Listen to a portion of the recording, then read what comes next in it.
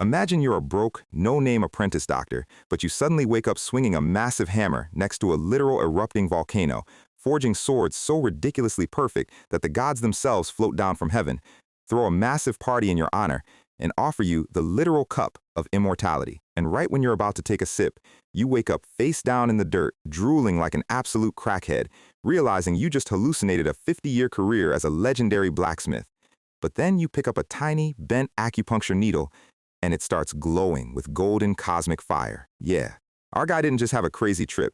He actually downloaded the entire muscle memory of history's greatest artisan. But to understand how this broke dork got high on a shroom and unlocked a god-tier crafting cheat code, we need to go back to the beginning. Every young guy in this world has the exact same dream. They want to fly high, clash swords in the clouds, and throw energy fists that can level mountains. It's the ultimate power fantasy. But unfortunately, for 99% of the population, reality is a massive slap in the face. Instead of flying through the heavens, most people are stuck grinding 12-hour shifts in hot, dusty workshops. Sure, the local kids still play with sticks, pretending to be martial gods, but the only thing they're actually going to master is the art of manual labor. And that's exactly why the fantasy never dies. Because when a legendary master actually shows up, offering you a direct ticket out of the NPC lifestyle, you don't ask questions. You don't hesitate. You just stare at the sheer aura radiating off them, even if they look slightly psychotic. This old man takes one look at our guy and casually tells him to become his disciple. And just like that, with a single sentence, the quiet, boring life of Tong Mujin is changed forever. But if we roll the clock back just a few months, Mujin's daily routine was about as exciting as watching paint dry. He spent his mornings copying medical scrolls, sweeping dusty courtyards, and prepping acupuncture needles while practicing martial arts poses like a complete dork when nobody was looking. He lived in Chengdu, a peaceful city where his father was a highly respected physician. His dad was the kind of saintly healer who gave kids candy after stabbing them with needles, and Mujin spent his entire youth watching him, hoping that one day he could finally step up and be a legendary doctor on his level. So, Mujin keeps grinding, running errands through the bustling city streets, getting free meat from friendly butchers, and waving to the locals like a beloved neighborhood mascot. But then, the local martial arts thugs walk in, and because Mujin is looking at the sky instead of where he's going, he bumps straight into a giant, angry brick wall of a human. Mujin immediately goes into full customer service mode, apologizing like his life depends on it. But this thug is having a bad day and decides a weak doctor is the perfect punching bag. One massive right hook later, Mujin gets absolutely blasted into the next time zone. So much for the dream of being a heroic martial master. An hour later, Mujin is sitting in a tiny herb-gathering hut, sporting a black eye bigger than his future prospects while his best friend, Zhang Guok, laughs his absolute head off. Guok is a chaotic little gremlin who starts mock bowing, begging Mujin for mercy, and teasing him to get a second black eye so he can look like a matching panda. Mujin, having zero patience left, straight up pokes Guok in the eye, turning the tiny hut into a high-pitched screaming match. After they both run out of breath and sit there panting, Guok asks if he's hungry and promises him something mind-blowing. He pulls out this massive, glowing red mushroom covered in blue butterflies. Mujin looks at it like Guok just handed him toxic waste. He thinks Guok is trying to poison him, but Guok insists this thing is rarer than a winning lottery ticket. It's a dream shroom, Guok says. It lets you experience special kinds of dreams. Guok takes a tiny bite, explaining the lore of this sketchy forest drug. Apparently, it lets you live a dream where you're an ascended sage or a king. In Guok's last trip, he was a Pinnacle Realm martial artist. He claims he beat up 100 martial artists in his sleep, and before Guok can even finish his sentence, Mujin grabs the entire mushroom and swallows it whole. Guok goes completely pale, screaming that you're only supposed to take a tiny nibble. But Mujin is desperate. If one bite makes you a master, he figures eating the whole thing will make him a literal god of swords. He starts laughing hysterically, completely ignoring Guok's warnings. Guok basically says, "All right, bro, it's your funeral. Don't sue me if your brain melts." Mujin points to himself proudly, claiming that as a professional physician, he knows exactly what he's doing. Guok just stares at him, waiting for the inevitable. And yep, within 3 seconds, Mujin's eyes glaze over, drool starts leaking from his mouth, and his brain completely leaves the chat.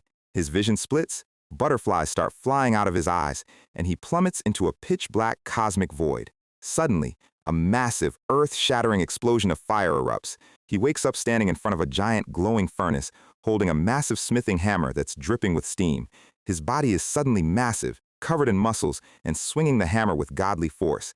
His inner monologue is completely fried. He thinks, wait, I'm Tang Mujin. No, wait, my name is Oyezi. He looks down at his hands in utter shock. Tang Mujin? Who the hell is that? I am Oyezi, the greatest master of smithing under the heavens. The hammer strikes the glowing steel, throwing sparks like miniature stars. He shakes his head, laughing at the incredibly weird dream he just had about being some weak, pathetic apprentice doctor in Chengdu. He locks in, grabbing a glowing bronze blade. The king of Yue has ordered 5 master swords, and Oyezi is going to make them his absolute life's work. He hammers day and night next to a roaring volcano, pouring his entire soul into the metal. He crafts Zhanlu and Juke, swords of absolute legendary tier. Then Shenzi, Yuchang, and Chunjun, blades so sharp they can slice through destiny itself. For 20 long years, he refines them, until the 5 master swords are finally complete. The sky literally splits open. Floating gods and heavenly saints descend from the clouds, looking down at the mortal who achieved absolute perfection. They throw a massive, glowing celestial party on a mountain of gold, welcoming Oyezi into the ranks of the immortals. The ancient gods pour him the holy peach wine of paradise, proclaiming that he has officially reached ascension.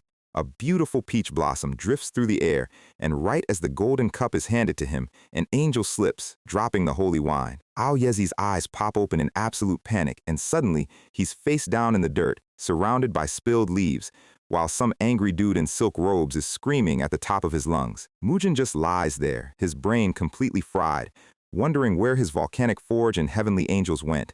He's back at the Tang family clinic, and this angry government official is shouting that Mujin's father is a complete fraud who can't even do basic acupuncture. The official stomps away, swearing he's going to get the clinic shut down and force Mujin's dad into retirement. Mujin grabs his head, experiencing a hangover so violent it feels like a literal physical prompt.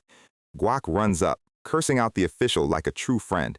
Mujin is completely disoriented, asking what just happened and how long he was out. Guak pointing to the sky. Bro, the sun is literally setting. You've been tripping balls all day. Guak explains that Mujin spent the last 8 hours walking around Chengdu like a zombie, drooling and murmuring about transcending through smithing and forging legendary swords. Guak tells him to pull himself together and, most importantly, not to tell Mujin's dad where he got the shroom. Guak walks away, muttering about what an absolute idiot his friend is. Mujin stands there, rubbing his temples, trying to process the fact that he just lived an entire 50-year lifetime as a blacksmith in the span of an afternoon. Was it really just a vivid hallucination? He walks inside the clinic, where his father is standing silently, staring at a bent, bloody acupuncture needle. Mujin apologizes for being late and says he got the herbs. His father doesn't answer, his hands trembling violently. His dad looks up, sweating, trying to put on a brave face, but he looks completely defeated. Mujin asks what happened with the official, but his eyes suddenly lock onto the needle in his dad's hand. Suddenly, a massive shockwave of purple energy violently shakes his brain. A wave of intense, unbearable frustration washes over him. Not his own anger, but the ancient, prideful rage of Oyezi looking at absolute garbage metalwork. His dad asks if he has a headache, but Mujin ignores it, asking about the needles. His dad sighs, explaining that the official complained the acupuncture was too painful because the clinic's new needles are too thick. He holds up the needles. One is his perfect old thin needle, and the other is a thick, clumsy, poorly finished piece of junk. Mujin stares at them, and suddenly, his newly unlocked blacksmith vision activates. He can literally hear a high-pitched, irritating static buzzing radiating from the bad needle. The noise is physically painful, grating against his refined artisan soul. His dad tells him to rest, thinking he just caught a cold, but Mujin is losing his mind. The static noise is too loud. He looks at the tiny metal wire in his father's hand. The ancient blacksmith's soul inside him is screaming in absolute disgust. Mujin's eye twitches, his veins popping. His face goes full Super Saiyan demon mode, glowing with golden fire. How the hell is this pile of garbage called a needle? Mujin's face is twisted in pure, unadulterated disgust. The sheer existence of bad craftsmanship is making his brain itch. To his eyes, the bad needle is practically vibrating with ugly green sparks and painful static noise. He walks down the street, holding his head, realizing that the dream mushroom didn't just give him a high, it permanently rewired his brain to perceive metallurgy. As he walks through the market, the noise gets 10 times worse. Every cheap bronze pot, shoddy incense burner, and fake antique is screaming at him in waves of purple static. Everything in this city is cheap, lazy garbage, he screams internally, his teeth grinding.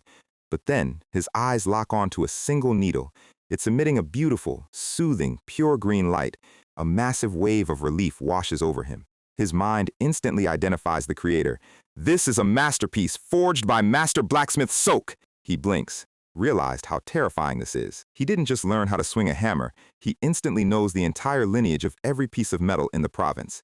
He looks at the two needles again. Why is his dad's new needle so incredibly different from the old, perfect one? Mujin turns and bolts through the streets, determined to get answers. He heads straight toward the massive plume of black smoke rising over the city. Chengdu's famous metallurgy smithy. He bursts through the doors, his eyes instantly scanning the weapon racks. He grabs a beautifully forged sword, hugging it and rubbing his face against the steel like an absolute degenerate while a passing noblewoman stares in pure horror. But as he holds the sword, his smile fades. He looks closer at the blade.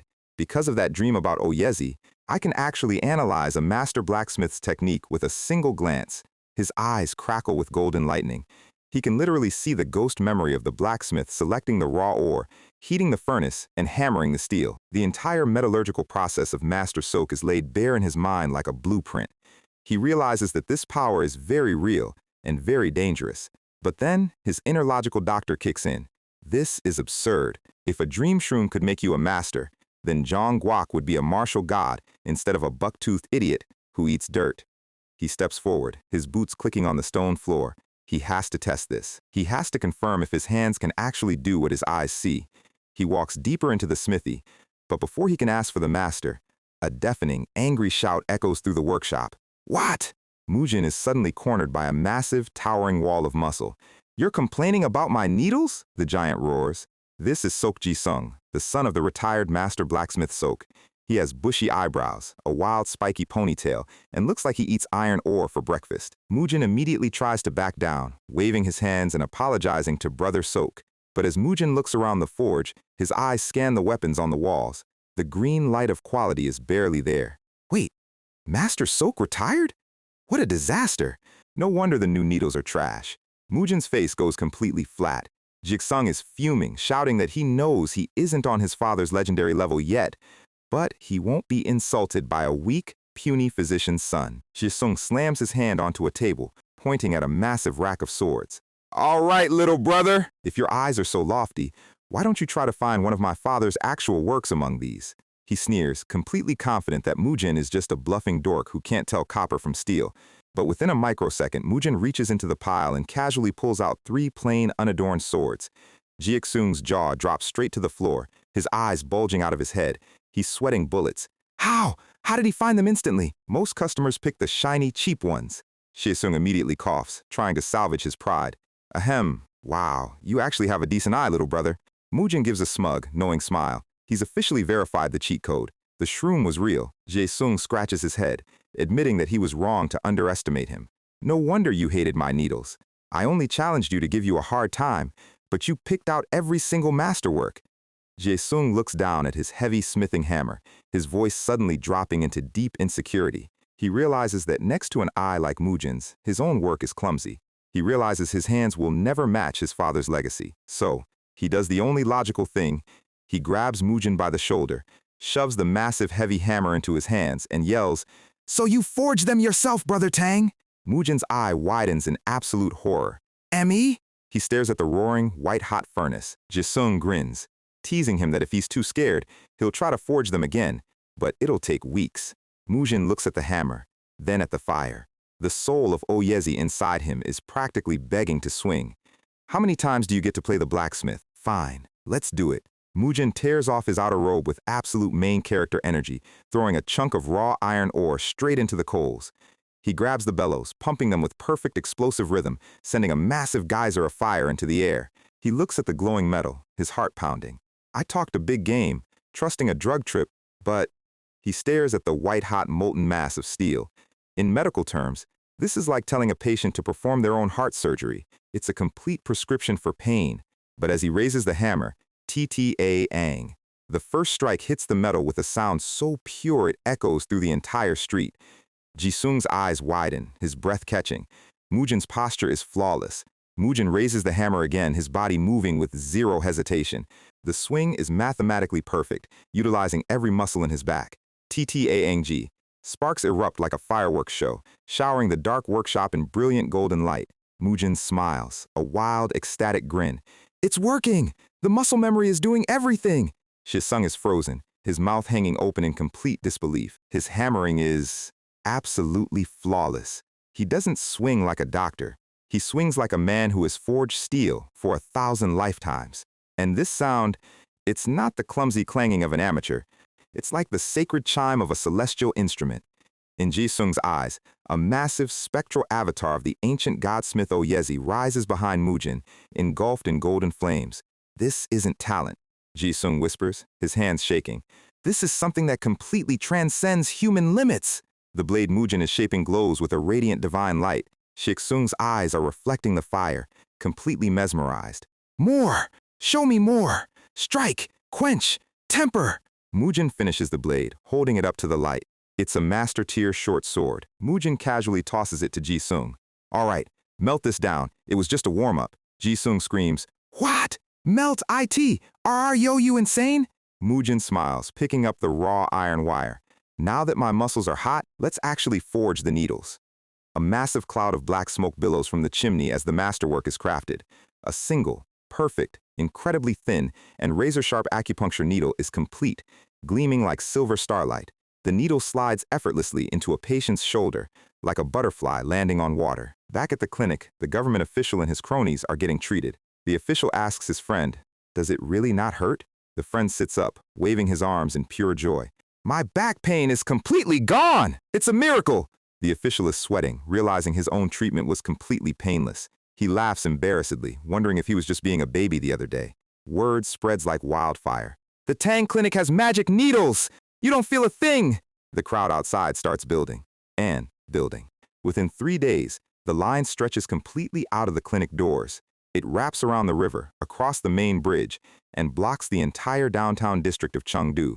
The clinic is officially a gold mine, taking a massive W over every other medical shop in the province. Meanwhile, on a quiet mountain road outside Chengdu, 2 travelers are walking. They pass a giant stone Buddha statue by the river, carrying their heavy backpacks. They stop at a small, rustic tea house to rest. As they walk in, they notice a mysterious traveler sitting in the corner, wearing a wide straw bamboo hat and a purple robe. One traveler complains about his back, and the other tells him he should have visited the Tong Clinic in Chengdu. I tried, the first traveler sighs, but the line was too long. It was so packed I couldn't even get a glimpse of their roof tiles. The mysterious man in the bamboo hat freezes, slowly swirling his liquor flask. The travelers finish their tea and leave, while the mysterious man stands up, walking back toward Chengdu. The wind blows, revealing his bandaged hands and a heavy dark sword strapped to his back. Back at the Tang Clinic, the gates open for the morning shift. We are open, please form an orderly line. The massive crowd immediately surges forward like a wave at a rock concert. A loud commotion breaks out at the gate. Hey! I've been waiting since midnight! Where do you think you're cutting? A wealthy, arrogant martial artist sneers. Do you even know who I am? Suddenly, a flash of cold steel cuts through the air. Inside, Mujin hears the noise and looks up. Huh? What's going on?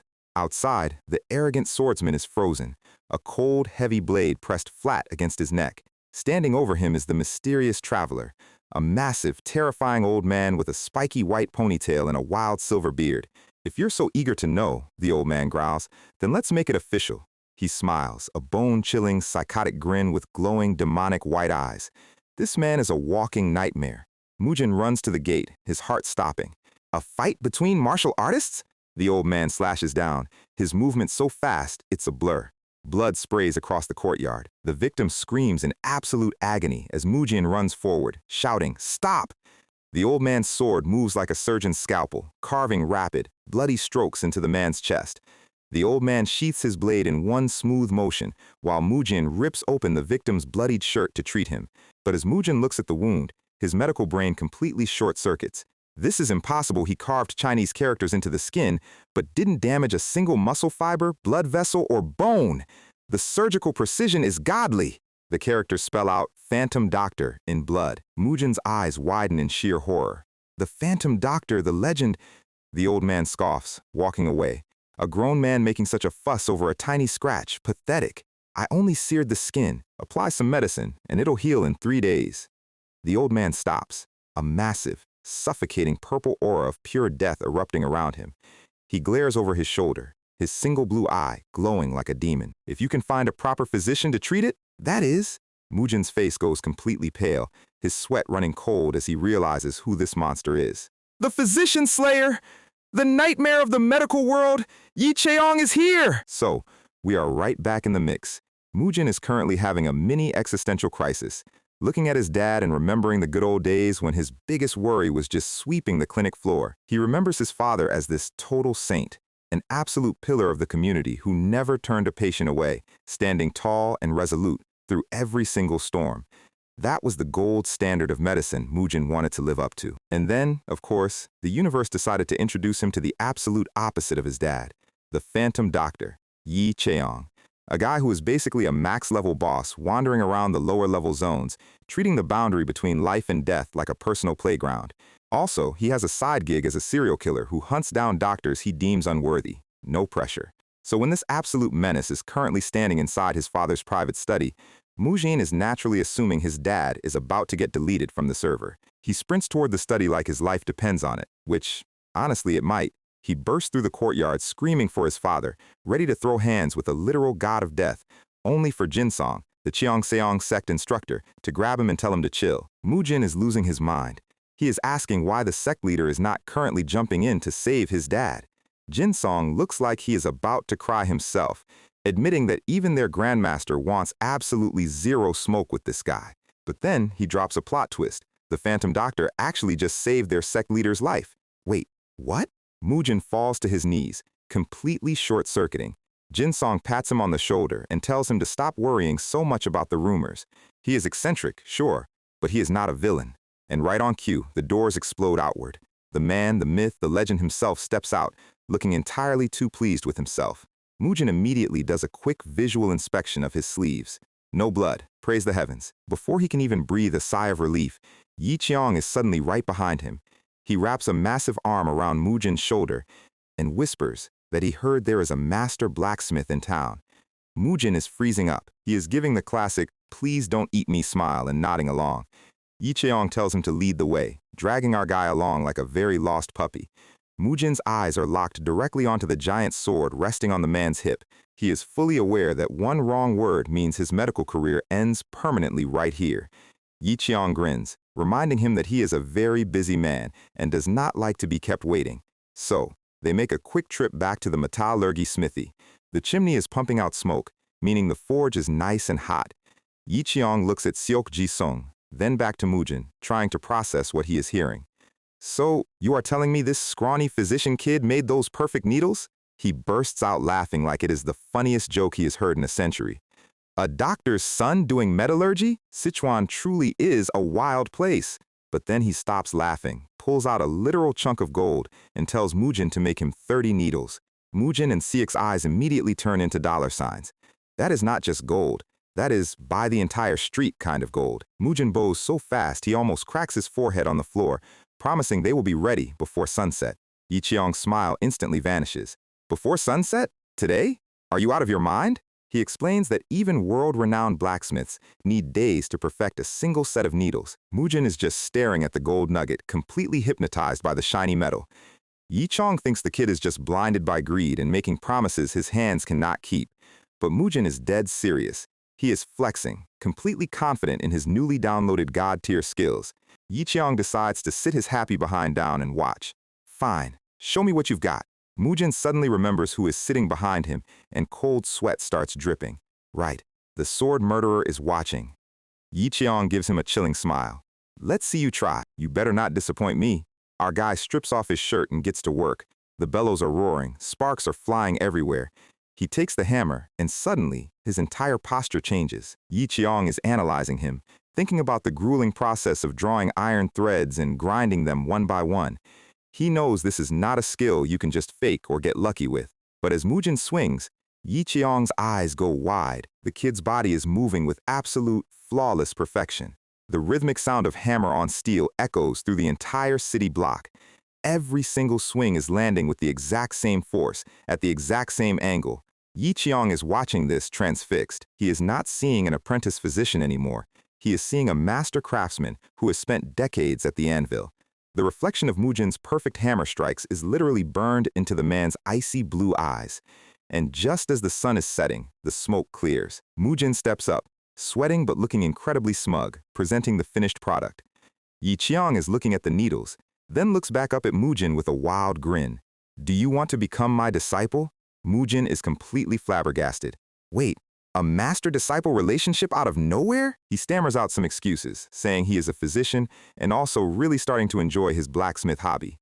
Besides, sir, I'm not even sure what a legendary warrior like you could possibly teach me. Yi Qiang chuckles, a dark, low sound. What I can teach you, let me show you. He casually grabs a handful of the freshly forged needles and with a flick of his wrist, he launches them. They slide directly into Seok's pressure points while a massive shockwave behind them shatters the heavy wooden workbench into splinters. I can teach you martial arts, and I can teach you medicine. Mujin's brain is processing the sheer scale of what just happened. He realizes this is a literal golden ticket. If he is the disciple of the Phantom Doctor, nobody will ever dare mess with his family clinic again. He asks why Yi Qiang is making such a crazy offer. Yi Qiang shrugs. It is convenient to have a pocket blacksmith who can forge masterwork gear on demand. Isn't that more of a business contract than a master-disciple relationship? Mujin asks. Call it whatever you want, kid, Yi Qiang replies. To seal the deal, Yi Qiang decides to drop a surprise pop quiz on medical theory. Mujin answers it instantly, reciting the exact herbal formula without missing a single beat. You pass! You are officially my disciple. Yi Qiang laughs, slapping him on the back. He explains that anyone smart enough to memorize those massive medical texts is wasted just swinging a sword blindly. Fools like that end up as second-rate fighters, never understanding the true nature of energy. Mujin is absorbing all of this, looking at his new, slightly insane master. So, sir, do you think I can actually become a first-rate master? Yi Qiang looks at him, deadpan. Whether a student surpasses the master is not a measure of the student's ability, but the master's. Mujin heads back home, completely hyped out of his mind. He is walking through the streets like he is already the main character of his own anime. The pinnacle of mastery! I am going to reach the absolute top! He starts doing some sick high kicks and punches in the courtyard to test his imaginary skills, flying through the air like a majestic eagle, only to immediately lose his balance and faceplant directly into the dirt. Peak martial arts comedy, ladies and gentlemen. He looks up, and there is his dad, standing there watching the whole pathetic display. Mujin quickly scrambled up, trying to act natural. Oh, hey, Dad, I'm back! But his dad doesn't look angry. He reaches out, grabbing Mujin's shoulders, his hands shaking violently. Mujin is confused. Father? What's wrong? The old man is literally crying, explaining how terrified he was that the Phantom Doctor was going to murder his only son. Mujin smiles, reassuring him that the scary doctor is actually not that bad once you get past the murder vibes. They walk through the garden together, his dad asking why he was gone for so long if he was just guiding him to the smithy. Mujin hesitates, then drops the bomb. Well, he actually asked me to be his disciple. I have until tomorrow evening to decide. His father stops walking, his expression turning incredibly serious. Father? Mujin asks, looking at his dad's back. The silence in the courtyard is suddenly heavy, and then Jinsong runs in, carrying a heavy silk package. He unwraps it, revealing a massive pile of silver ingots, the official payment from the Cheongseong sect. Mujin is staring at the mountain of silver, completely stunned. His father looks at the silver, then looks at Mujin. You should go. Mujin is protesting, saying the clinic is already short-handed and needs him. Besides, his nickname is the Phantom Doctor. He was probably just joking around with me. His father places a firm hand on his shoulder, his eyes filled with a strange, fierce intensity. Being short-handed is not the issue here. The only time you can leave this place and see the world is right now, Mujin. Mujin is staring at his father, completely speechless. He always saw his dad as this ancient, unmoving tree, rooted in this clinic forever. But looking at him now, under the evening sky, Mujin realizes something beautiful and incredibly heavy. His father, too, was once a young boy with big dreams of his own. And now he is giving those dreams to his son. All right, fast forward 2 days. Mujin is sitting cross-legged in the forest, deep in meditation. He has actually succeeded in completing his small circulation. A clear, steady stream of internal energy is slowly beginning to accumulate in his body. It is this incredible warm sensation that he has never felt before. He is sitting under a massive tree, feeling stronger with every single breath. An acorn suddenly drops from the branches above, bonking him directly on the head. He looks up, and of course, his new master is perched on a branch like a giant, spiky-haired bird of prey. "Are you already homesick, kid?" Yiqiang asks, dropping down from the tree. Mujin proudly announces that his internal energy has grown significantly since yesterday, asking if he might be a natural talent. "Talent? Please. Your speed of accumulating energy is about as average as it gets." Mujin protests, arguing that he completed his circulation in just 2 days, while others take 10. "Surely the legendary smith's dream gave me cheat codes for martial arts too." Yiqiang just sighs, pulls out his massive razor-sharp broadsword, and hands it to Mujin while grabbing a plain wooden stick from the ground. "If you are so confident in your talent, try swinging at me once. I'll even give you a head start." Mujin is looking at the sword, then at the wooden branch, his survival instincts screaming. "Wait, is this a real sharp sword? Am I actually going to die today?" He is trying to play it cool, laughing nervously, but his mind is racing. Maybe, just maybe I can actually do this. He launches a sudden, high-speed surprise attack while his master looks completely relaxed. Yiqiang doesn't even flinch. He just smirks, exhaling a calm breath. He takes a step forward, his foot sinking into the grass as a massive blue aura begins to crackle around him. Mujin swings with everything he has, screaming at the top of his lungs. The blade comes down in a flash, only to be cleanly caught by the wooden stick. Mujin is completely frozen. The sharp steel blade did not even leave a scratch on the plain wood. "Is this stick made of titanium?" Yiqiang grins, his eyes glowing with terrifying purple energy. "Now, bite down hard on your molars, kid." Before Mujin can even ask what that means, a massive wave of pure, suffocating pressure hits him. It is not just a gust of wind. It is a literal ocean of internal energy slamming directly into his chest. His face is stretching from the sheer force, his eyes bulging as he experiences the true scale of a peak master's power. He is sent flying backward, coughing up spit, completely helpless. He crashes into the grass 50 feet away, a small cloud of dust rising from the impact. Our guy is face down in the dirt, drooling onto the grass, completely wrecked. Yiqiang strolls over, casually spinning his stick. "So how was your first experience receiving internal energy?" Mujin sits up, coughing, and complains that it doesn't make any sense. "Isn't the guy with more raw power always supposed to win?" Yiqiang laughs. "Raw power is for amateurs. Martial arts is way more complex than just having a big mana pool." Mujin is pouting, arguing that if raw quantity is everything, starting training this late makes reaching the top impossible. Yiqiang immediately bonks him on the head with the stick to shut him up. "Listen, even with weak energy, there are plenty of ways to become a master. For example, when I blasted you just now, you tried to redirect the force instead of fighting it, didn't you? That is a great path. Now, attack me again. This time, I won't use a single drop of internal energy." Mujin looks at him skeptically, holding the sword tight. They square off in the clearing, the tension rising. Mujin takes a deep breath, focusing his senses. He charges forward, his footwork leaving a small explosion of dirt behind him. He leaps into the air, bringing the sword down with absolute precision.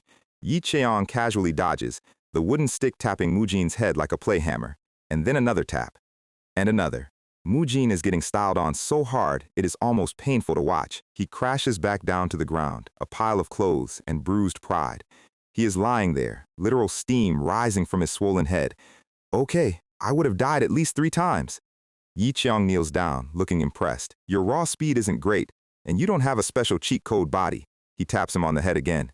"Ouch! Why are you still hitting me?" "But," Yiqiang continues, his expression softening, "your energy sense is incredible, and your manipulation is extremely precise. Even though your swordsmanship is trash, your reactions are easily second-rate. Wandering around the world, finding your own style, that too can become a great path. For 10 days of training, this is actually excellent." Mujin processes this, his brain immediately latching on to the praise. "Wait, so I'm basically a genius second-rate martial artist?" He starts flexing again. Yiqiang immediately facepalms. "I shouldn't have praised you." Suddenly, the bushes behind them rustle loudly. Both of them instantly go on high alert, looking toward the dark tree line. A massive silhouette emerges, and they drop low into the brush to hide. Yiqiang's eyes narrow. He notices the 3 knots on the man's rope belt. A beggar sect branch master in these mountains? That is a peak master. The man, Hongjiogye, looks completely lost, babbling about a strange disease in his village and trying to find a doctor. It turns out he has been wandering around in circles for half a day on a 2-hour journey because he has zero sense of direction. Classic. He explains that about a month ago, A mysterious sickness started spreading through Juol village. At first, they thought it was just a seasonal cough, but then half the village fell ill, and 20 people died. The man's expression is heavy, filled with genuine despair for his people. Their local physician went into the mountains to find medicinal herbs weeks ago, but he never returned. They arrive at the edge of the valley, looking down at Juol village, which looks completely deserted and grim. An old elder, Hong Gyeon, meets them at the door of a ragged wooden hut, begging them to save the children. They step inside the dark, cramped room, the air thick with the smell of sickness. On the bed is a young boy, covered in terrible blister-like sores, sweating profusely and breathing shallowly. Mujin immediately rushes to the bedside, his physician instincts taking over. He checks the boy's pulse. It is weak, rapid, and irregular. The child's ears are boiling hot, but his hands are freezing. The mother is crying in the corner, saying the boy has been vomiting and complaining of severe headaches. Yi Cheong stands back, watching his disciple closely to see how he handles his first real medical emergency. Mujin looks up, his expression incredibly serious. "It's damp heat with stagnant steaming, sir. It is a highly contagious epidemic. Can you identify the exact strain and prescribe a cure?" Yi Cheong tests him. Mujin doesn't hesitate. He lists off the exact acupuncture points and the specific herbal ingredients needed to cool the body and clear the poison. Yi Cheong smiles, genuinely pleased. "You've read the medical classics well. Now, perform the acupuncture yourself." Mujin opens his wooden medical kit, pulling out one of his perfect, custom-forged needles. The steel needle gleams in the dim candlelight. He hovers over the boy's foot, his hand trembling. This is his first time performing acupuncture on a real patient, let alone a dying child. Suddenly, a massive, warm hand rests on his shoulder. Yi Cheong's voice is calm, echoing in his mind. "Did you think I taught you internal energy circulation just for fighting? Focus, Mujin. Let my energy guide yours." Suddenly, Mujin's vision explodes. He can literally see the boy's meridian pathways glowing transparently like pebbles in a clear stream. And right in the center of the boy's forehead, a massive, angry red cloud of stagnant energy is boiling. "I see it! The evil energy is trapped in his head," Mujin says. "Then place the needle and watch how it reacts," Yi Cheong commands. Mujin's hand is completely steady now. He slides the micro-thin needle into the pressure point with absolute, flawless precision. Yi Cheong watches, his eyes filled with quiet pride as the needle channels the energy perfectly. The entire room is dead silent as they wait for the reaction. Suddenly, the boy gasps, his skin flushing as the heat begins to move. A puff of dark, foul-smelling steam is exhaled from the child's mouth as the stagnant red energy is literally purged from his system. Mujin watches in awe as the angry red glow in his vision completely dissolves. The boy's breathing instantly relaxes, his fever breaking as he falls into a peaceful, natural sleep. The villagers fall to their knees, weeping tears of absolute joy and thanking the young physician. Mujin exhales a massive sigh of relief, wiping the sweat from his forehead. He feels a heavy, warm hand patting his back. He looks up at his master, who is looking down at him with a proud, genuine smile. "Today, you did well, kid. Now, you have truly become a physician." Mujin smiles, realizing that this is just the beginning of a very long, very dangerous journey. So, our village elder is currently singing the praises of Dr. Yom. Apparently, this saint of a man used his entire life savings to buy expensive herbs from distant lands, just to save the village. He even went deep into the mountains himself when they ran out of medicine. The elder invites Mujin and his master to rest in an empty cabin, telling them to make themselves comfortable. It is a simple place, dusty and quiet, but as they step inside, Yi Cheong's eyes immediately lock on to something on the floor. It is a small, dirty child's doll, and for a split second, the terrifying, cold-blooded physician slayer looks completely human. Mujin is busy unpacking his medical trunk while his master gently picks up the doll, staring at it in silence.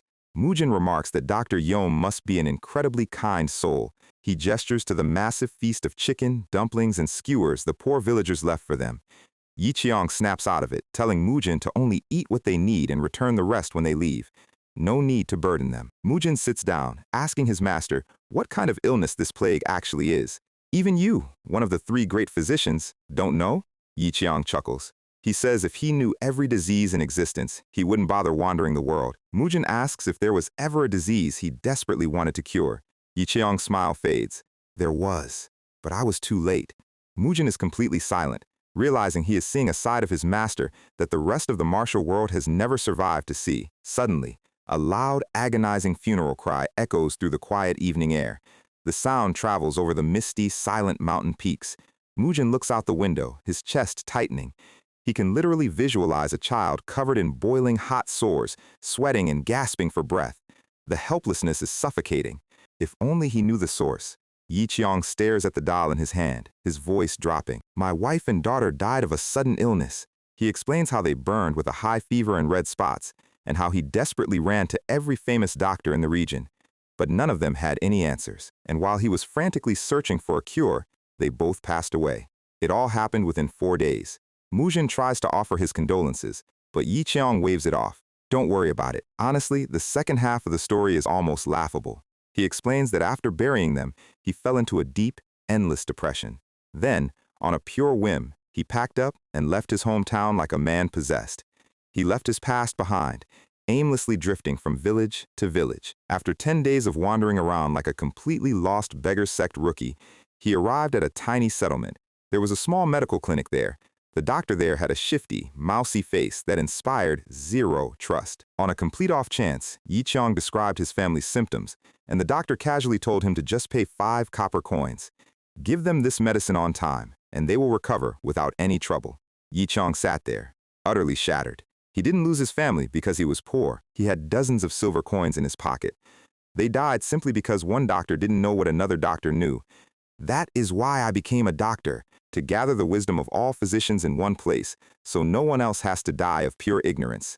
He laughs it off, saying he can barely even remember their faces after 30 years, but the hollow look in his eyes says otherwise. Mujin can feel the immense weight behind his master's dry laughter as the funeral cries continue outside. The next morning, Mujin decides to take matters into his own hands and search the village for the source of the plague. Yi Qiang tells him to go ahead, warning him that if he is caught slacking off, he'll regret it. Mujin starts his investigation. First stop, the pig pens. He stares at the pigs. The pigs stare back. They look entirely too healthy. No clues here. Next, he peers down into the village well. It looks completely normal. He checks the food storages and cellars with the local beggars, but finds nothing unusual. Mujin turns to the elder, asking if the house they are standing near was truly the first to catch the sickness. The elder confirms it. Mujin begins to analyze the medical theory. Cold plagues chill the body, hot plagues boil it. But regardless of the symptoms, epidemics always stem from some stagnant, toxic energy born in dark, damp places. But I couldn't sense any toxic energy in the wells, the cellars, or the animal pens. It doesn't make sense. He asks if the disease spread to the neighbors in order after the first family fell ill. The young beggar explains that the west side of the village got sick before the east side, and children before adults. Mujin tries to connect the dots. What is the fundamental difference between the east and west sides of this village? If it was a natural energy imbalance, they would have felt it on their way in. And why did the children catch it first? The beggar notes that the kids always play by the creek on the west side. Mujin's eyes snap wide. The water! He asks if the east well is always dry. The elder says it only dries up during spring droughts. That is the missing link. The well dried up, forcing the entire village to start using the creek water. That is why the west side and the kids got sick first. They run over to the clear, flowing creek. Mujin kneels down by the water's edge. It looks perfectly clean. No smell, no murkiness. But all signs point directly to this water. He realizes there is only one way to test this for sure. The beggars watch in absolute horror as Mujin scoops up a handful of the creek water, chugs it, and immediately sits in a lotus position. He begins to circulate his internal energy. Jioge is completely dumbfounded, asking the elder if physicians usually use their cultivation to test poison. Inside his body, Mujin tracks the water as it moves down into his stomach. Suddenly, a dark, toxic energy begins to violently corrode his internal organs. His eyes snap open, his veins bulging. He knows this toxic reaction. It is the exact same fraud, corpse poison. He jumps up, pointing upstream. I found a clue! Let's go! They begin to trek high up into the misty mountains. Following the creek to its source, the terrain gets rougher, the elder struggling to keep his footing on the slippery rocks. They reach a dense, quiet section of the forest. Mujin stops, his nose twitching.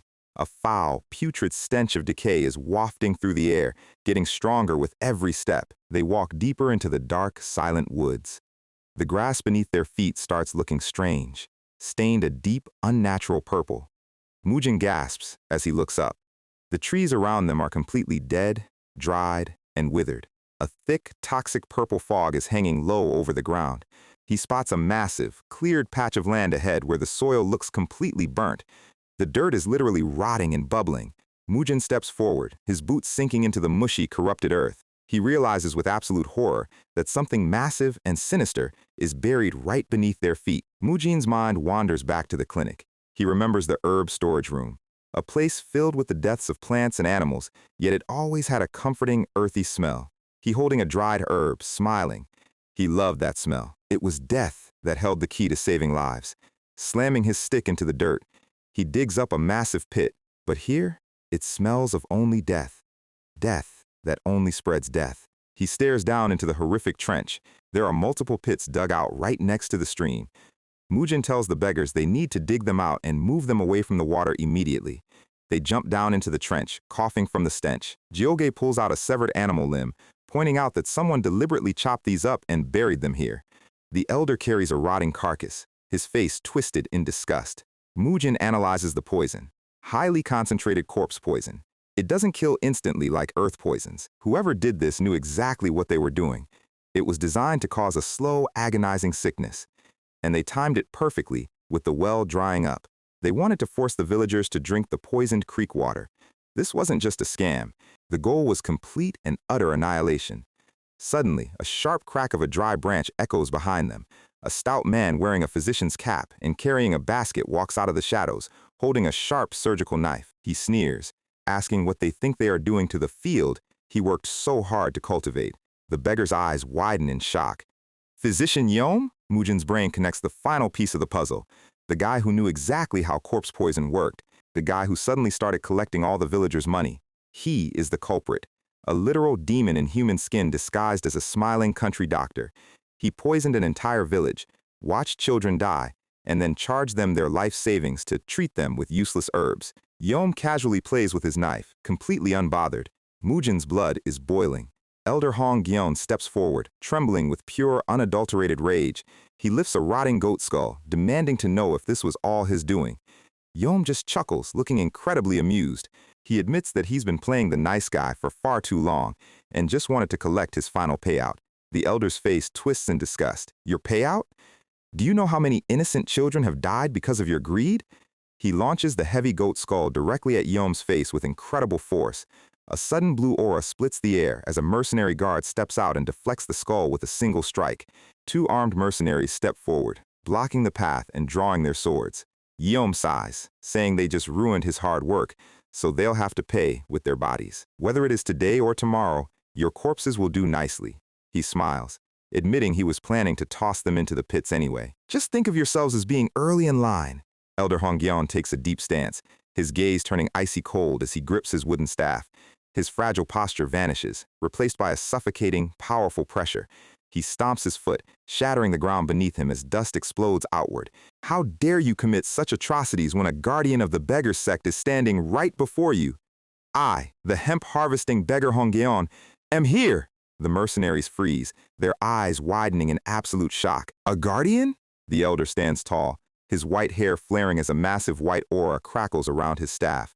The mercenaries turn to Yom, panicking. You said there were only weak peasants here. What is a beggar's sect master doing here? The elder steps forward, looking like a high-level boss. He grips his staff, his veins bulging on his forearms. He announces he will count to 10. The only one who needs to die to his club is Physician Yom. Make the right choice and hand him over. 1. Mujin is completely awestruck. He thinks the elder is a legendary master who is about to sweep these thugs with ease. But suddenly, Jioge grabs Mujin's arm, his face pale as he whispers, Physician Tang, you need to run, now. Mujin is confused. What? Run away? Jioge tells him he is going to throw him across the creek, and Mujin needs to run as fast as he can. Don't look back, and tell the village what's happening. The elder counts 2. Mujin protests, arguing that they are martial artists of the Pinnacle Realm, so they could easily defeat them together. Pinnacle Realm. The elder counts 3. Jioge's leg is shaking violently. Mujin realizes the terrifying truth. They aren't Pinnacle Masters at all. They are completely weak, and the elder is putting up a massive bluff. 4. Mujin looks at the old beggar's back, realizing he intends to die fighting just to buy them time. Why would a weak old beggar go so far for a village of strangers? Mujin suggests they all run together. After all, his master is a real Pinnacle Master. 5. Jyoge grabs him tightly, his expression grim. He tells him they can't protect him if they run. He remembers how the villagers' kindness and generosity kept them alive when they had nothing. They have begged their entire lives, but they have never been ashamed because of that warmth. 6. The elder raises his staff, preparing for his final stand. He remembers his own master's words. When the time comes, we must fight to protect the villagers. 7. The mercenaries realize the bluff and charge with their axes raised. Kill him! You only live once! Let's give it a shot! Jyoge uses his remaining strength to lift Mujin, begging him to save the village. He launches Mujin high into the air, throwing him clean over the wide stream. Mujin flies through the air, looking down at his friends who are preparing to face certain death. Run! The mercenaries charge, their blades swinging toward the two beggars. Mujin lands hard on the other side of the bank.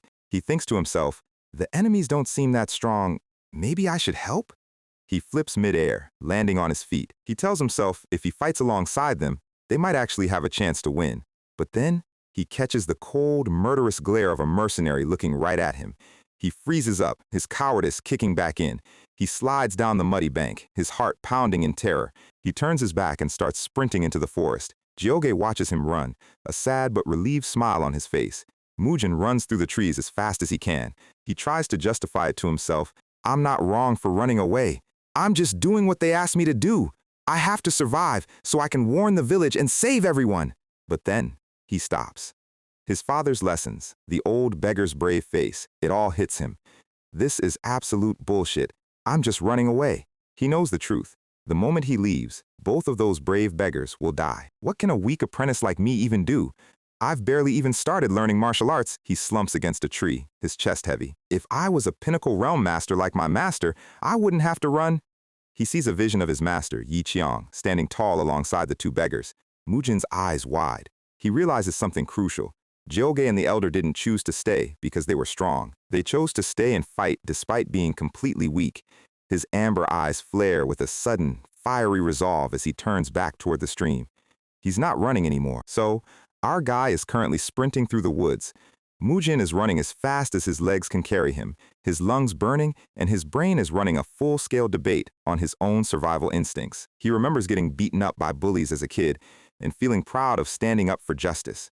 But right now, he is secretly wishing this road were miles longer. He is hoping the fight is already over by the time he gets back. But he knows if he turns his back on his friends today, he will be running away for the rest of his life. And running away is a complete L. So he slides to a halt at the edge of the clearing, looking down at the battlefield. Hong Jyoge is holding his staff, sweating and bleeding, alongside the elder who is throwing wild punches.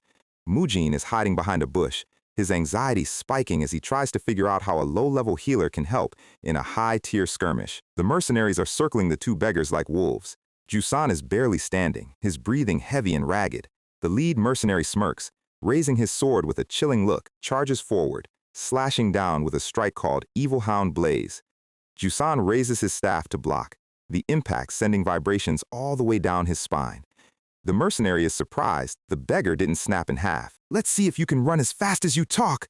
The blade flashes, carving a deep gash into Jusan's side as the elder yells his name. Jusani, get up and pull yourself together. But the axe mercenary is already on the elder, swinging a massive blade. Still fighting to the bitter, pathetic end, old man? The elder spits blood. Crawling through dirt is still 100 times better than being absolute trash like you. The axe mercenary smiles. You and your disciple are dead meat. Just give up. The old man is brought to his knees, his staff shattered. Getting greedy when you're old is pathetic. Jusan watches in horror, trying to drag his bleeding body forward. Give up? Nonsense! The elder screams as the axe mercenary leaps for the finishing blow. The old man rolls beneath the swing, dodging by a fraction of an inch. But the sword mercenary is already moving in on Jusan. Jusan is completely cornered, looking at his master who is crawling through the dirt. The elder's hand clamps down on a handful of rotting, muddy soil. The axe mercenary swings down, but the elder throws the mud directly into his eyes. He remembers sitting on a hill with young Jusan, promising to protect him, stomps forward, tackles the blinded mercenary, and wraps his arms around him in a death grip. Blood splatters across the dirt as the mercenary's blade cuts deep. But the elder doesn't let go, his teeth gritted in absolute defiance. He screams, biting down directly into the mercenary's neck. Jusan is crying, screaming his master's name. Jusani, now is my time to earn my keep. Jusun's eyes turn completely wild. He leaps into the air with his broken staff, bringing it down with everything he has left. The mercenary is screaming, trying to shake the old man off. The sword mercenary runs to assist, his blade raised to split Jusun in two, only for a heavy rock to smack him directly in the forehead. Mujin is standing there, shaking, holding another rock. "Hey! Over here, you coward!" Jusun uses the distraction to deliver a crushing blow to the axe mercenary's skull. The mercenary collapses into the dirt, motionless. It's quiet for a second. The elder falls limp to the ground. Mujin looks at the old man, his chest aching. The surviving sword mercenary slowly pushes himself up, wiping blood from his forehead. He glares at Mujin. "You physician brat! If you ran away, you should have just stayed gone!" He leaps through the air, his blade aimed directly at Mujin's neck. Mujin freezes, the cold steel closing the distance, when a giant purple blade slices through the air, cutting the mercenary completely in half.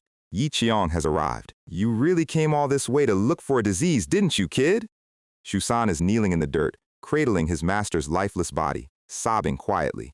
Shi Qiong's expression turns incredibly solemn as he looks at the scene. Mujin points a trembling finger at the bushes. "Dr. Yeom! He's the one behind all of this!" Physician Yeom is trying to sneak away, his face pale with terror. Suddenly, Yi Qiong is right behind him, his ice-blue eyes glowing. "Is that so?" He casually sweeps his foot, knocking Yeom face first into the dirt. Mujin steps forward, furious. "You created the plague, didn't you? Why? Why do you think? He did it to squeeze every single coin out of these poor people." Yeom is trembling, begging for mercy. Yi Qiong looks down at him. "He would have taken the cash last. What is your actual goal here?" Yeom stammers, desperate. "I'll give you something far more valuable than anything in this village. Just spare my life." He looks up, his teeth chattering. "Have you ever heard of the Black Peony?" Mujin's eyes widen. The Black Peony, a legendary spiritual medicine that blooms with pure, concentrated yin energy in dark, stagnant places. It is a god-tier elixir, just one step below the legendary Daewandan. The catch? True Black Peony only grows by feeding on massive amounts of corpse poison and death. Yeom points to a dark cave nearby. "It's real! It's growing right inside that cave!" Yi Qiong's eyes narrow, looking toward the dark cave entrance. The cave is filled with a dense, purple toxic fog. Mujin is sick to his stomach. "So you poisoned this entire village just to cultivate a flower for your own gain?" "I wanted ordinary people to touch it and die so their bodies could feed the root." Yeom blabbers, hoping his honesty bought him his life. Yi Qiong places a heavy hand on Mujin's shoulder. "He's right. The Black Peony needs a massive harvest of death to reach full maturity. If an ordinary person touches it, the raw yin energy will instantly stop their heart. If the villagers had all died, those corpses would have been the perfect fertilizer. For the flower, for you, for Mujin, and even for me." Yeom is bowing frantically. "I can harvest it and process it for you safely. I swear." Yi Qiong smiles, a cold, terrifying expression. "For a simple village doctor, you certainly have deep knowledge of dark alchemy." He casually walks over and plucks the toxic Black Peony directly from the dirt with his bare hands. Yeom gasps in absolute horror. What? You touched it barehanded? You'll die! The poison will kill you!" Yi Qiong doesn't even blink. He swings his sword in a wide, clean arc, slicing Yeom down on the spot. "Living and dying. I'll handle that myself." Yi Qiong sighs, sheathing his sword. "Why do these garbage doctors keep showing up in my life?" The wind howls through the dead, withered trees. Yeom's body lies cold in the dirt, the immediate threat finally dealt with. Do they think learning a few formulas automatically makes them real physicians? Pathetic. Mujin is staring at his master's hand. "Sir, is that really okay? The raw poison from that flower?" Yi Qiong snorts. "Of course it is. You think I got the nickname Phantom Doctor from playing cards? I am going to absorb the toxins from this flower and the surrounding corpses. Take Jusun and step back." He sits down in a cross-legged position, placing the glowing purple flower before him. He extends his hands, a dense purple light beginning to swirl around his palms. Mujin drags Jusun back, watching in absolute awe. The ground starts shaking.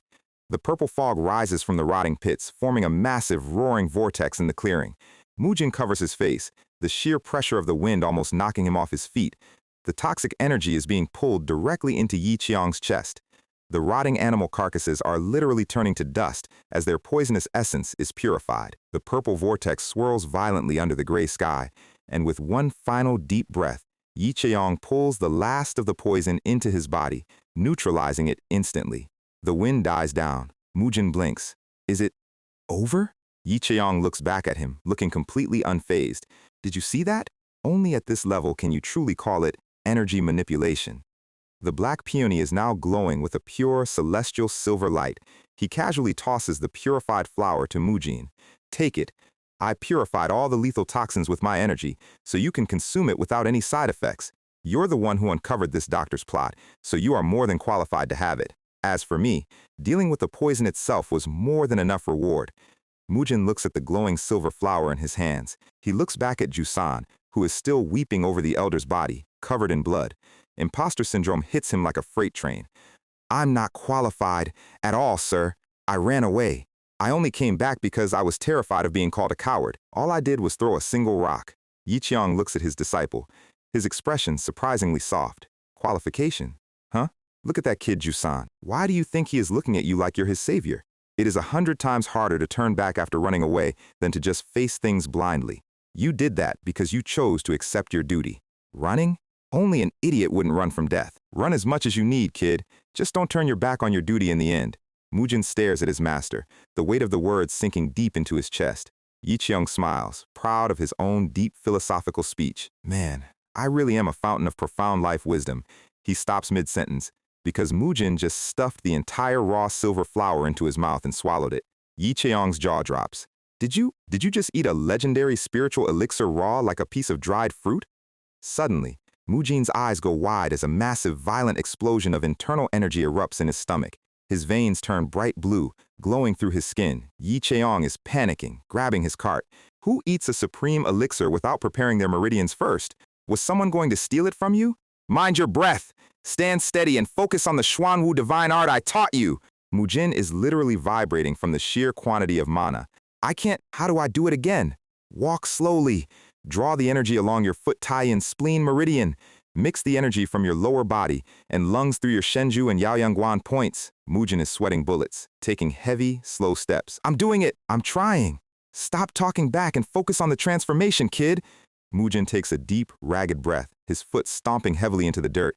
Yiqiang watches closely as a brilliant cyan fire begins to flare up around Mujin's body. He is walking, slowly digesting the massive, raw power of the black peony, his meridians expanding to hold the flood of energy. Excellent. Gather that energy before we reach the village. If you cultivate this power well, your foundation will be unshakable. Mujin gasps, feeling a warm, incredibly dense river of internal energy settling in his lower dantian. Whoa, this is the power of a legendary elixir? It's incredible! Yiqiang smacks him on the head. Please, you've barely licked the skin of an apple and you're calling it power?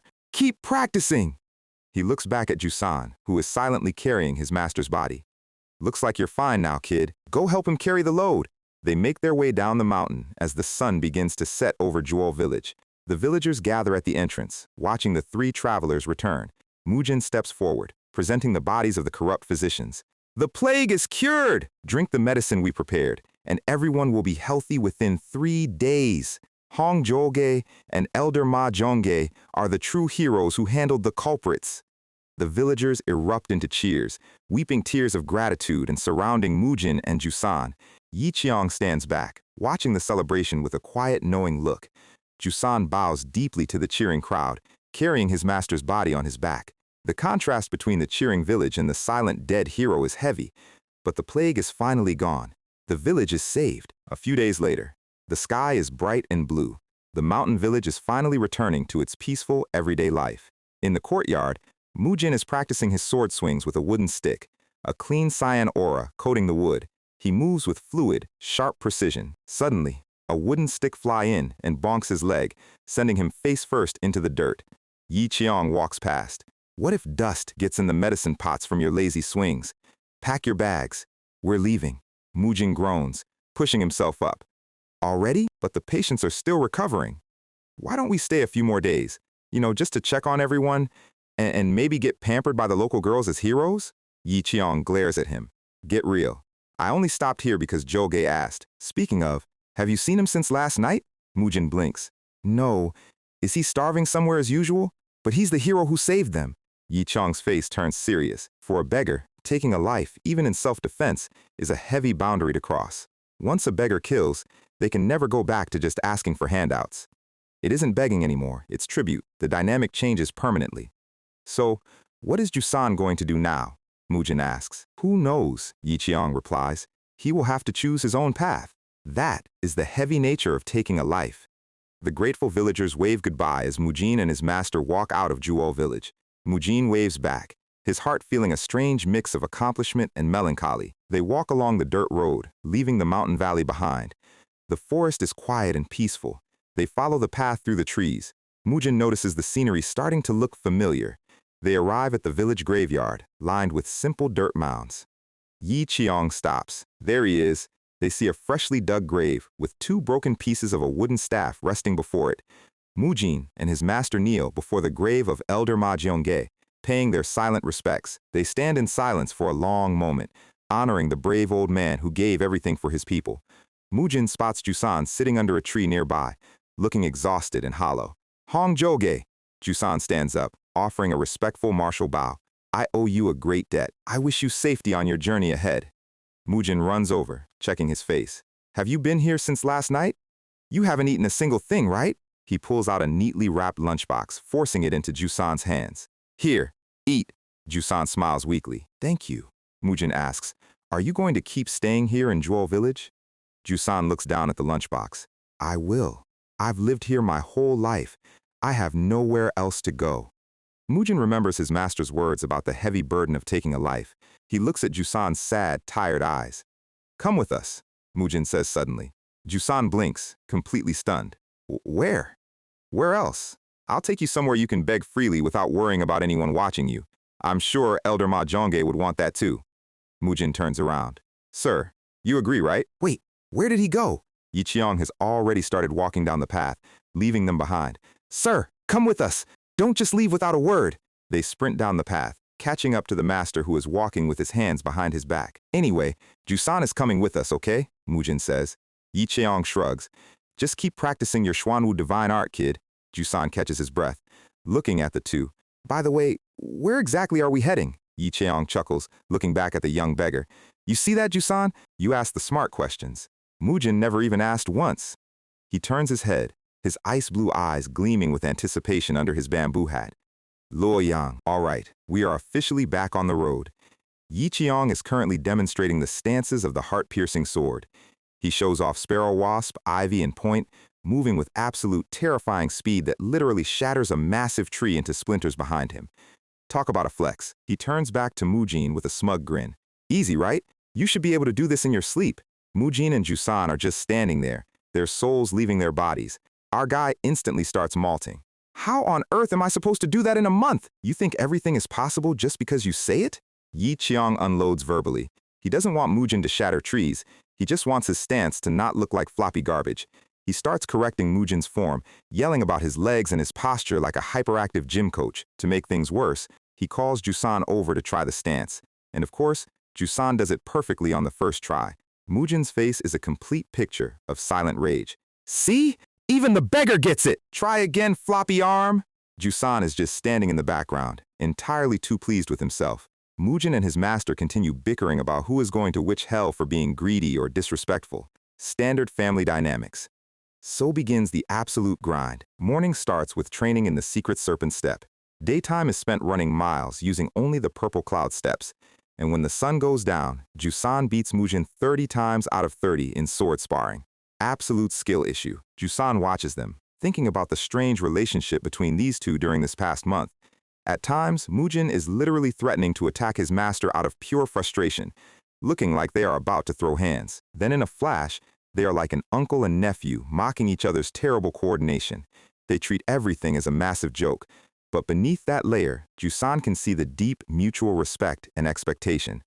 It is a real, honest bond. At this rate, you'll beat Jusan in about 100 years, Yi Qiang mocks. I'm winning today, Mujin yells.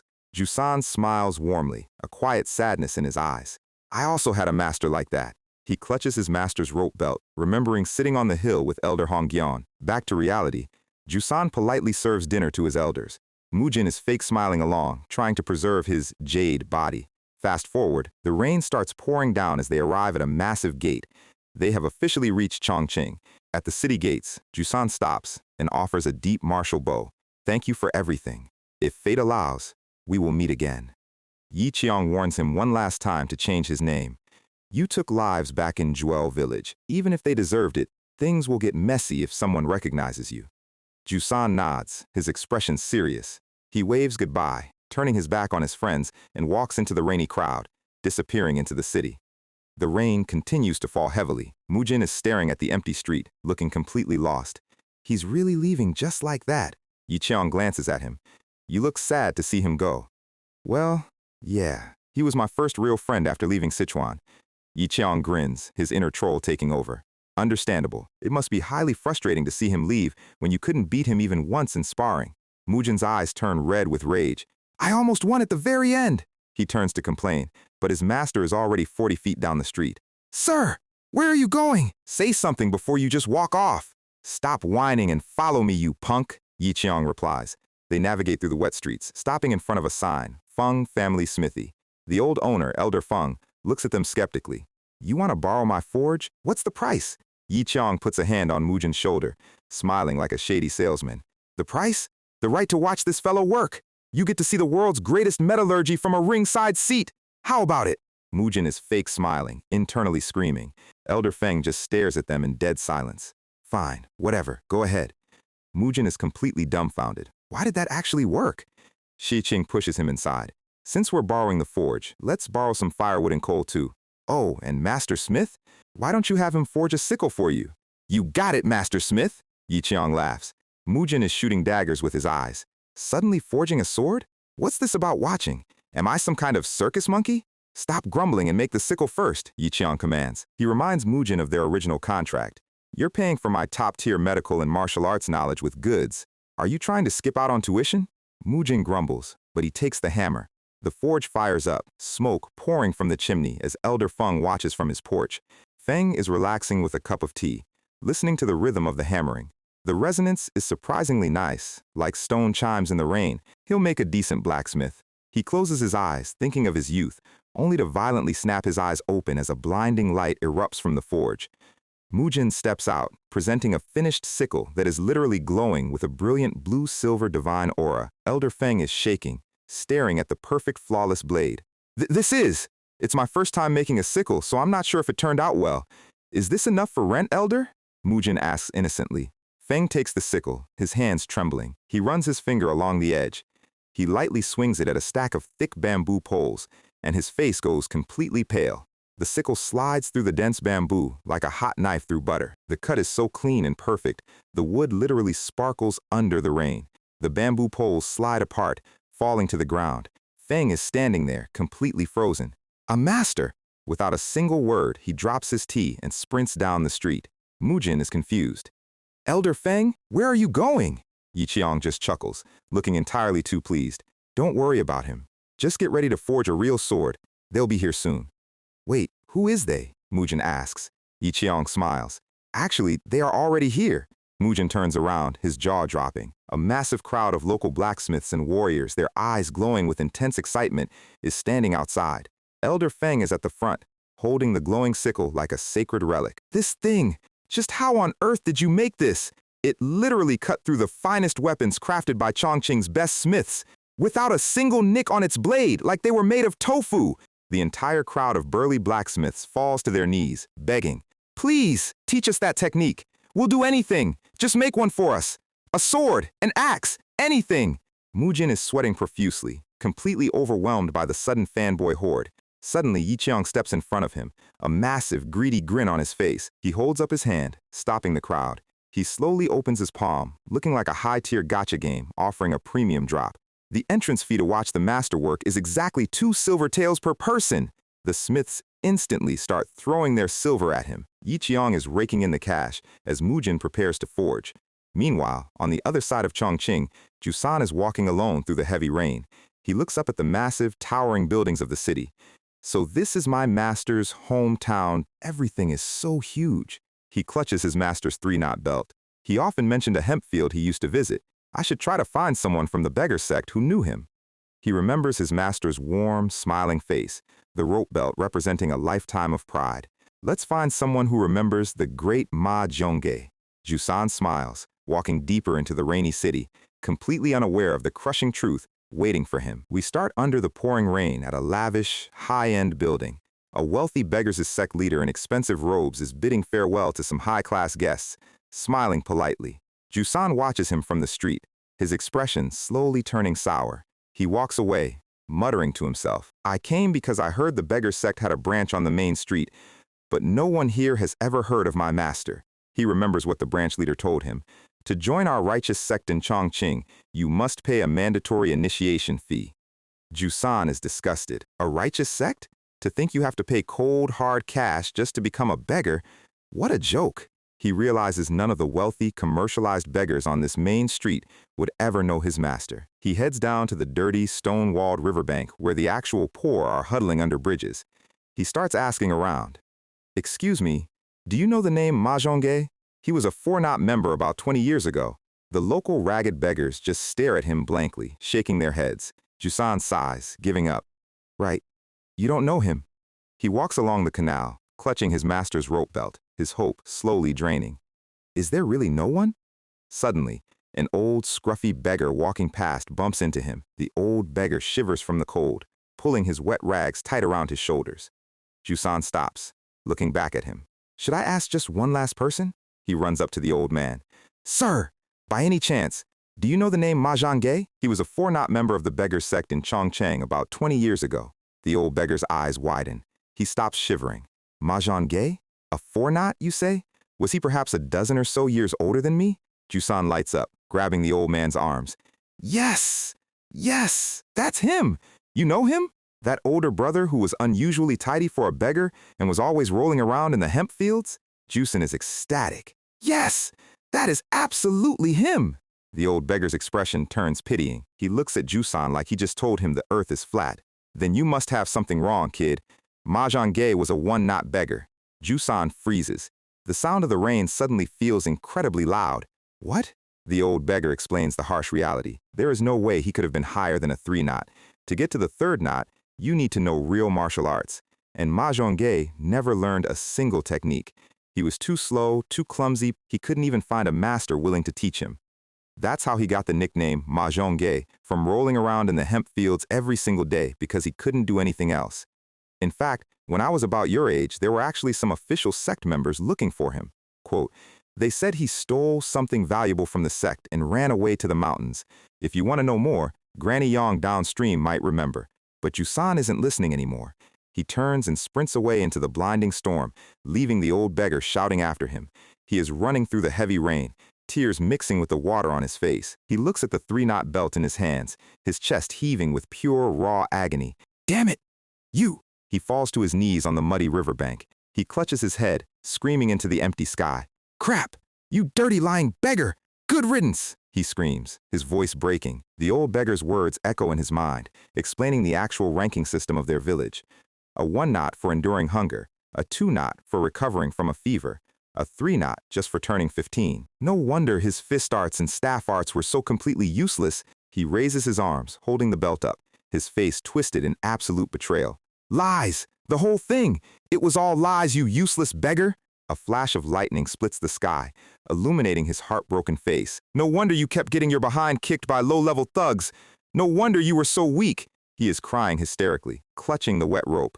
The river is rushing violently beside him. He stands there, holding the belt over the dark, turbulent water, ready to throw it away, but his hand freezes. He falls back to his knees in the wet sand. "Protector of the village, my ass, you were absolutely nothing. You were just a weak, clumsy old man. And then you go and die like a hero, so I can't even confront you about it. Damn it." He lowers his hand, his fingers tightening around the rough rope. He submerges his hand into the cold, rushing water, but he cannot bring himself to let go. He clutches the soaked belt to his chest, burying his face in his hands, weeping uncontrollably in the storm. Another flash of lightning strikes the distant hills. Jusan sits alone on the empty, rainy shore, his entire world completely shattered. Cut back to the Feng family smithy. The sun has cleared. Mujin is holding a beautifully crafted sword, wiping sweat from his forehead. "All right, that will be all for today, everyone." The crowd of local blacksmiths erupts into protests. "What? Already?" Elder Feng holds them back. "Hey now, let the master rest. Just one question about fire control, Master Smith." The crowd is pushed out of the courtyard. Mujin sighs with relief, but his eyes lock onto Jusan, who is standing quietly at the entrance, looking completely drained. He walks over, noticing Jusan's hollow, dead eyes. Jusan. Jusan doesn't answer, just staring blankly at the ground. Elder Mahjong Gay, so that's how it really was. Jusan mutters quietly. They sit together on a wooden bench outside the smithy, the silence heavy between them. Mujin looks at him with genuine concern. Have you not eaten? I know you're upset, but... Jusan shakes his head. No, Sosan shared some food with me.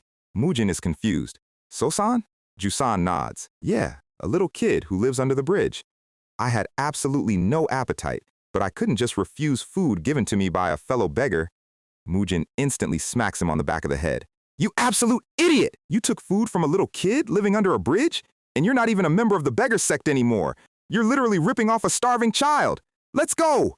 Jusan is startled, rubbing his head. Wait, where? Mujin gives him a confident, smug grin. Where do you think? We're going to wash that depressing beggar stench off you once and for all. They arrive at a massive, luxurious, 3-story traditional tavern, glowing with warm lanterns and filled with beautiful music. Inside, the atmosphere is incredibly lively. Wealthy patrons are drinking and laughing, a woman playing a lute on a central stage. She plays elegantly, surrounded by sparkling lights. And sitting at a prime table is Jusan, cleaned up and wearing clean blue robes, staring at a massive mountain of roast chicken, fish, and delicacies. He is completely stunned. Mujin! Mujin pours a massive bowl of liquor, shouting, Drink! Let's eat and drink till we die! He hoists his cup, toast to the ceiling. He takes a massive gulp, only to instantly breathe literal fire from his mouth. Gak! Kay! This is too strong! Jusan bursts out laughing, his depression instantly vanishing. The lute player glares at them, looking highly annoyed by the noisy kids. Jusan takes a bite of the chicken, his eyes lighting up. Ugh, this is absolutely delicious! Delicious, my behind! I thought you were going to puke! Mujin coughs. Mujin brags, flexing. You think I earned my reputation as a great physician by gambling? If you leave any food, you'll get a secret lethal palm to the solar plexus. They laugh, continuing to pour drinks from the porcelain jug. The lute player continues her performance, her annoyance growing. Jusan is completely drunk, holding up 2 empty plates next to his ears like a cartoon character. Mujin is stuffing dumplings into his mouth, his cheeks bulging like a hamster. New record! Most dumplings in my mouth at once is now 2. Jusan cheers him on. They empty several more jugs of wine, the table littered with empty plates. Our guy lets out a massive burp. Both of them lean back, completely bloated. I can't eat another bite. Me neither. Jusan smiles, then blinks. By the way, how are we going to pay? I've only ever lived as a beggar, so I've never paid for anything. Mujin laughs. You pay with money, obviously, you beggar bastard. Jusan chuckles. Oh, right, I wonder how much it is. I don't have a single coin. Mujin smiles sleepily. Me neither, heh. Jusan's smile instantly freezes. Really? You too? Wait, you don't have any? Jusan slams his hands on the table, panicking. Ha! You don't have any money either? The lute player stops playing, looking over. Jusan is shaking him. Hey! What are you gonna do? This place is run by the beggars' sect. We are going to get beaten to death. Mujin laughs manically. Stop joking around, you idiot. When you are at my level, you don't have to worry about cash. Jusan is sweating, completely confused. What? Mujin bursts into a loud, villainous laugh. Quahahaha! He slowly stands up, his expression turning calm and incredibly confident. Don't worry, Jusan. He reaches into his sleeve and pulls out a shining surgical scalpel with a dark, predatory grin. He looks directly at the lute player. The payment starts now. Oh crap, our guy is about to use his acupuncture cheat codes to pay the bill. The tavern staff is not ready for this. A razor-sharp blade slices through the air with terrifying speed.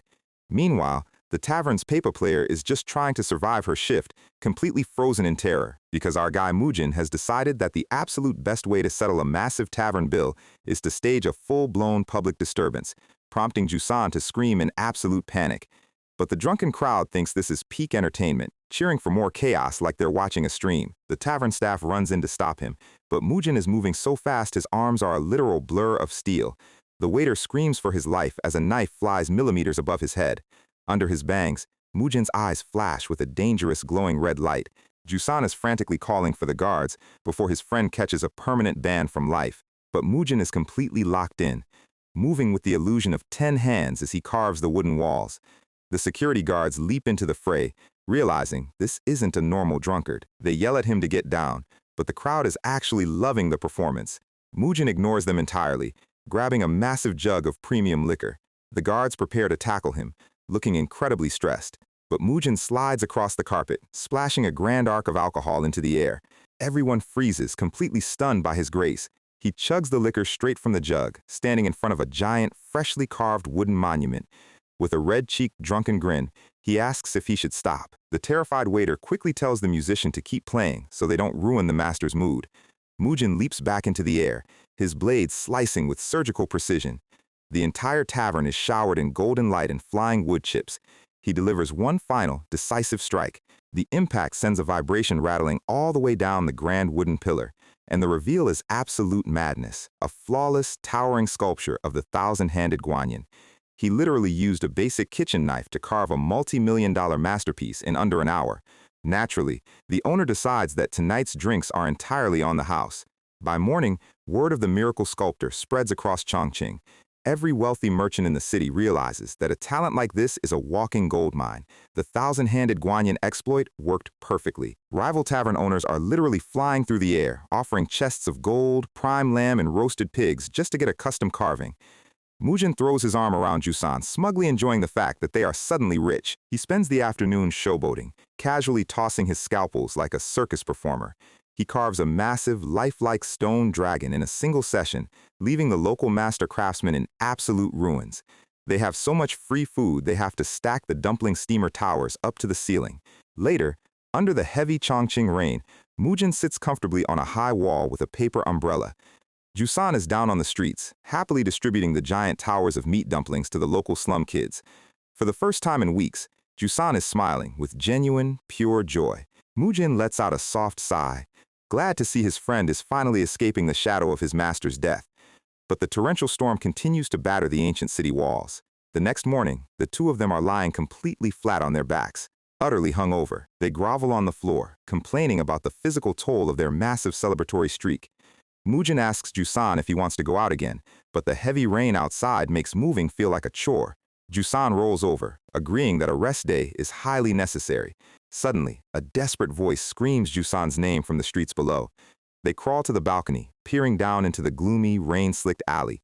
It's So Samgu, the elderly slum beggar they met earlier, completely drenched and trembling. He cries out that little Sion, the sweet kid Jusan just gave dumplings to, has vanished. He suspects the ruthless Zhang Sangche river pirates. Jusan's friendly demeanor vanishes instantly, replaced by cold tension. Samgu explains that children have been disappearing from the docks for weeks under the cover of the storms. Rumors say unorthodox martial artists are buying these kids for dark, horrific experiments. The old man's chin trembles with absolute, agonizing terror.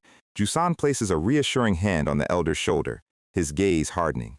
He promises to investigate, assuring Samgu that he can leverage his beggars' sect connections. The old beggar bows, crying tears of gratitude. Jusan heads straight to the local beggar sect headquarters, but the reception is freezing. A high-ranking clean-clothes beggar tells him not to expect any help. Jusan is stunned. This leader is wearing pristine, bright red robes with multiple high-ranking knots. The red-robed boss casually waves his hand, claiming they can't waste resources on rumors. He says they are currently in a critical time, leaving Jusan boiling with rage.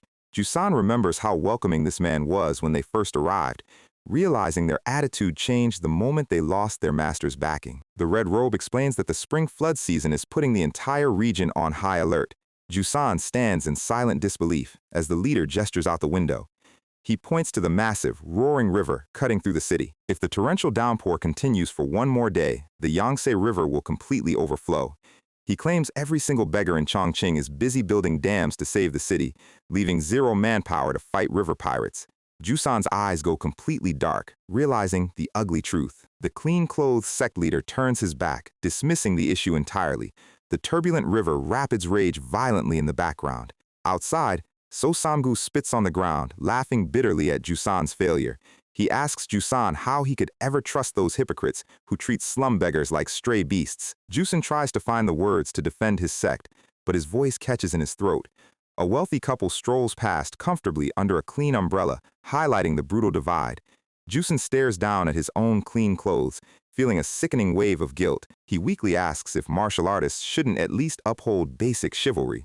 Samgu's face contorts with bloody tears as he asks if those heartless bastards have ever shown a shred of real chivalry. He yells that the beggar sect hasn't fought pirates in 10 years because they're too busy panicking about keeping their pristine clothes clean.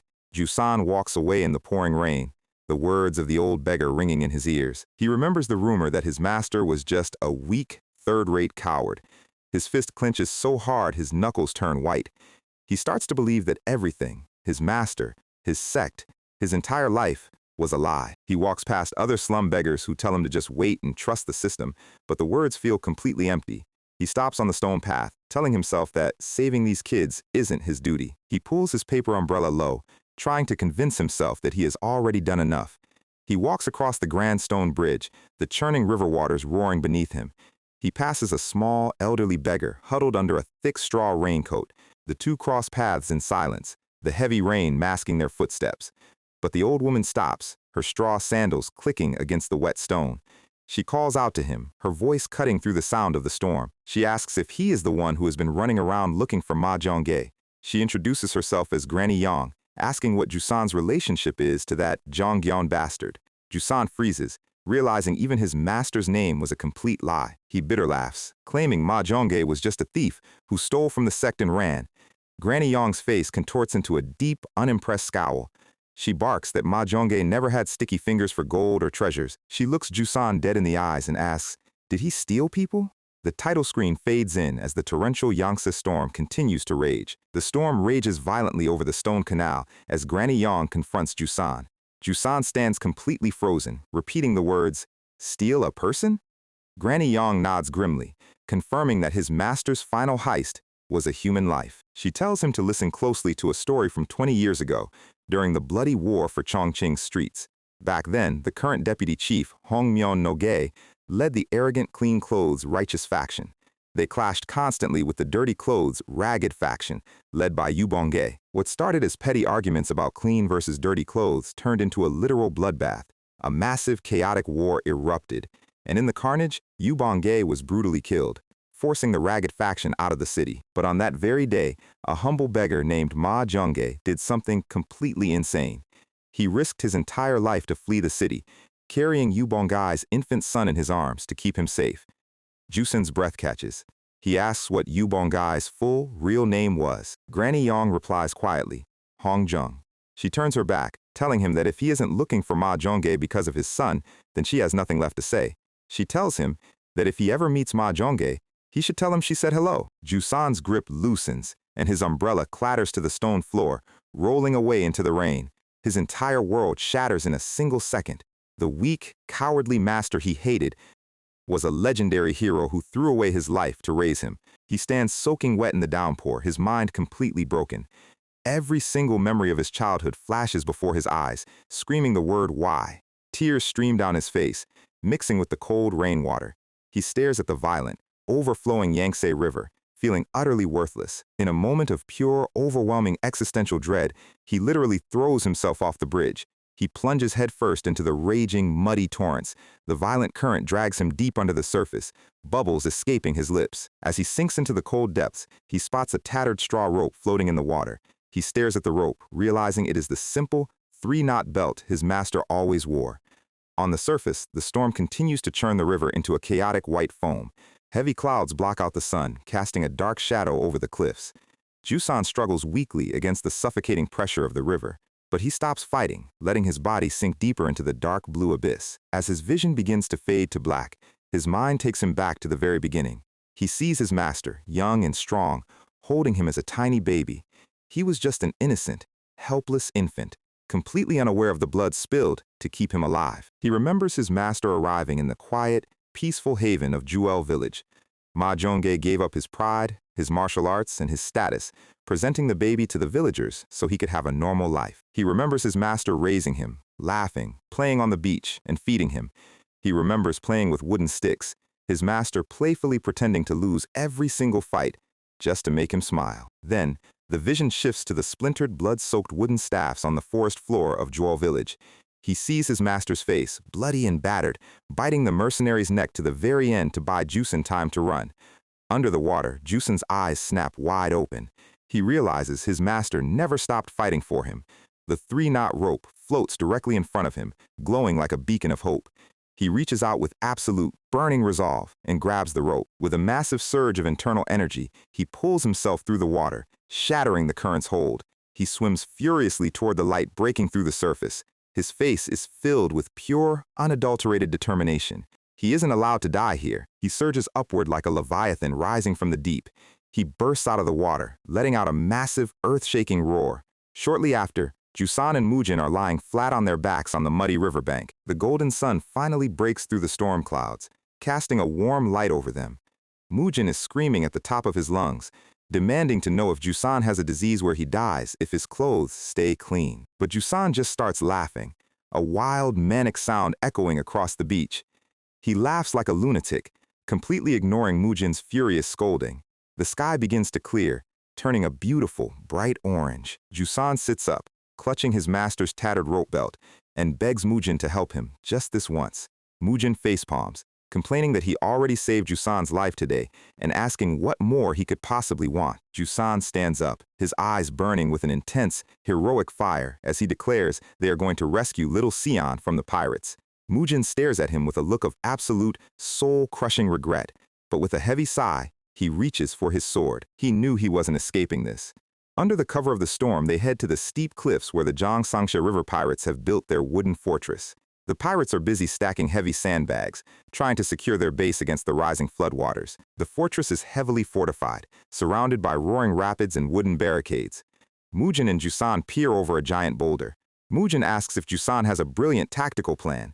Jusan happily chirps, "Nope," leaving Mujin looking like he wants to jump back into the river.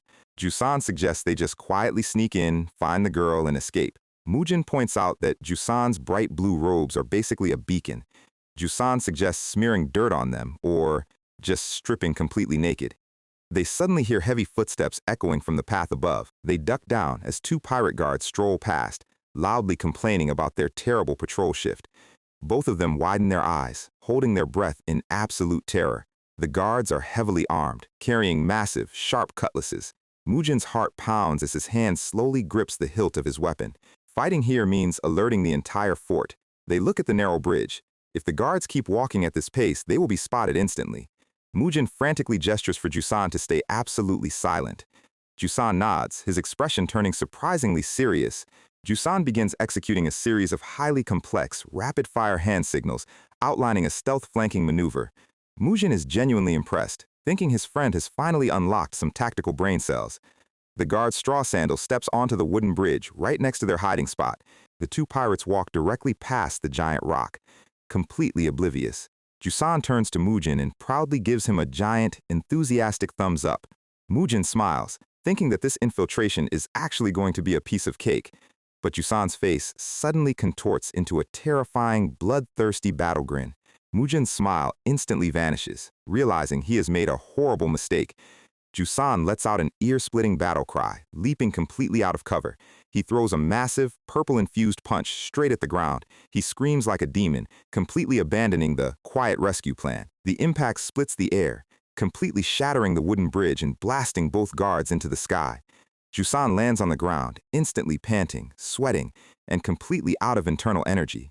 And as the dust clears, two massive, terrifying silhouettes step out of the shadows, the elite twin hounds of Bangta. Jusan looks up at them with a hollow, exhausted expression, realizing he is completely out of mana.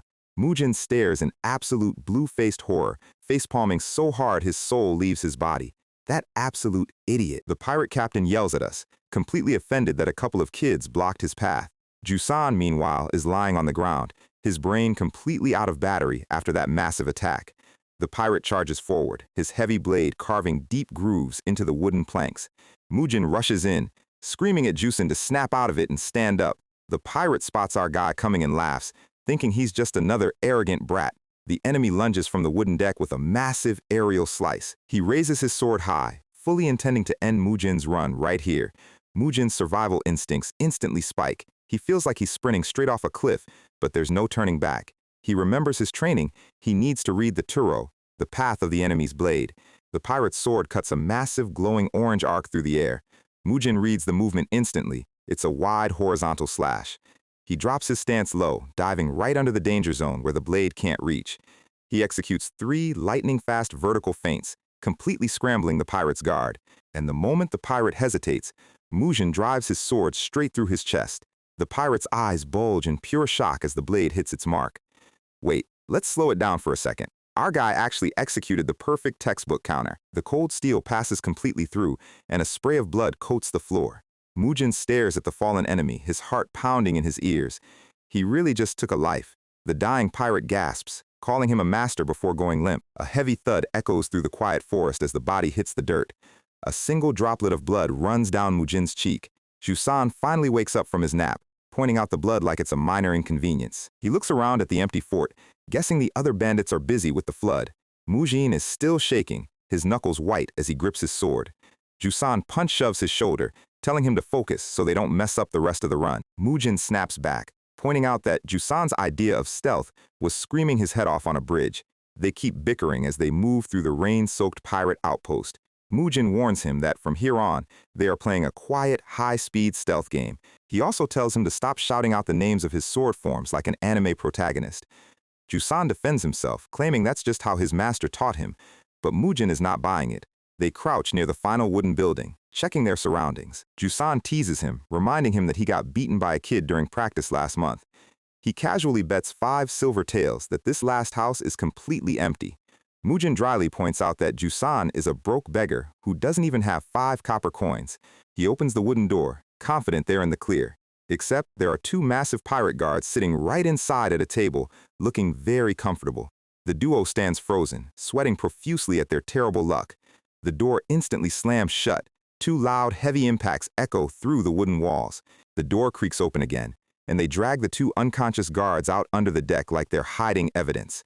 The guards groan as they are tied up tightly back to back. Murim holds a blade to the captain's throat, demanding answers. He asks where they are keeping the kidnapped slum girl, Little Sion. He tries to look threatening, describing her hair and begging background, but standing under the wooden pilings in damp robes doesn't really scream dungeon master. The scarred captain laughs in his face, completely unimpressed by his greenhorn threats. He boasts that he's taken over a dozen lives and only fears the quartermaster's torture. Murim sweats, realizing simple blade waving isn't going to crack this guy. He stands there, trying to figure out his next move. He can't exactly bring their quartermaster here to do the job for them. Torture?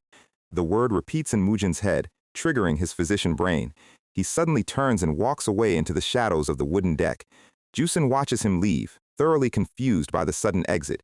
Murim reaches into his medical pouch, pulling out a small wooden box. He opens it to reveal aconite, a root used for pain relief, but also a lethal, fast-acting poison. He doesn't actually know how to torture anyone, nor does he want to, but he knows how to make a paste that looks and feels like a slow, agonizing death sentence. He prays that the guy is easily scared as he mixes the powder in his palm. He walks back, Jusan holding the pirates down with a heavy wooden staff. Murim holds up a single glowing acupuncture needle, looking like an absolute maniac. He tells the captain that since he's so brave, he should test a custom-made medical torment. He whispers that this needle will make every single blood vessel in his body rip apart from the inside. He claims the patrol guard they just knocked out suffered the exact same agonizing fate. The captain sweats but calls his bluff, claiming a swordsman wouldn't know high-tier poison. Murim maintains a cold, psychotic smile, but internally he is screaming. Because he didn't actually measure the dosage, and he has no idea what this raw aconite paste will do, he slides the needle deep into the pirate's chest. The pirate sneers, claiming nothing is happening. Then, his eyes go wide as he violently coughs up a massive wave of dark, thick blood. His veins turn black, his heart stops, and he collapses instantly into the mud. His bloodshot eye rolls back, completely lifeless. The sheer toxicity of the raw aconite was too much for his heart to handle. The captain is dead, just like that. Murim stands frozen, staring at his own hand. His fingers are trembling violently. He really didn't mean to kill him this time, but the second pirate guard is now looking at him like he's the actual Grim Reaper. Before Jusan can even process what happened, Murim lunges forward and grabs the surviving guard by the throat with a dark, terrifying aura of pure, unhinged desperation. Murim asks one final time. The guard stares into Murim's glowing, bloodshot eyes, completely convinced he is about to be melted from the inside out. The guard breaks instantly, crying out that the girl is being kept in the cave. We cut to the dark, glowing entrance of the pirate's mountain cavern as the rain continues to pour. The heavy storm continues to batter the mountain as they stand before the dark cave. Inside, the flickering orange glow of torches lights up the stone tunnel. Mujin holds a burning torch, his hands still tight and tense. His mind is a complete mess. He killed a man with his sword to save Jusan, and now he's killed a man with medicine to save Sion. One was a split-second combat decision, the other was a horrific mistake of chemistry. He walks in silence, the dark weight of taking lives pressing down on his chest. Jusan watches him, quietly asking if the scarred captain's death was truly just an accident. Mujin tries to rationalize it, claiming the man boasted about killing 10 people and deserved to die anyway. He says there are no regrets, but his eyes tell a completely different story. He shifts the subject, complaining about his soaked clothes to hide the trembling in his voice. Jusan looks down, wondering if he shouldn't have dragged his friend into this mess. He realizes that because of his own reckless choices, Mujin's hands are now permanently stained with blood. Suddenly, Jusan's ears twitch as a faint sound echoes through the stone walls. They reach a massive fork in the cavern, multiple tunnels stretching into the dark. They stand before the split path, trying to choose their direction. Mujin sniffs the air. One side reeks of rotten blood, while the other has no smell at all. He suggests splitting up. Jusan looks at him, about to suggest a plan. But Jusan instantly grabs Mujin's shoulder, his face turning pale. He drops flat to the stone floor, pressing his ear against the cold ground. He listens to the heavy, synchronized vibrations traveling through the rock. Mujin asks, how many enemies are coming down the tunnel? Jusan looks up, cold sweat running down his temple, and whispers, all of them. The heavy, uniformed footsteps of a massive pirate squad echo from the dark pathway. There is absolutely no place to hide in this narrow stone corridor. They are completely cornered. Mujin drops his torch to the floor, the flames casting long, dancing shadows on his face. The footsteps get louder and closer. Mujin's gaze turns ice cold. If he has to go down, he's taking a chunk of the fort with him. He visualizes his sword style, preparing for a high-risk, close-quarters bottleneck fight. In his mind, he sees himself charging the mob, slicing through multiple targets in a single breath. But he quickly realizes that a straight-line cavern fight has too many blind spots. He shakes his head internally, realizing a suicidal charge will get him surrounded and killed instantly. The heavy footsteps get even louder, echoing off the stone ceiling. He needs a different strategy. He decides to use the false strokes of his sword style, aiming only for non-lethal, disabling wounds to slow down their front line. By using the fallen bodies of the first wave as a physical barrier, he can bottleneck the tunnel. But if the mob keeps pressing forward with raw numbers, he will eventually be pushed back and overwhelmed. If they manage to encircle him in the wider chamber, the run is officially over. He racks his brain, searching his medical manuals for a solution, but none of his books covered fighting 30 armed pirates in a dark cave. He takes a deep, steady breath, stepping forward onto the damp stone. The pirate squad emerges from the shadows, led by a cocky lieutenant who laughs at their tiny two-man party. He sneers, asking if they are the lunatics who slice through their patrols outside. Mujin doesn't answer, his hand slowly drawing his pristine steel blade. He counts at least 20 pirates in visual range, far more than he anticipated.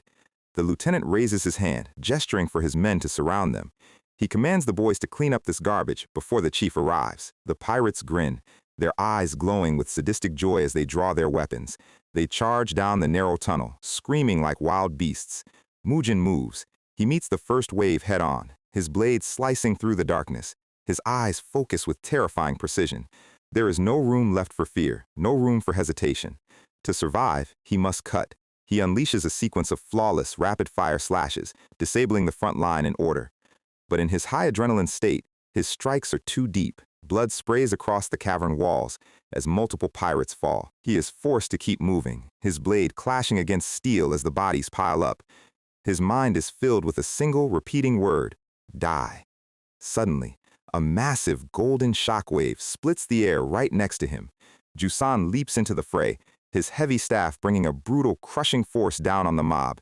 He slides into a back-to-back stance with Mujin, a confident grin returning to his face. He slams a pirate into the stone wall, sending a shower of rocks and dust over the enemy line. The remaining pirates falter, completely shocked by the sudden, overwhelming power of the blue-haired kid. They stand side by side, two young martial artists holding a bottleneck against an entire army. Jusan tells Mujin to get a grip, asking if he was seriously planning to play the lone hero and die here. A genuine, relaxed smile finally returns to Mujin's face. He laughs, telling Jusan he has no intention of dying before he collects the 5 silver taels from their bet. The enraged pirate lieutenant screams for his men to keep pressing, ordering them not to give the kids a single second to rest. But our boys are fully locked in now, perfectly synchronized. Mujin parries a slice while Jusan sweeps the feet from underneath, executing a flawless co-op combo. Mujin lets out a fierce cry, his blade cutting through the final defenders. The sound of clashing steel and shattered wood echoes through the cavern. Within minutes, the entire pirate vanguard is completely cleared, their bodies littering the wet stone floor. They stand panting, their faces covered in sweat and dirt, exchanging a confident smirk. They think they've cleared the dungeon, but they are both running dangerously low on stamina. Suddenly, Mujin's eyes dilate in pure instinctual terror. A massive, heavy vibration shakes the entire cave system, dust raining down from the ceiling. The remaining injured pirates instantly scramble to their knees, bowing in absolute, terrified respect. Out of the shadows steps a colossal, muscular giant carrying a massive, double-sided battle axe, heavy steam exhaling from his mouth. Mujin drops to one knee, his sword trembling as the massive pressure of a peak-level master washes over him. The giant's glowing yellow eyes lock onto them with a predatory grin. The actual raid boss has entered the chat, and we are officially out of heals. The massive giant stands before us, claiming that many have tried to rob him over the years. He casually licks blood off his finger, boasting that he killed them all and was starting to get bored. He smiles greedily, thrilled to finally have some proper martial artists to play with. He lets out a deafening roar that echoes violently through the stone chamber. The sheer force of his voice sends a shockwave of wind pressure directly into our faces. Mujin grits his teeth, realizing the internal energy behind that roar is at least first-rate level or higher. But Jusan has absolutely zero fear, yelling at the giant to shut up and calling him a broke pirate with an axe. He charges head first, swinging his wooden staff with everything he's got. The giant doesn't even move, looming over Jusan like a literal brick wall. He casually swats Jusan's staff aside with his bare, calloused hand. Mujin screams Jusan's name as his friend is sent flying back from the impact. The giant swings his massive battle axe in a wide, circular sweep. He brings the heavy blade down with a massive, glowing blue trail of energy. Mujin lunges in, his sword meeting the heavy axe head-on. The collision of steel sends a violent vibration traveling all the way up Mujin's arms. Jusan recovers instantly, leaping back into the fray to support Mujin. But the giant just laughs, thoroughly enjoying the teamwork. He delivers a brutal kick directly to Jusan's chest. Jusan coughs up spit as the impact sends him skidding across the stone floor. Both of them are pushed back, their feet leaving deep grooves in the dirt. The giant readies his axe again, looking completely fresh. Mujin stands in a defensive stance, his mind racing to find a solution.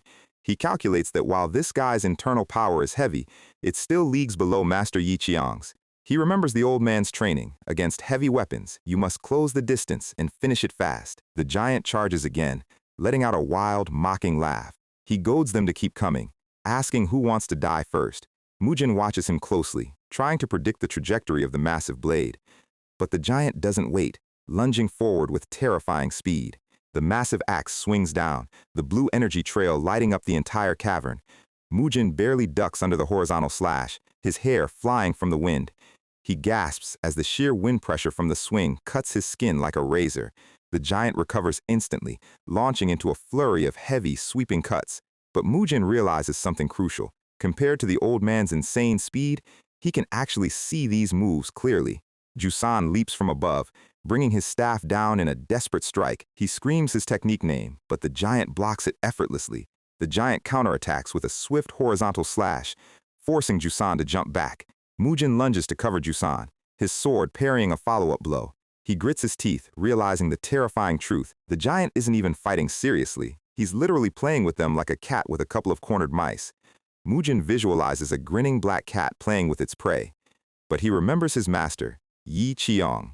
They might be mice, but they were raised by a literal tiger. He refuses to back down, deciding that if there is no standard solution, he will simply have to improvise. The giant swings his axe horizontally again, forcing them both to dodge. Mujin leaps back, analyzing the physical mechanics of the giant's weapon. Unlike a sword, an axe only has horizontal and vertical cuts. It cannot thrust. And because of the weight, it's incredibly difficult to strike upward from below. The transition between horizontal and vertical cuts leaves a tiny, fractions of a second delay.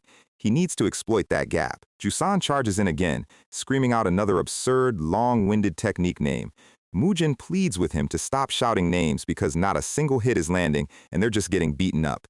But Jusan keeps pressing forward, acting as a physical distraction. The giant unleashes a rapid series of heavy punches and kicks, keeping Jusan completely defensive. Mujin slides low, searching for the perfect opening. They exchange a tense glance, both of them realizing their stamina is hitting rock bottom. If this fight drags on for another minute, neither of them is walking out of this cave alive. Mujin readies his blade, preparing to force an opening at any cost. He launches a high-speed strike, his sword cutting a bright arc. He deliberately aims a wide, flashy swing to bait the giant's counter. The giant spots the move and grins, asking if Mujin really thought he would fall for such an obvious opening. But Mujin is already executing the real strike, sliding underneath the guard. Their weapons clash with a heavy metallic ring, sparks flying. Mujin is pushed back, the giant's massive axe looming overhead for a final, crushing blow. Mujin looks up, his eyes widening in panic as the blade descends. Suddenly, Jusan yells out a ridiculous, completely made-up technique name. He leaps forward, wrapping his entire body around the giant's massive arm. Mujin watches in absolute disbelief as Jusan uses himself as a human anchor. Jusan grits his teeth, a bloody smile on his face as he holds the arm down. The giant looks down at the annoying pest clinging to his arm. Jusan screams his deceased master's name, Ma Zhongge, with everything he has left. He holds onto his wooden staff, using it to lock the giant's wrist. The giant struggles against Jusan's grip, completely annoyed. Jusan roars, using raw physical strength to keep the massive arm pinned. The name Mahjong stops the giant cold for a fraction of a second, his eyes widening in shock. He realizes this kid is the disciple of the man who fled the city 20 years ago. Jusan takes a heavy punch to the face, blood running from his nose, but he refuses to let go. He locks his legs around the giant's torso, securing the hold. Mujin charges, realizing this is the single, life-or-death opening Jusan risked everything to create. The giant laughs wildly, thrilled by the desperate suicidal struggle. He swings his arm, violently slamming Jusan against the stone floor. Jusan slides across the dirt, coughing up blood, but his hold remains unbroken. Mujin steps forward, his foot kicking off the stone with explosive force. He drives his momentum forward, his eyes burning with absolute, focused rage. He steps into the danger zone, ignoring the threat of the massive weapon. He grips his hilt with both hands, channeling every drop of internal energy into the steel. He launches a massive upward slash, the blade cutting a brilliant white arc through the darkness. His eyes focus on the giant's completely exposed throat. The giant tries to pull his arm back, but Jusan's grip holds tight. The white line of Mujin's blade reaches the giant's neck, the cold steel slicing through. The massive double-headed battle axe clatters heavily onto the bloody stone floor. The giant's head spins through the air, his eyes wide in absolute, final disbelief. Jusan falls to his knees, panting heavily and covered in grime. The severed head rolls across the dirt, stopping right at the feet of the remaining pirate guards. The giant's lifeless face stares up from the muddy ground.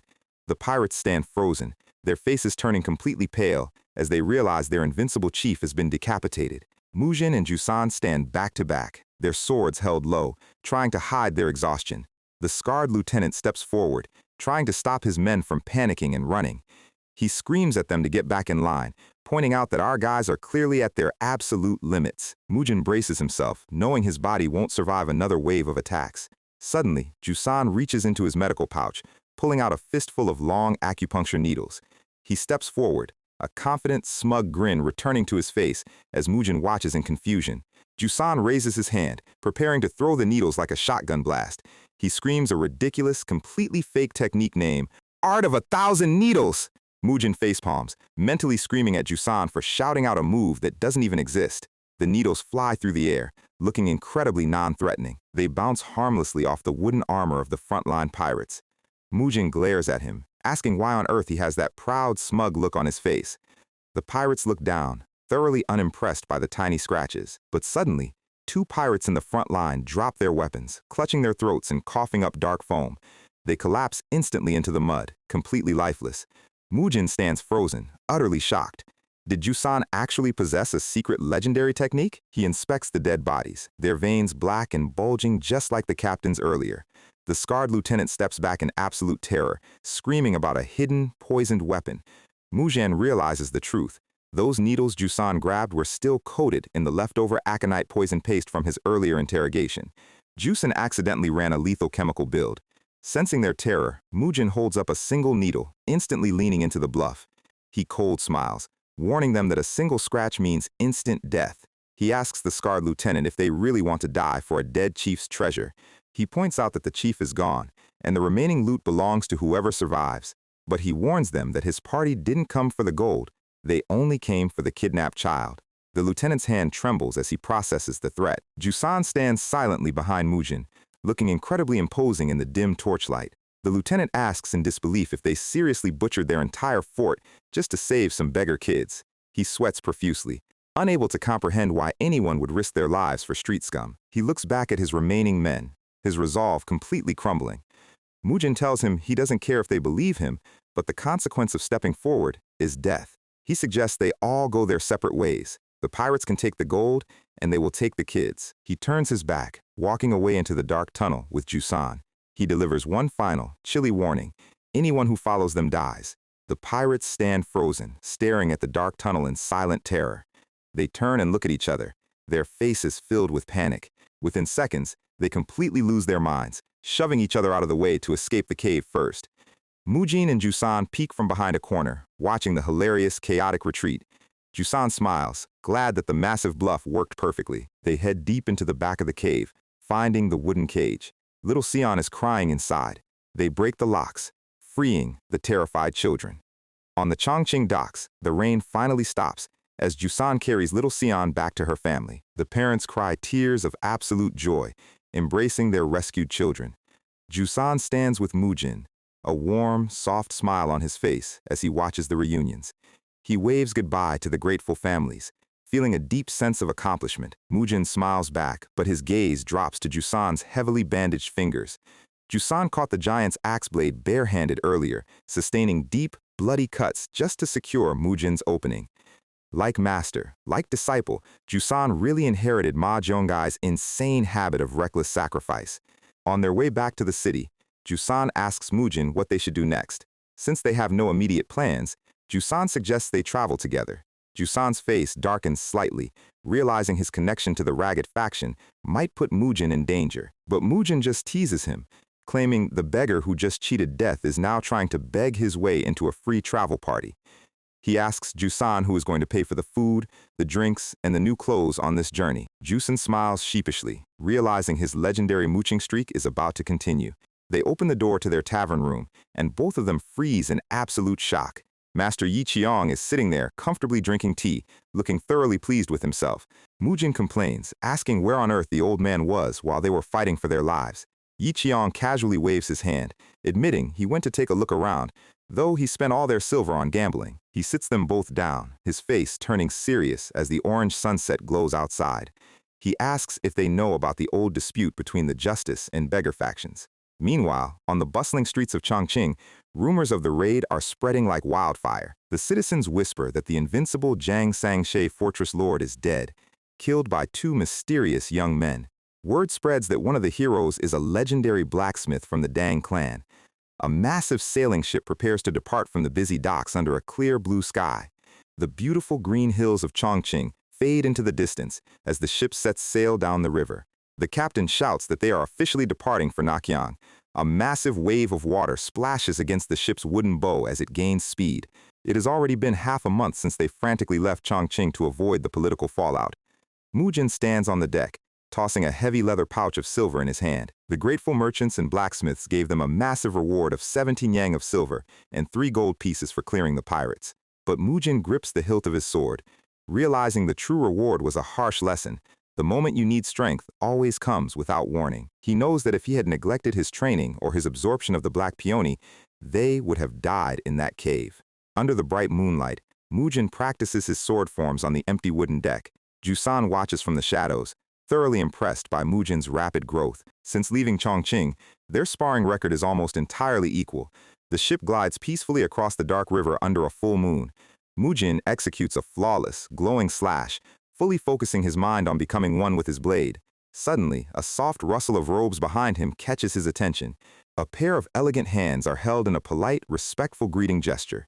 An elegant, handsome young noble in pristine blue robes smiles warmly, apologizing for interrupting his training. Mujin sheathes his sword, caught off guard by the stranger's refined presence. The young master bows politely, introducing himself as Namgung Myong, and asks if Mujin would honor him with a friendly sparring match. We've got a legendary clan prodigy on deck, and things are about to get very interesting. So, we open with Namgung Myong looking incredibly dramatic. He's having a classic existential crisis about returning home with zero significant achievements on his debut. But then, he spots a woman on the ship deck, a woman who doesn't care about his prestigious family name. He is immediately smitten. He spends his days plotting how to win her heart. He shows off his fancy sword forms right next to her tea table. He even brings her a lovely cherry blossom branch to secure the vibe. The girl is giggling behind her fan, and Myong thinks he is absolutely winning, until our guy Mujin suddenly ruins the moment. Mujin slides in with absolute zero shame, claiming he needs the cherry branch to treat a patient's food poisoning. The girl happily hands it over, leaving Myong fuming in the background. Myong's eye is literally twitching with pure, unadulterated rage, so he politely requests a friendly spar with great warrior tang. Mujin is sweating, instantly realizing he has gotten himself into some incredibly annoying high-tier simping drama.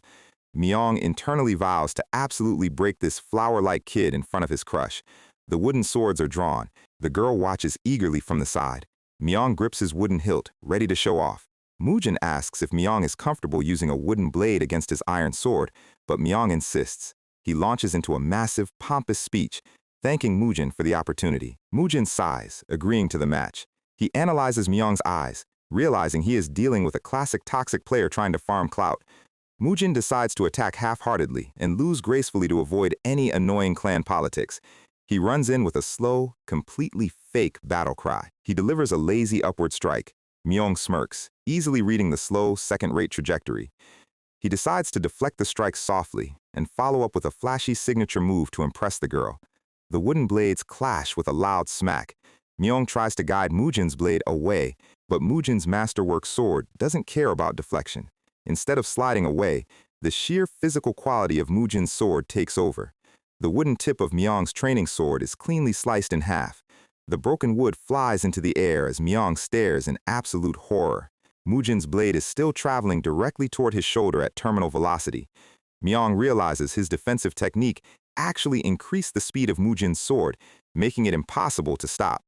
Mujin twists his wrist at the last second, cutting Myong's sleeve and embedding the blade deep into the wooden deck. Mujin looks over, sweat dropping. Myong is lying flat on his back, his dignity completely shattered. Mujin immediately apologizes, giving the noble kid a massive, face-saving exit. Myong slowly stands up. He literally does a handstand to show off, claiming his wooden sword was just in bad condition. Mujin plays along, apologizing for giving him a worn-out weapon. But Myong's fragile ego cannot accept this outcome. He reaches for his waist, pulling out his real, incredibly expensive family sword. The golden crane hilt gleams under the moonlight. He demands a real sword spar, promising not to use internal energy. The girl is giggling in the background, making it impossible for Myong to back down. He boasts that he will show Mujin the true supremacy of the Namgung family. Mujin's sweat drops, realizing this kid is completely unhinged. Mujin prepares to block the attack, wishing this spar would just end. He figures if it's the same sword path, he can just parry it easily. Myong runs in with a ferocious look. The real blades clash with a loud, ringing sound. Sparks fly as the metals grind against each other. But Mujin's masterwork sword easily cuts a massive chunk out of Myong's legendary blade. Myong looks down in absolute horror as his family heirloom is literally sliced open. Mujin's eyes narrow as he presses the advantage.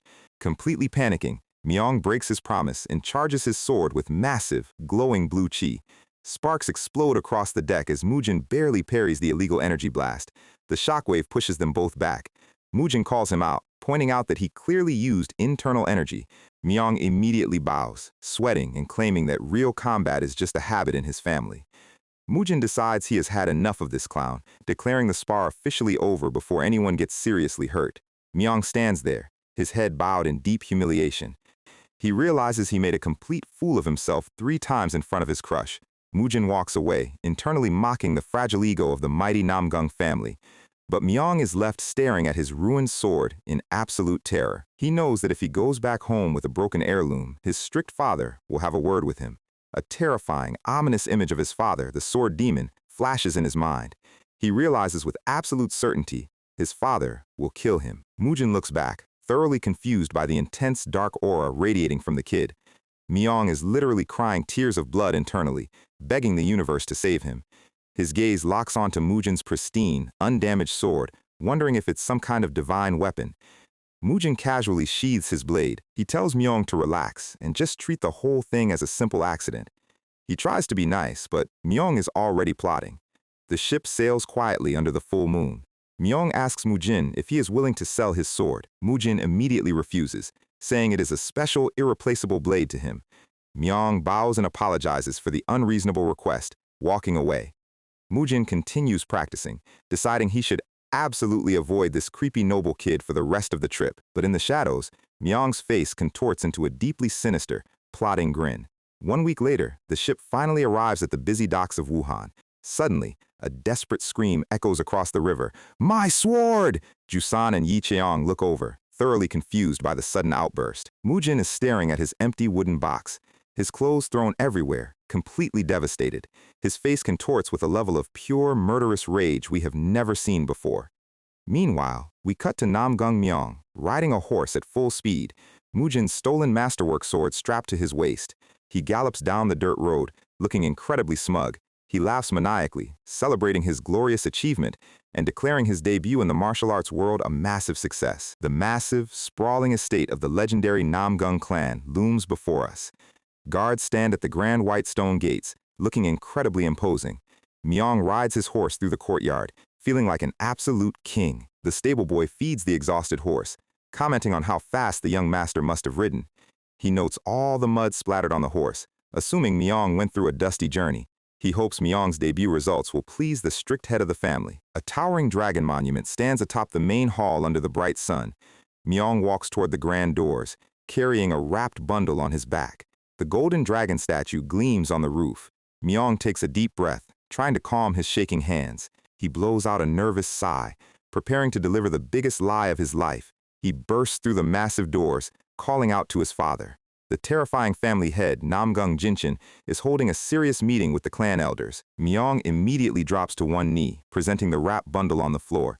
He smiles broadly, claiming he has returned with a highly urgent, legendary artifact. He holds up Mujin's stolen soul-severing sword, offering it with both hands.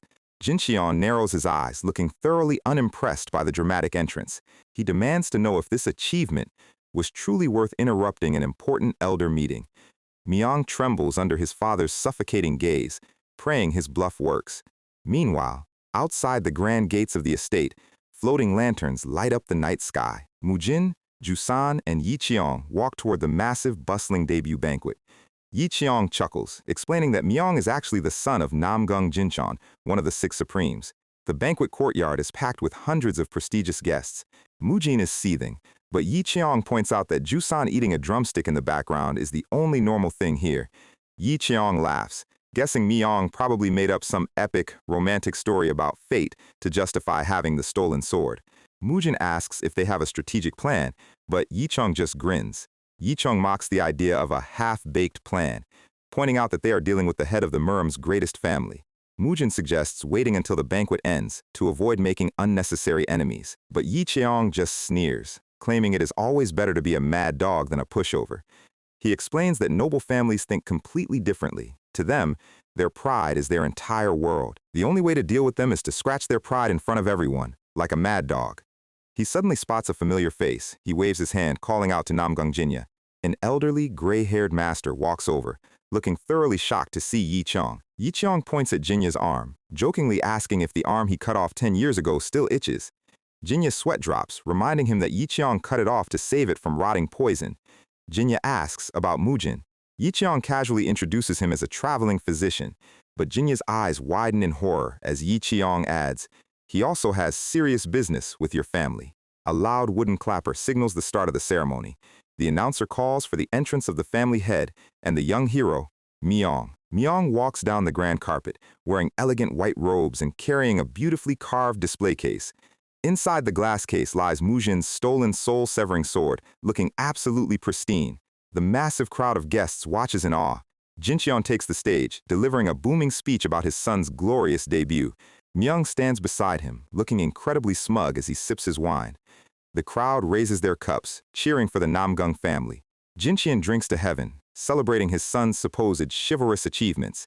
The entire banquet bursts into loud applause. Myong smiles, fully believing he has gotten away with the perfect crime.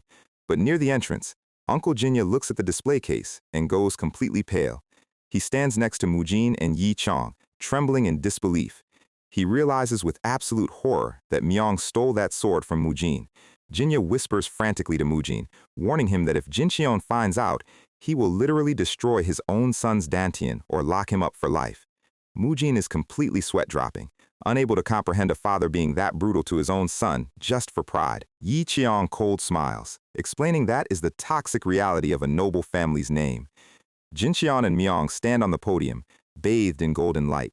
Jinya explains that to a family head, anyone who sullies the family name must be treated as an enemy. Mujin looks at the stage, his mind in a massive dilemma. He wants his sword back, but he doesn't want the kid to get crippled. Myong continues to smile like an absolute king. Mujin sweat drops, feeling incredibly exhausted by this family's high-tier drama. Suddenly, Jinya grabs Mujin's wrist, his grip tight and desperate. He begs Mujin to accept massive financial compensation instead of exposing his nephew. But Yi Cheong steps in, removing Jinya's hand and telling him that asking a victim to turn a blind eye is a threat, not a request. Yi Cheong's eyes flash with a dangerous, glowing orange fire. Jinya steps back, sweating profusely as he realizes this traveling doctor is actually the legendary, terrifying physician slayer. Yi Cheong turns and walks directly toward the grand banquet stage. Jinya looks desperately at Mujin, pleading with him to reconsider. He bows his head, explaining that Myong only did it because he wanted his strict father's recognition. Mujin watches Jinya, realizing the heavy human stakes of this family drama.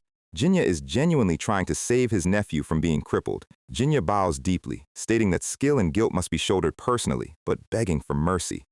Mujin looks conflicted, but Yi Cheong keeps moving. Yi Cheong looks at the stage, his expression cold as he analyzes Myong's fake, cowardly prestige. He warns Jinya not to interfere with a mad dog on a mission. In the background, Jusan is happily chewing on another drumstick, completely living his best life. Jinshin continues his grand speech on the podium. The crowd cheers. Suddenly, a single foot steps forward, unleashing a massive crackling purple shockwave. Jinya and Mujin stare in absolute blue-faced horror. The purple energy explodes across the stone floor. The violent shockwave shatters the tables, sending wine cups flying and cracking the ground. Jinshin's eyes narrow instantly, lowering his cup as the dark pressure fills the courtyard. Yi Cheong leaps through the dust, landing directly in front of the stage with a wild, mocking grin. Myong looks down, his face turning completely pale as his heart drops into his stomach. Yi Cheong raises his hand, pointing a single dramatic finger at the display case. He announces to the entire Murim that he has come to reclaim Mujin's soul-severing sword. Mujin is left standing in the back of the crowd, sweating buckets and absolutely horrified. His final thought before the entire Namgung clan turns them into minced meat is simple. "This crazy dog!" The banquet is officially crashed, and we are entering the ultimate boss fight next. The atmosphere at this banquet is so heavy you could cut it with a butter knife. Namgung Jincheon is looking at Yi Cheong like he's trying to figure out if this guy is actually insane or just suicidal. Meanwhile, young Master Myong is sweating enough to fill a swimming pool because his entire life is flashing before his eyes. And of course, Yi Cheong is just standing there with a massive smug grin on his face. He looks like he's about to drop the most devastating diss track of the century. He casually exposes the kid right in front of his terrifying father, pointing out that Myong stole the damn sword. Myong immediately scrambles, trying to salute and explain himself like a student caught sneaking out of class. The look Jinshin gives him is pure ice. If looks could kill, Myong would already be buried. Our boy Mujin is in the background, wondering how his peaceful life as a doctor turned into a high-stakes family drama. Even the crowd is whispering. The uncle, Jinya, looks like he's about to have a physical breakdown. Jinshin looks down at his son, and you can practically hear the disappointment echoing through the courtyard. Mujin steps forward, bowing politely to keep things from devolving into a literal bloodbath. He has to play this perfectly, or they are all going to end up as decorations on the temple walls. Myong is losing his mind. He's wondering why the guy he robbed is actually trying to save his skin. His only concern right now is surviving his dad's inevitable wrath. Jinshin steps down from the main platform, radiating the kind of aura that makes your knees buckle. He grabs the soul-severing sword from the display stand. The blade shimmers under the moonlight, and even the sword demon has to admit the quality is unreal. The impact splits the air as he drives the sword straight into the solid stone floor. He challenges them directly. If this is truly your family heirloom, you should be able to prove it on the spot. Yi Qiang is still completely unbothered, looking like he's just watching a very mid-tier street performance. Mujin looks at the sword stuck in the stone, and his brain goes into absolute overdrive. Jinqian's eyes glow with a terrifying blue light. He basically tells them, "Prove it, or you're dead." Mujin is internally screaming. He knows he can't fight this monster. If he fails this test, his journey in the Murim is going to end right here. He looks over at his master, desperately hoping for a lifesaver. Yi Qiang's face literally says, "You got yourself into this. Figure it out, kid." Talk about peak mentorship. Mujin realizes he can't just forge a masterwork blade in 5 seconds. But then, a wild spark of inspiration hits his brain like a bolt of lightning. He shouts out to the patriarch, "This sword has a deep, ancient secret." Jinqian actually pauses. He's listening. Mujin delivers the most insane lie in human history. "Our secret technique allows the sword to give birth to offspring." The entire courtyard goes dead silent. You can literally hear a cricket chirping in the back. And then, the crowd absolutely loses it. Everyone is laughing hysterically. Mujin is sweating, thinking, okay, maybe the biological sword theory was a bit too much. Jinqian turns his terrifying gaze to Yi Qiang. "Li Qiang, you are his guarantor. Are you actually going to stand there and vouch for this absolute garbage?" Yi Qiang doesn't even flinch. "Of course. I may be a chaotic menace, but I do not lie about pregnant weaponry." The sheer confidence of this man is legendary. The entire crowd is dumbfounded. Even Jinya's jaw has hit the floor. Jinqian narrows his eyes. "Fine, go to the abandoned forge below the southern hill. If you do not bring me the newborn swords in 5 days, I will personally take both of your heads." Cut to the forge at night. Mujin is carrying wood, looking completely exhausted. Yi Qiang is just sitting there. "I don't care if the sword gives birth or opens a daycare. The real question is, why do you think I told you it's better to be a mad dog than a pushover?" Mujin stops, listening to his master's lecture. The forge fire glows, casting long shadows across the room. "In that sense, you were a splendid pushover." Mujin tries to laugh it off. "Hey, call it the bearing of a great person." Yi Qiang's tone goes completely flat. It was a situation where kindness is a weakness. You should never repay malice with kindness in this world. Mujin argues, "But the uncle and Myong will be grateful to us."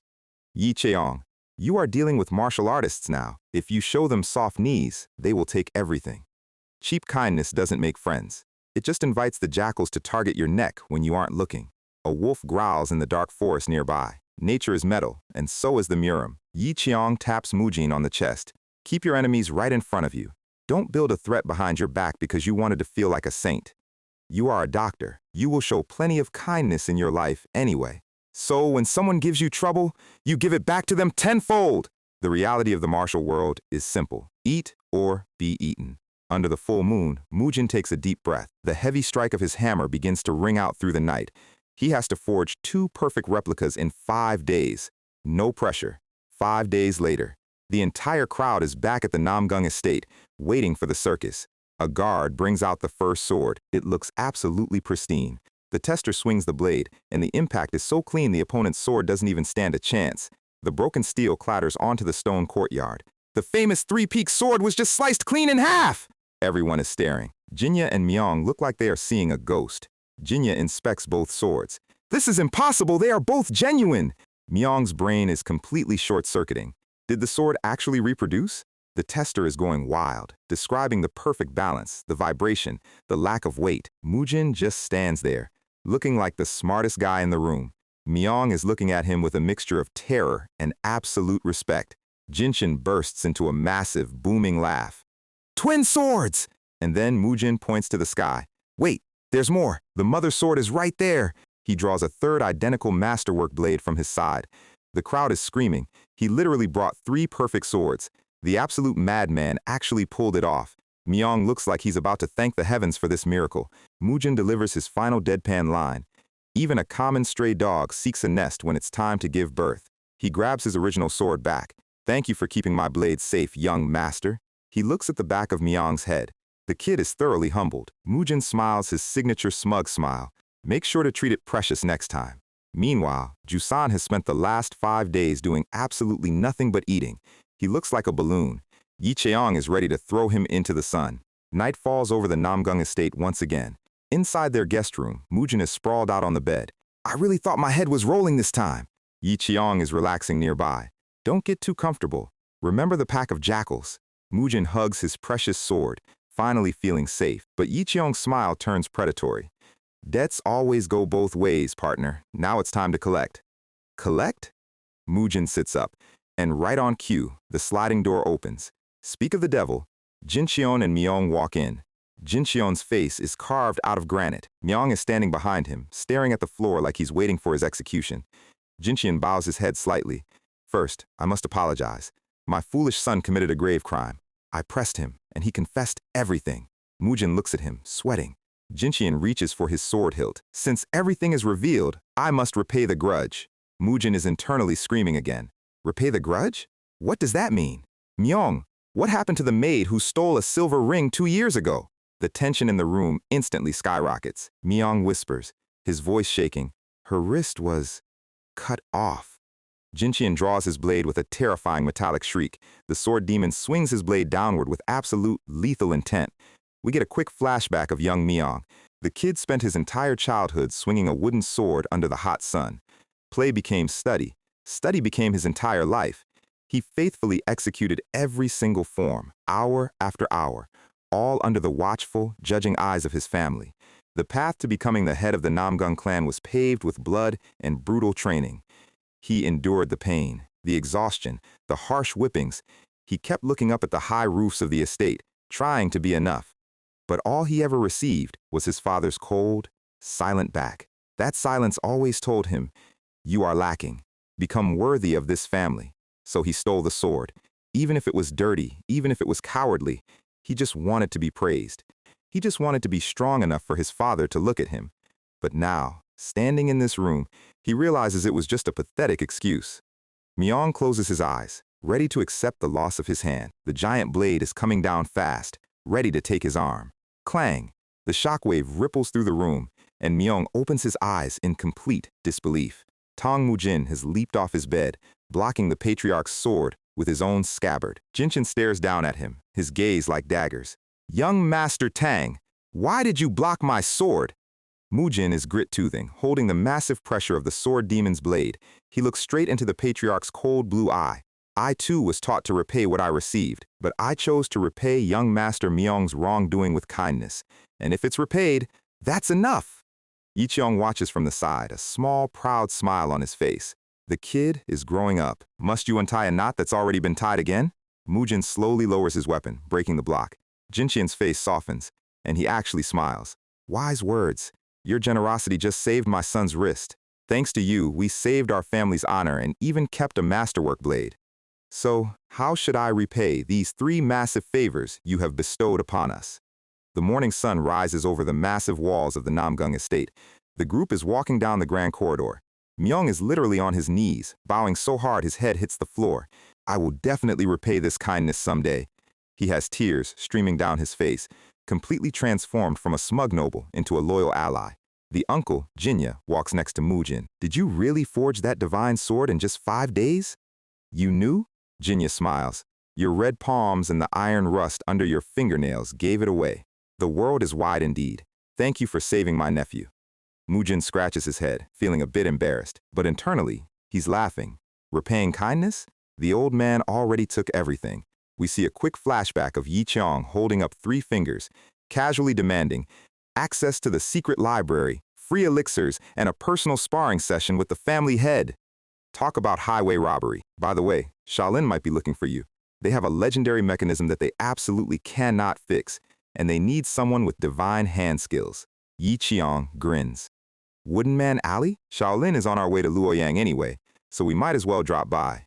They arrive at the massive double doors of the Qianmu Library. Mujin's eyes light up. Wow! You are allowed to look at 1 book under my supervision. Choose wisely. Yi Cheong immediately begins scanning the high shelves, pointing his finger. Mujin is excited, thinking, is it going to be a legendary sword technique? Or a god-tier movement style? Yi Cheong pulls down a dusty, old book. Mujin reads the cover and his face completely falls. Fleeing monkey art? Are you serious? No cool sword techniques with divine art in the name? Yi Qiang laughs like a maniac. Shut up and memorize the whole thing before we go pick up the elixirs. The towering pagoda of the library stands tall against the mountain backdrop. Outside, they have 3 massive sacks of elixirs. Mujin, I memorized it, but I have no idea what it means. Yi Qiang, just recite it every time you train. Mujin looks at the book, highly skeptical. Does this trash technique actually help? Yi Qiang turns to him with a terrifying, glowing smile. Before I explain, he grabs Mujin's face, forcing his mouth open. Mujin is gagging. What are you shoving down my throat? Yi Qiang holds up a nasty, dripping purple sack. 7 treasure snakes poison sack. It's delicious and great for the body. Meanwhile, back at the stables, Jusan is lying on his back, looking like a stuffed pig, while a horse and a stableman stare at him in complete, utter disbelief. Seriously, how is this guy the biological heir to the Ragged faction? We're going to have to find out next time, with our main character gagging violently because his master just forced him to swallow a glowing purple organ that looks like a mutated grape. Yi Qiang, being the absolute menace that he is, smiles and calls this an opportunity of a lifetime. He promises this will make Mujin a legendary divine doctor who doesn't even need needles to heal. He demonstrates by pressing 2 fingers onto Mujin's shoulder, instantly releasing all of his physical fatigue with a warm glow. It is basically the Murim equivalent of a 5-star spa treatment, which successfully tricks our gullible protagonist into swallowing the poison sac. And immediately, his organ starts screaming in Spanish. Yi Qiang covers his mouth, reminding him that if he throws up now, he is going to die a very messy death. He explains that from this moment on, Mujin is going to manufacture a permanent poison pouch inside his own body. According to the old man, physicians don't learn martial arts to show off. They learn them to survive long enough to actually treat their patients, referencing the time they used aconite to scare off a whole pirate crew. If you can't protect your own neck, your medical degree is pretty much useless. To be a true master, you have to be able to deploy lethal toxins at a millisecond's notice. A poison pouch isn't just a weapon. For a true doctor, it is like carrying an entire warehouse of medical ingredients inside your veins. Whether you use it to cure a rare disease or dissolve a bandit's face is entirely up to your own moral compass. But looking at the glowing purple liquid, Mujin is starting to have some serious second thoughts. He points out that this feels incredibly shady and unorthodox for a righteous doctor. Yi Qiang basically unloads, telling him that orthodox and unorthodox are just fairy tales written by hypocrites. If a patient is dying, you use what works. Period. Practicality is the only rule in medicine. Mujin is too stunned to argue, especially since his stomach is currently on fire, and with a terrifying grin, Yi Qiang tells him it's time to start the real work, because the poison is officially spreading. He places a hand on Mujin's back, channeling his energy. The world around them begins to blur as the toxic reaction takes over. This is not like the black peony, this is raw, concentrated mineral venom. Suddenly, we enter Mujin's mental, spiritual landscape. He is sitting cross-legged on a floating yin-yang island surrounded by endless purple water. Yi Qiang's voice echoes in the void, telling him to wait quietly. Even if it feels like his stomach is being ripped open by hot iron, and even if the purple corruption dyes his entire spiritual realm, he cannot lose his focus for a single second. The purple water surges up, manifesting as a giant, glowing-eyed spiritual serpent looming over his soul. But our guy has 50 years of legendary blacksmith focus inside his brain. He releases a burst of pure, golden blue chi. Glowing chains erupt from his center, wrapping tightly around the serpent's neck. The chains tighten as blue butterflies flutter through the mental space, symbolizing his medical energy. He drags the giant beast down, forcing the raw toxicity into his lower dantian. He grits his teeth, sweating profusely as the final struggle plays out. The purple storm slowly condenses into a single, highly concentrated vortex, until finally, the spiritual water clears, leaving nothing but a peaceful blue sky. Success. He actually survived the old man's lethal cooking class. A single, perfect purple orb floats above his mental garden. Mujin opens his eyes in the real world, letting out a massive breath of exhausted air. He can feel it in his veins. His cultivation just took a massive step forward. He realizes that despite his master's absolutely terrible teaching methods, the old man's logic was completely solid. Just then, Jusan walks in, looking like a total mess, and asks if Mujin is finally awake after sleeping for 5 whole days. Mujin is shocked. He thought it had only been a few hours. He asks where the old man went. Jusan complains that Yi Qiang left to go find some decent food because he was tired of waiting around, and immediately accuses Mujin of eating delicious elixirs behind his back. Mujin gets a smug, evil grin on his face. He raises his index finger, telling the lazy beggar to watch closely. He channels his energy, and a single tiny droplet of dark purple liquid condenses at the tip of his finger. He flicks it onto the solid wooden table, and it instantly sizzles, melting a deep hole into the wood with a loud hiss. Jusan is absolutely terrified, realizing Mujin just unlocked an actual bioweapon. But because Jusan is a professional hater, he immediately jokes, "Wow, congrats, now you can poop with your hands." Mujin is ready to throw hands right then and there. Before they can start a civil war, Yi Cheong's disembodied head pops into the frame, yelling at the brats to pack their bags because they are leaving. And just like that, they say goodbye to the Namgung estate. As they walk, Mujin complains that he wanted to settle down in a nice, wealthy mansion instead of walking under the hot sun. Yi Cheong tells him to blame his own slow cultivation speed, complaining that he missed his chance to spar with the sword demon because Mujin took 5 days to digest a simple snake sack. Mujin tries to make excuses, but Yi Cheong cuts him off. He points out that those fancy orthodox sects spend so much time sitting around and calculating forms that they get slaughtered by street-level thugs. To survive, you follow the path that I arrange for you neatly and perfectly. Mujin notes the irony of his master telling him not to follow set paths while literally setting a path for him. Yi Cheong laughs, pointing out that their merchant caravan has reached its final village stop. Jusan immediately ignores all philosophy because he spotted an inn and wants Mujin to buy him some dumplings. Some things never change. They sit down at a riverside table as the merchant carts unload nearby. Suddenly, a pale, heavily sweating man with dark circles under his eyes frantically runs up, asking if they brought the goods. The merchant hands him 3 bags, and the man looks at them like a literal addict who just found his fix. He runs off, screaming that he needs to save his family, completely ignoring how shady he looks. Mujin watches him leave, his medical instincts instantly kicking in. He notes that the man was breathing heavily, pale-faced, but covered in hot, angry rashes. It looks like a severe heat-related illness. He turns to ask his master if it's heat stroke, but Yi Cheong's face has gone completely dark, his eyes reflecting cold anger. It is 5 rock powder. The scene shifts to the nearby Nam village.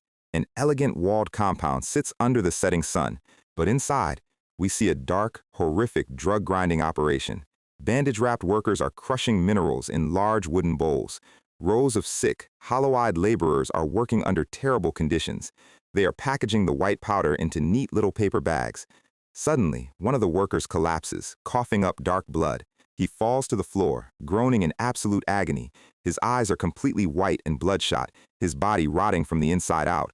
A tall, shadowed figure in luxurious robes steps into the doorway, looking down at the dying man with zero empathy. His cold face is partially illuminated by the sunlight. He casually tells his guards to throw the worker into the pit and burn him. We start with a quick chemistry lesson. 5-stone powder is a highly addictive drug made from 5 refined minerals. While it temporarily boosts energy and fills the body with warmth, it slowly rots the brain, skin, and organs, leaving the user a literal walking corpse. Mujin, Yi Cheong, and Jusan stand outside the village chief's compound. It looks like a perfectly normal, peaceful estate. Mujin is hesitant, pointing out that both the buyers and sellers seem happy, and the village has actually become wealthy thanks to this chief. Yi Cheong turns back, his eyes full of pure disgust. He explains that Hanshi powder steals a person's life force and rots their skin. He is just the same kind of human trash as Physician Yeom. Hearing that name makes Jusan's face go stiff. Yi Cheong declares that his job is only done when he has disposed of the filth that manufactures diseases. He doesn't care if the trash built a school or paved the roads. He steps forward, kicking the double wooden doors wide open. And with a grim look, he adds, "And I think this particular trash is someone I know." A bald, scarred gatekeeper welcomes them, saying the village head is waiting in the inner hall. They walk through the main courtyard, which is spacious and quiet. But as they walk, Mujin's eyes scan the surroundings. His instincts are screaming. Something is highly off. He looks at the servants carrying water and wood. Every single one of them has calloused hands and the tight posture of trained fighters. Jusan whispers that they got in easily by pretending to be wealthy buyers looking to spend a whole gold coin. Mujin asks Yi Cheong what they should do since they are outnumbered by a house full of martial artists. Yi Cheong tells him these small fry guards are nothing to worry about, but he has a strong hunch, so he tells the boys to go into the inner hall first. "Don't worry, I will follow right behind you." Mujin is incredibly nervous. He is wondering if the chief is some secret demonic master and if the old man is just using them as bait. He stands before the sliding door, trying to practice a serious, intimidating greeting in his head. And in his panic, he bursts through the door, screaming, "Oh!" Sock! San! A single gold coin! Give me! He braces for a flying sword, but instead, a heavy bag of powder lands on the table with a soft thud. A plump, happy-looking man with a long mustache and silk robes welcomes them with open arms. Jusan gives Mujin the most disappointed side-eye in history. I thought you were going to be cool. Why are you so clumsy? The village head, Nam Rionbu, laughs heartily, praising their good taste and generosity. He brags about the premium quality of his powder, claiming it is vastly superior to the cheap stuff on the street. Mujin forced smiles, holding the bag while internally wondering why his master hasn't crashed through the ceiling yet. The chief smiles greedily, telling them all they need to do is keep coming back as loyal customers. He boasts that this is the result of 5 years of careful research and asks if they want to try a cup right now. Suddenly, the paper doors shatter as a powerful purple aura floods the room, revealing Yi Cheong's massive silhouette. Nam Rionbu, it was you after all. His voice is pure venom. Before the chief can even scream, Yi Cheong's blade is pressed firmly against his throat. Trying to run away again? Stand up, and I will put a permanent hole in your neck. The chief instantly drops to his knees, shaking like a wet leaf. Just then, a guard outside leaves 3 more boxes of powder by the door, completely unaware of the hostage situation inside. 3 neat white packages sit on the wooden floorboards. The chief weeps, begging for his life and promising he will never manufacture the drug again.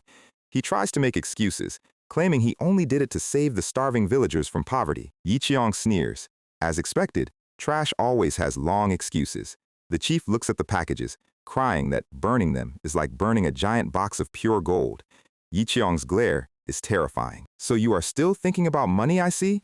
The chief frantically pulls out a flint, setting his own stock of powder on fire to prove his repentance. The white powder burns with a bright, angry orange flame. Mujin watches the fire, wondering if his master is actually going to let this corrupt merchant walk away. Yi Cheong slowly slides his heavy blade back into its scabbard with a sharp click. He asks the chief if anyone else knows the secret recipe for the powder. The chief swears on his life that no one else knows. In this situation, how could I possibly lie to you, elder? Jusan points at him angrily, refusing to believe a single word from a man who sells lives for gold. The chief presses his hands to the floor, begging for mercy once again. Yi Cheong looks down at him coldly. Get up! Go! The chief's face lights up with absolute joy, thinking he actually survived. Thank you, elder! Thank you! But as soon as the chief stands up to run, Yi Cheong's blade flashes, and a spray of blood decorates the sliding paper doors. Yi Cheong sighs, looking at his bloody sword. I told him not to get up. Trash always disobeys my instructions. He turns around, telling the stunned boys to move out before the local guards realize their boss has been liquidated. Later that evening, resting deep in the quiet forest, Mujin asks why his master didn't spare him since he promised to stop. Yi Cheong takes a puff of his pipe. He explains that years ago, Rionbu was just a small-time dealer selling petty amounts, but now he has partnered with the Black Dao, distributing massive quantities across the entire province. Jusan agrees, pointing out that people like Rionbu and Yeom are far worse than any common beggar. Yi Cheong tells them they will see many more pieces of trash on their journey, and things are only going to get more annoying from here on out. He gets a sharp grin on his face. For example, we have some early dinner guests who just arrived. The boys look back, spotting several dark figures emerging from the tree line.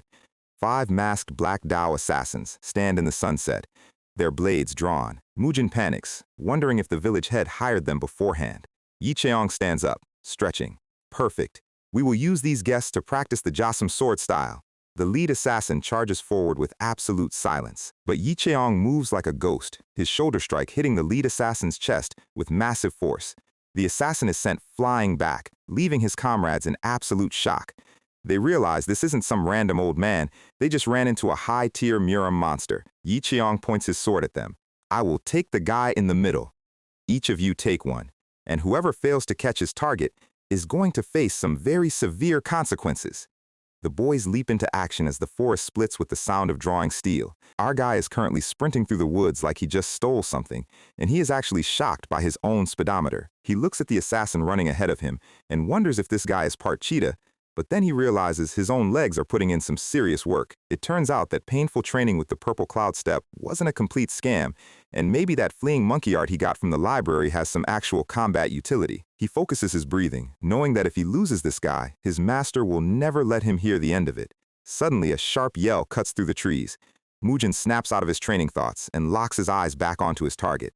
Oosh, a blade suddenly slashes down, nearly parting his hair. He barely rolls back in time, kicking up a massive cloud of dust.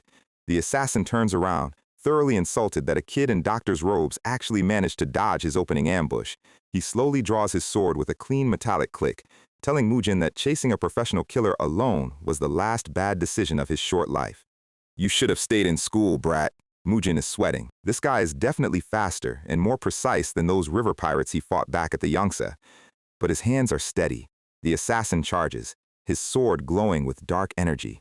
A flurry of slashes splits the air in multiple directions, forcing Murin to play defensive. Clang. Steel meets steel as Murin blocks the initial strikes.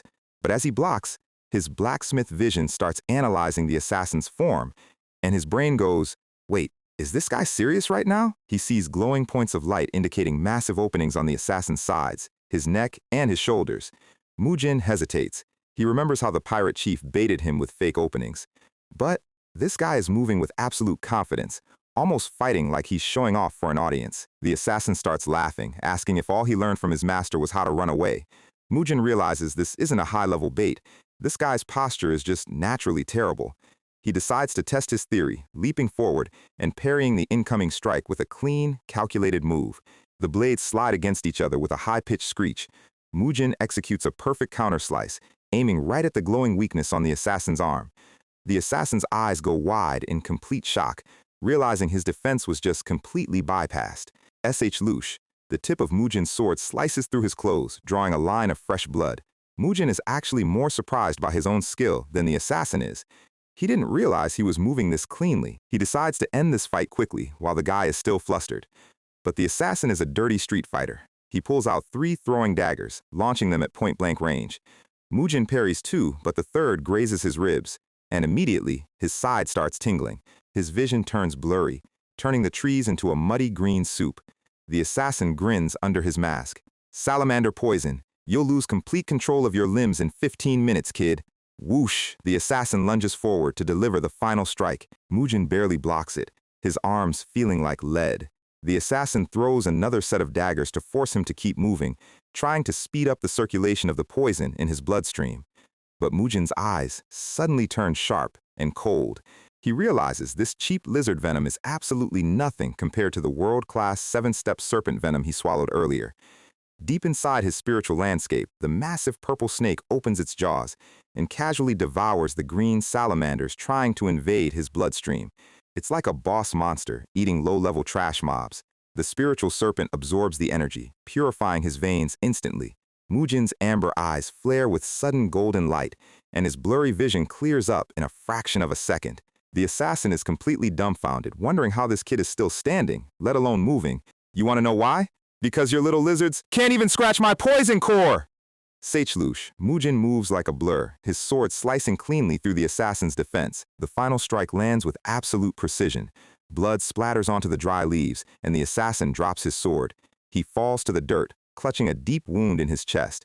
The assassin is trembling, staring up at Murin in complete terror. "A brat like you? How did I lose to a brat?" He suddenly reaches for his pocket, and Murin raises his sword, expecting another trick. But the assassin just pulls out his own poison dagger, stabbing his own wound to numb the excruciating pain.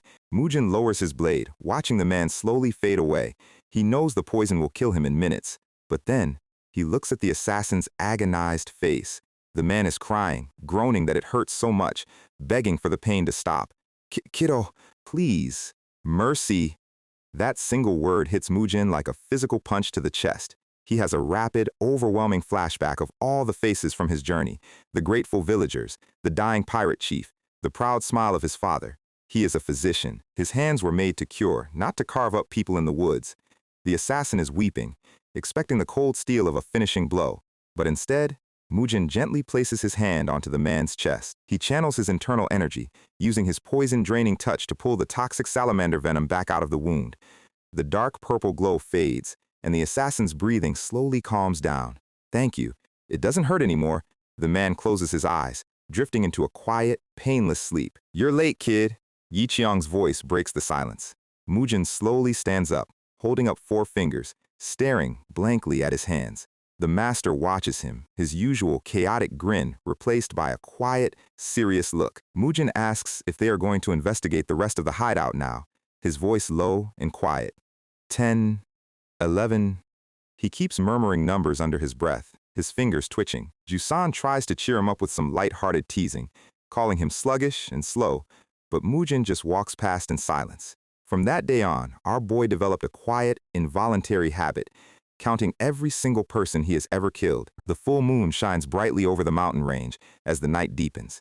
The trio moves silently through the tall grass, heading towards the Black Wolf Gate's main mountain lair. Mujin is still staring at his index finger, lost in his own head. Yi Qiang glances back at his disciple. He knows the kid is going through the classic psychological debuff of taking human lives. Up until now, Mujin's fights were about survival, but now that he's clearly stronger than his opponents, the guilt is starting to settle in. Yi Qiang decides to break the heavy tension, calling out to him. Hey, bookworm, how did your clothes get torn by a second-rate tracker? I thought you said you won easily. Jusan immediately joins in, wrapping his arm around Mujin's neck and teasingly calling him little brother. Don't worry, you can always hide behind your big brother Jusan if you get scared at the mountain lair.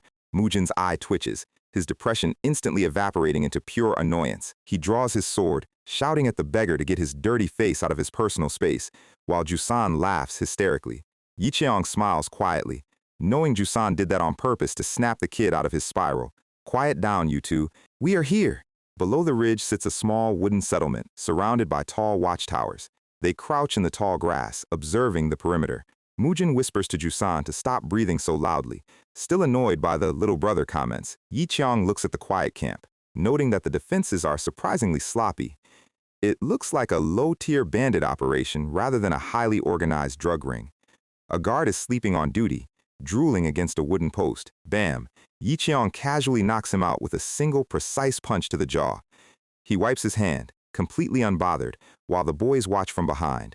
They sneak past the main gates, moving deeper into the wooden compound. Mujin asks if they should be more careful in case they get surrounded by 100 fighters. Yi Qiang tells him, these guys are just minor pests preying on small villages, not some elite demonic sect. Jusan boasts that as a super first-rate fighter of the beggar sect, he has absolutely nothing to fear. Yi Qiang instantly chops both of their heads with his scabbard. You brats are barely second-rate on a good day. Shut up and listen. In a real fight, if your neck is sliced, you die. Keep that simple fact in your head and don't get arrogant. He instructs them to split up and search the compound. Don't bother wiping out the whole camp. Just locate the drug recipe or burn down the ingredient storage. Mujin nods, his grip tightening on his sword hilt. Let's move. The three of them scatter like shadows, leaping across the rooftops under the moonlight. Mujin lands silently on the roof of a large wooden warehouse. He slides down the wooden support beams, checking the side windows. He peeks inside, spotting rows of barrels and crates. It looks like a standard food storage. Suddenly, two guards walk past the courtyard. Mujin ducks behind a crate, holding his breath. He watches them leave, waiting for the perfect moment to slip away. As he moves through the grass behind the warehouse, he accidentally trips over a sleeping bandit. The bandit gasps in shock, but before he can even scream, bam! Mujin delivers a clean, non-lethal strike to his neck, knocking him out cold. He lets out a sigh of relief. He looks up and spots his master waving at him from a nearby window. Yi Qiang gestures for him to get over here quickly. Mujin sneaks up to the main office building, joining his master and Jusan by the wooden slats. Inside, we hear a loud, angry voice shouting, "Do you think our Black Wolf Gate is some kind of joke?"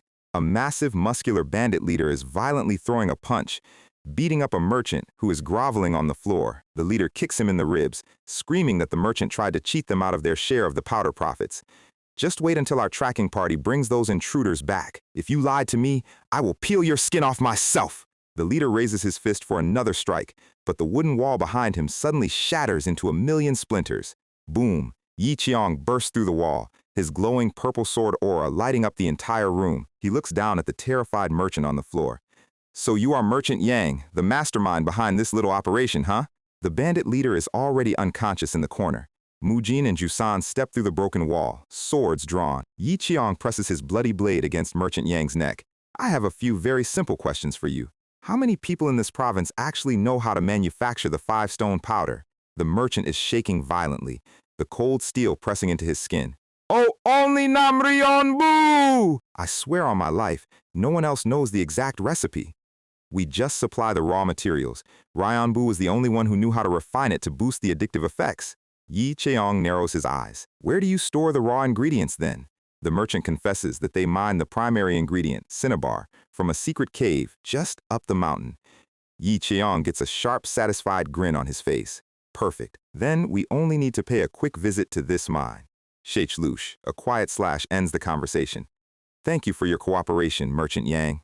The next morning, the trio stands at the entrance of a massive cinnabar mine deep in the mountain ravine. They look inside, seeing piles of red-tinted rocks stacked near the entrance. Yi Cheong raises his hand, channeling a massive amount of dark purple spiritual energy. He launches a colossally powerful chi blast straight into the main support pillars of the cavern. Boom! The entire cliffside begins to shake, dust and boulders raining down. The entrance of the mine collapses completely, burying the cinnabar supply under hundreds of tons of solid rock. No more powder. Ever. Jusin stretches his arms, letting out a massive yawn. Man, I am starving. Can we finally get some real food now? They walk down the sunny mountain path, leaving the smoking ruins behind them. Mujin is quiet, but his posture is much lighter.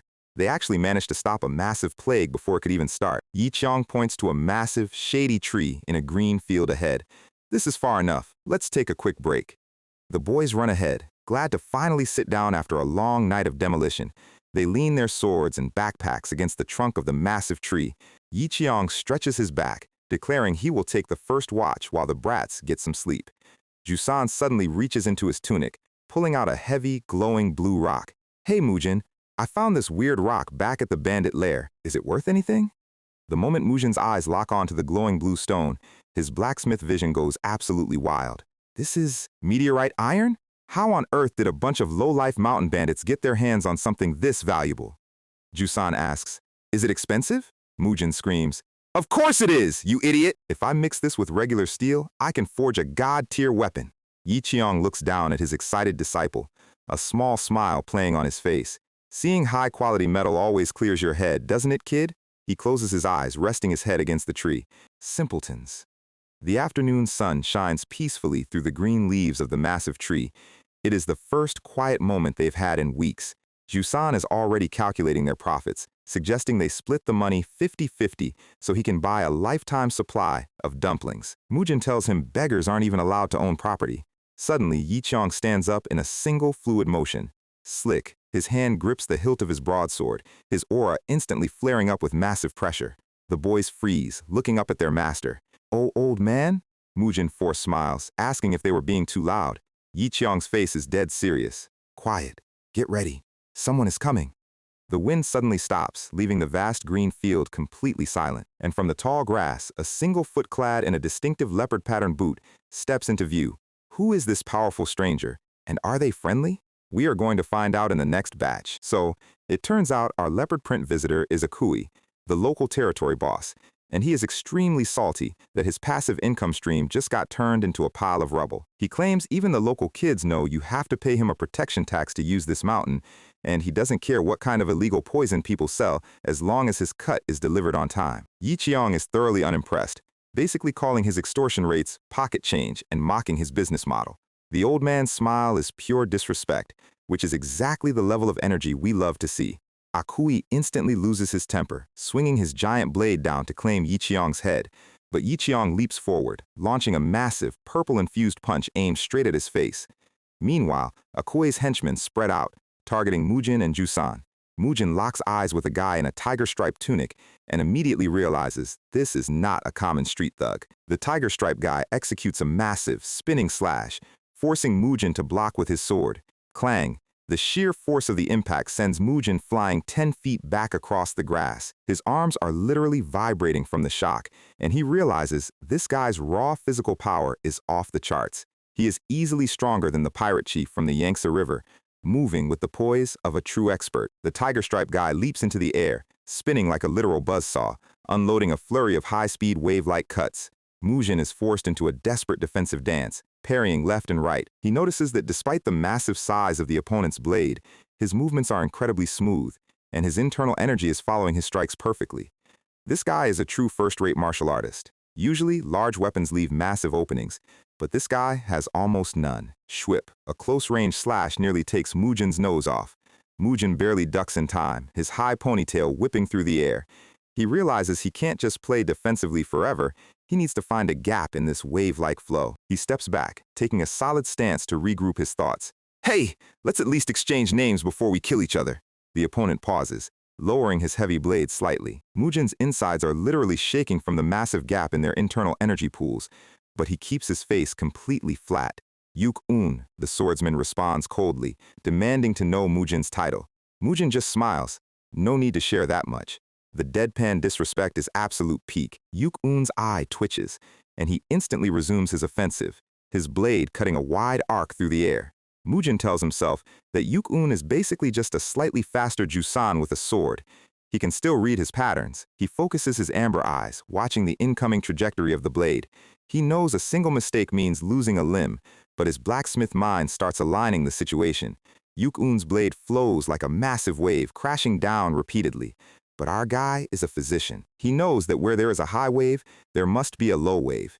Just like reading a patient's pulse to find the blocked meridian, or hammering a hot piece of iron until the impurities are forced out, every movement in the universe has a natural, predictable path. He slides forward, slipping right under the peak of the incoming wave. Yuk-un is shocked, realizing his target didn't just dodge, he was baiting him. The gaps between Mujin's dodges are shrinking with every passing second. Yuk-un tries to force his blade down to crush him whole, but Mujin is already in his blind spot, leaning low to the ground. Shiexlush, Mujin executes a clean upward thrust, aiming right at Yuk-un's side. The blade slices cleanly through his clothes, missing his vital organs by a mere millimeter. Yuk-un falls to his knees, clutching his side as the blood starts to pool. He stares up at Mujin, completely unable to process how a doctor's apprentice just outmaneuvered him. Mujin slowly sheathes his sword, his breathing heavy but controlled. He has flash memories of his training with needles, realizing his medical precision is what saved his life today. He looks down at Yuk-un, his amber eyes reflecting a quiet, dark silhouette. He made a conscious choice not to land a lethal strike because he didn't want to kill someone he had no personal grudge against. Yuk-un falls face down into the grass, unconscious but very much alive. Mujin raises his sword to the sky, letting out a massive breath of relief. He looks over at the main battlefield, expecting a bloodbath, but instead, he just sees the aftermath of an absolute low-diff defeat. He walks over, completely stunned by the scene before him. Yi Qiang is casually sitting on Akue's back like he's a highly expensive leather sofa, taking a slow puff of his pipe. Oh, you're back. I thought you'd take longer since that kid looked like he knew how to swing a sword. Akue is face down in the dirt, completely out of commission. Mujin sighs, pointing out that drawing a weapon on your benefactor is the height of ingratitude. He looks down at the defeated mountain lord, his face expressionless. Yi Qiang laughs, telling him human morals are completely useless when dealing with wild beasts. And besides, I'm not exactly known for my gratitude either. If you knew why I'm really heading to Luoyang, you'd freak out too. Mujin asks what the reason is, his interest piqued. Yi Qiang puts his bamboo hat back on. You don't need to know right now. Just grab the red beggar. We are leaving. They walk back to find Jusan sitting under a tree, looking completely depressed because he had to be saved by the old man again. Yi Qiang tells them their next stop is the place that houses the ultimate celestial elixir, the Great Huan Pill. Though a lazy beggar like you has zero chance of actually getting one, it'd be rude not to drop in.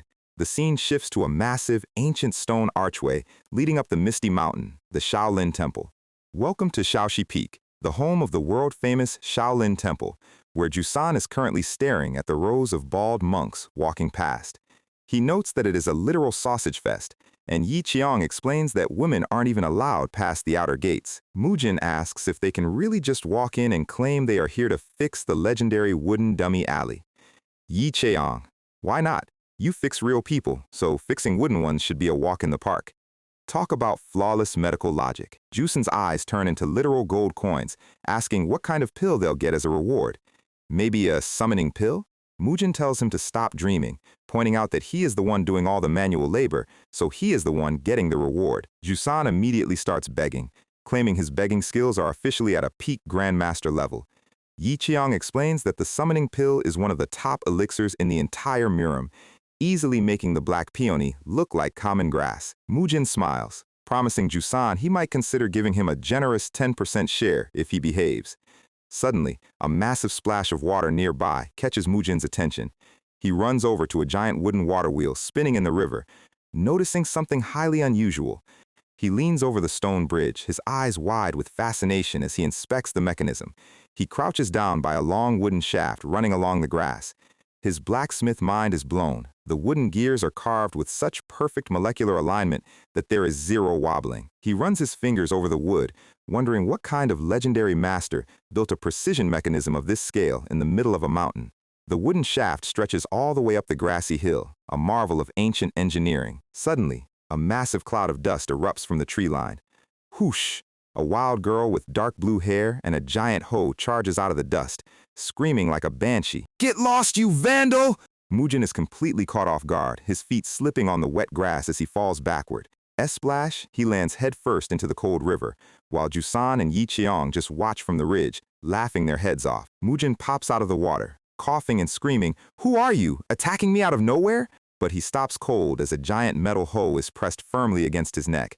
The girl is absolutely fuming, accusing him of being the bastard who broke her water wheel last week. Mujin holds up his hands, frantically explaining that this is his literal first day climbing this peak. Jusan and Yi Cheong are still in the background, thoroughly enjoying the show and teasing him about his perfect build for a culprit. Mujin tries to explain that as a craftsman, he was only looking because the precision of the gears was so fascinating. The girl blushes slightly, huffing and telling him to get lost and stop wasting her time. She turns around, carrying her hoe, warning him that if he goes near her gears again, she'll show him the taste of her pickaxe. Mujin watches her stomp away, thoroughly confused by the sudden boss fight. Jusan laughs, suggesting that since Shaolin is close, Mujin should just shave his head and become a monk since he's so good at getting cursed at by women. Yi Cheong tells them to stop comparing their low-tier brain cells and keep moving. Mujin is shivering in his wet clothes, muttering that he was stupid to even think about sharing his elixir with Jusan. He squeezes his wet ponytail, his face completely sour as they approach the temple gates. The water wheel continues to spin, casting a bright spray of white foam into the air. They finally arrive at the red wooden gates of the main Shaolin compound. A massive, jolly-looking monk with forehead markings welcomes them. "What trouble did you cause this time, I-chung?" This is Master Cheong-uk, the Arhat Hall Master, and a legendary peak Grand Master of Shaolin. Mujin and Jusan politely introduce themselves, while internally wondering how their chaotic master is friends with a living legend. Yi Cheong casually drapes his arm over Cheong-uk's shoulder, telling him to save the boring lecture for later. The contrast between the giant, holy monk and the spiky-haired old doctor is absolutely hilarious. Cheong-uk looks at Yi Cheong's bandaged arm, and his face goes serious. "Wait, don't tell me?" Yi Cheong's smile fades slightly. "It's not what you think. Not yet." The sudden mystery makes Mujin's ears perk up. The monk sighs in relief, asking who the two young donors accompanying him are. Yi Cheong. Not disciples, companions. And this kid right here is about to give Shaolin a legendary blessing. He is going to completely restore your broken wooden dummy alley. Cheong-uk's smile instantly vanishes. "We decided to demolish it entirely and turn it into a training yard yesterday." The entire group goes dead silent, staring at each other in complete disbelief. Yi Cheong explodes. "What? Why? Who authorized that absolute garbage decision?" The scene shifts to the interior of the Chubo Hall, where a grumpy, elderly monk is telling them to leave. This is Hallmaster Chubo, and he has spent 30 years trying to restore that training maze with zero results. Mujin and Jusan watch quietly as Chubo explains the history of their failures. Years ago, Shaolin offered a massive reward to anyone who could fix the mechanism, attracting carpentry masters and mechanical sages from across the land. But not a single one of those self-proclaimed masters could even fix a single wooden dummy's arm. And yet, despite their complete lack of skill, they demanded absurd materials up front. Some ran away with the money, and others even snuck into our library to steal secret manuals. Shaolin was almost ruined by those swindlers. Greed arises when there is something worth coveting. It is better to demolish it and eliminate the cause of suffering entirely. He glares at Mujin. "And now you expect me to believe a 20-year-old kid can do what master blacksmiths and sages couldn't? I appreciate the offer, but the decision is made. Please leave." Chubo slowly starts grinding his ink, completely dismissing them. But Yi Cheong doesn't budge. "As you said, nothing is more truthful than experience." He reaches into his pocket, pulling out a single black go-stone. "Yet my own experience tells me true talent has absolutely nothing to do with age." The old monk glances up, his face grim. "So let me ask you, did any of those so-called master craftsmen ever experience the dummy alley themselves?" Whoosh! Yi Cheong suddenly draws his blade with lightning speed. Mujin and Chubo both flinch, wondering if the crazy old man is about to start a war with Shaolin. A joke? I'm simply giving you a new experience. Yi Cheong's eyes are cold and focused, a sharp contrast to his usual lazy demeanor. Mujin watches his master, his heart rate spiking as the pressure in the room rises. Lush, Yi Cheong executes a clean, high-speed horizontal slash, splitting a wooden board. Several wooden pieces are sent flying straight at Mujin's head like high-speed projectiles. But Mujin's reflexes kick in instantly. He grabs a nearby wooden box, catching all the flying pieces cleanly inside with a soft clatter. Yi Cheong slides his sword back into his scabbard with a sharp click, pointing his finger. Mujin, show him! Mujin holds the box, completely sweating, thinking, show him, WHAT? What does the old man expect him to do next? We'll find out in the next batch. We start with our guy Mujin, doing what he does best, flexing his god-tier blacksmith muscle memory on a piece of wood. Hall Master Chubo is holding the finished piece, looking like he just witnessed a divine miracle, because Mujin really just carved a perfectly detailed, microscopic Buddha statue in under 30 minutes. Chubo's entire worldview is currently collapsing. He immediately decides, this isn't just skill, this is literal divine intervention. And just like that, the heavy, rusted doors of Shaolin's deepest secret finally creak open. The group steps into the darkness. Chubo mentions that no outsider has set foot in this room for 7 long years. And there it is, the legendary wooden dummy alley. There are no manuals, no reference materials, and 0 blueprints left in the archives. Chubo bows his head, officially handing over the impossible task to our 20-year-old protagonist. The door shuts, leaving our trio alone with 3 centuries of broken toys. Mujin immediately gets to work, kneeling down to inspect the joints of a collapsed dummy. He notices that every single figure in the room has a completely different build. Strange, he thinks. Yi Cheong walks up, pointing out the obvious. If any decent carpenter could build these, why did 300 years of experts fail? Mujin agrees. Something is definitely off. Meanwhile, Jusan is already running around the relics like a toddler in a glass museum. Jusan decides the best way to analyze 300-year-old ancient machinery is to throw a punch at it. He slaps the dummy straight in its wooden face. Immediate regret. Jusan lets out a pathetic shriek. Mujin and Yi Cheong turn around to find him shaking in absolute terror. The leg! It actually moved! Deep inside the hollow wood, 300-year-old pistons start vibrating. The dummy's head clicks into place, radiating a sharp, dangerous green light.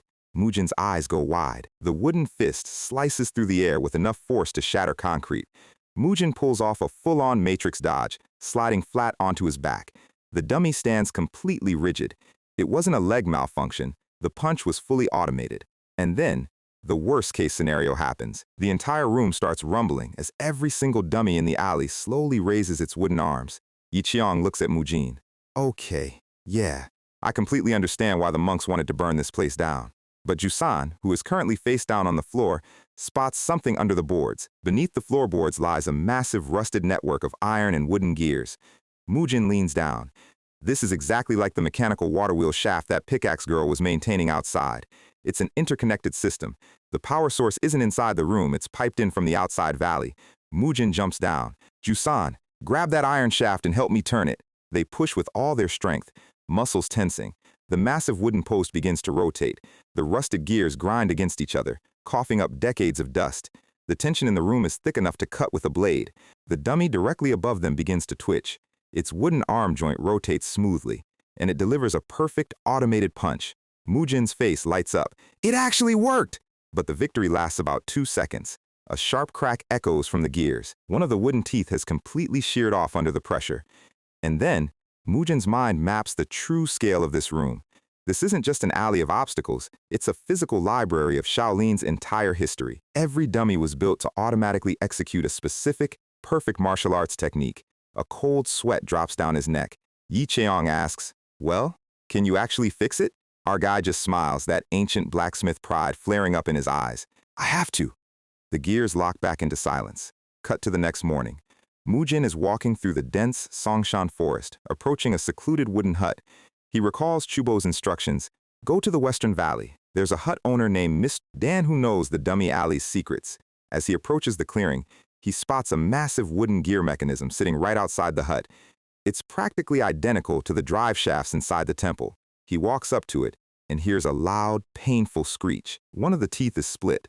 Mujin pulls out his carving knife, figuring he'll do a quick repair job to earn some easy favor points with the owner. Suddenly, a voice screams, You denied breaking my water wheel last week, and now you're back? Out of nowhere, the wild blue-haired pickaxe girl leaps from the sky, swinging her massive hoe like a battle axe. Her eyes are glowing with pure, unadulterated rage. Mujin's life flashes before his eyes. He leaps backward, dodging the impact by millimeters. Wait, it's a misunderstanding. Hallmaster Chubo sent me. I'm looking for Mr. Dan. She swings again. You think throwing that old monk's name around is going to save you? Mujin is literally flying through the air, but his hands are moving at light speed, carving the block of wood in his palm. They trade a flurry of high-speed strikes and dodges across the grass. Mujin slides to a halt, holding up his hands. She stops mid-swing, her eyes widening. She stares in absolute shock. In the 3 seconds he spent dodging her attacks, Mujin carved a mathematically flawless replacement gear. Mujin takes a deep breath and delivers a polite martial bow. Pardon my late introduction. I am Tong Mujin from Sichuan. Now, can we please talk about Mr. Dan? She lowers her weapon, staring at him with a complicated expression. She looks down at the ground, her voice dropping. He's gone. My father passed away. Mujin's heart sinks. The only lead is dead. But then, she slaps her chest with absolute confidence. But if you're looking for the person who knows the dummy alley best, don't worry. That's me. You? But Chubo said Shaolin is strictly off limits to women. She crosses her arms. Yeah, I can't enter, but I'm not lying. I'm the only one alive who can unlock its secrets. Mujin looks at her suspiciously. She grins. In exchange for showing me something interesting, I'll show you my secret. She pushes open the heavy wooden doors of her workshop, and Mujin's jaw hit the floor. The entire room is covered from floor to ceiling in intricate blueprints, gear designs, and prototype wooden limbs. Our guy is standing there, completely overwhelmed by the sheer density of high-purity engineering. She holds up a wooden block, her eyes sparkling. I'll tell you everything, but on one condition. In place of my son, you must fix the dummy alley. She looks at him with the most enthusiastic, pure face ever. Mujin's brain completely short-circuits. Son? You have a son? She blinks, completely unfazed by his panic. She points to a drawing of a perfect wooden mannequin. Our ancestor built the original array hundreds of years ago. For generations, her family lived as Shaolin's secret mechanics. But because of ancient traditions, the blueprints were only passed down orally, and strictly to male heirs. But human memory is a terrible storage drive. With every generation, the verbal instructions got distorted, turning the masterwork into a broken puzzle. And since Shaolin was hyper-paranoid about their martial arts leaving the temple walls, her family was banned from keeping physical notes. In the end, it became garbage, a legendary pile of useless trash. She looks at the wall. These are the records my father desperately compiled before he died. He wrote what he saw, but he didn't understand the math. She turns to him. I don't understand the calculations either, do you? She hands him a beautifully crafted wooden gear cylinder. Mujin inspects it, stunned. If you don't know the theory, how did you carve this? She shrugs. I just kind of did it. Mujin sweats. Yeah, I do that too. She beams. I knew you were different. Sorry for being aggressive earlier. I've just had to deal with too many fraud carpenters lately. Mujin clears his throat. Okay. But what did you mean by fixing it in place of your son? Her cheerful expression vanishes, replaced by a quiet, heavy sadness. If I eventually give birth to a boy, that child will carry the legacy and fix it. Until then, I'm just doing what I can. Mujin's inner monologue is screaming. Wait, she's literally planning to sacrifice her future child's entire life for a dummy? She continues. This was supposed to be my younger brother's responsibility, but he's lying in a grave next to my dad now. She places her hands on the old scrolls. I swore at their graves I won't clean their tombstone weeds until I finish this work. She grabs Mujin's arm, pulling him toward the table. Now, let me explain the layout. Mujin stares at her face, completely captivated by the raw, irrational passion in her golden eyes. He thinks about the girls he grew up with in Chengdu, who spent their days gossiping, buying cosmetics, and making pretty clothes. And then there's her, swinging a heavy pickaxe, living like a hermit, and battling a 300-year-old riddle in a dusty shack. And the worst part? Even if she succeeds, the world will never recognize her name. Because to society, the savior of Shaolin will be her future male heir. Mujin's eyes narrow, a deep, painful respect swelling in his chest. She is literally burning her youth to pass on a legacy that will actively erase her. He holds up a broken wooden tooth. Why do you take on such a heavy burden? Even if your son fixes it, you won't even be around to see it. The sunset glows over the water wheel outside. When you're an old, white-haired woman, aren't you going to regret throwing your entire life away for some wooden dolls? She stares at him, the silence hanging heavy in the room. Then she bursts into a massive echoing laugh. She violently slaps Mujin on the back. Ha ha! I thought the exact same thing when I was a kid! I thought my dad was a massive idiot for wasting his life on this. But do you want to know the funniest part? The villagers laughed at him. The world ignored him, but the Shaolin monks never said a single word of appreciation to him. Not one. A flashback of young Seoyong crying in anger appears. That made me hate those bald frauds even more. But then I realized, if I don't fix this, my child and my child's child are going to spend their entire lives living like outcasts too. She looks at him, holding a small wooden dummy model, with a grip of absolute steel. So I made up my mind. With my own 2 hands, I will make this foolish doll move, and I'll prove to the world that the Dan family are Shaolin's greatest benefactors, not some beggars waiting for scraps. She smiles, completely free of doubt. I don't care if people think I'm a weird girl. I decided this, and I'm doing it. She walks out of the hut to grab something. Mujin stands alone in the quiet workshop, staring at the blueprints. She didn't calculate the cost, he thinks. She just decided. A tear literally escapes his eye. But damn, that is the coolest thing I've ever heard. It makes absolutely no sense, but it's beautiful. Mujin strikes a heavy, respectful martial arts bow. Great hero Dan. I don't care if Buddha planned this or not. I am going to help you. Suddenly, she walks back in, holding a massive jar. Mujin blinks. Wait, is that alcohol? She laughs, hoisting a gigantic clay pot of wine. I only drink when I'm in a terrible mood, but today, we drink to celebrate. You're helping, right? She pours the white liquor into his bowl. I'll explain one mechanical secret for every cup you finish. Mujin sweats. As expected of a great hero. Have a drink, she cheers, her face glowing.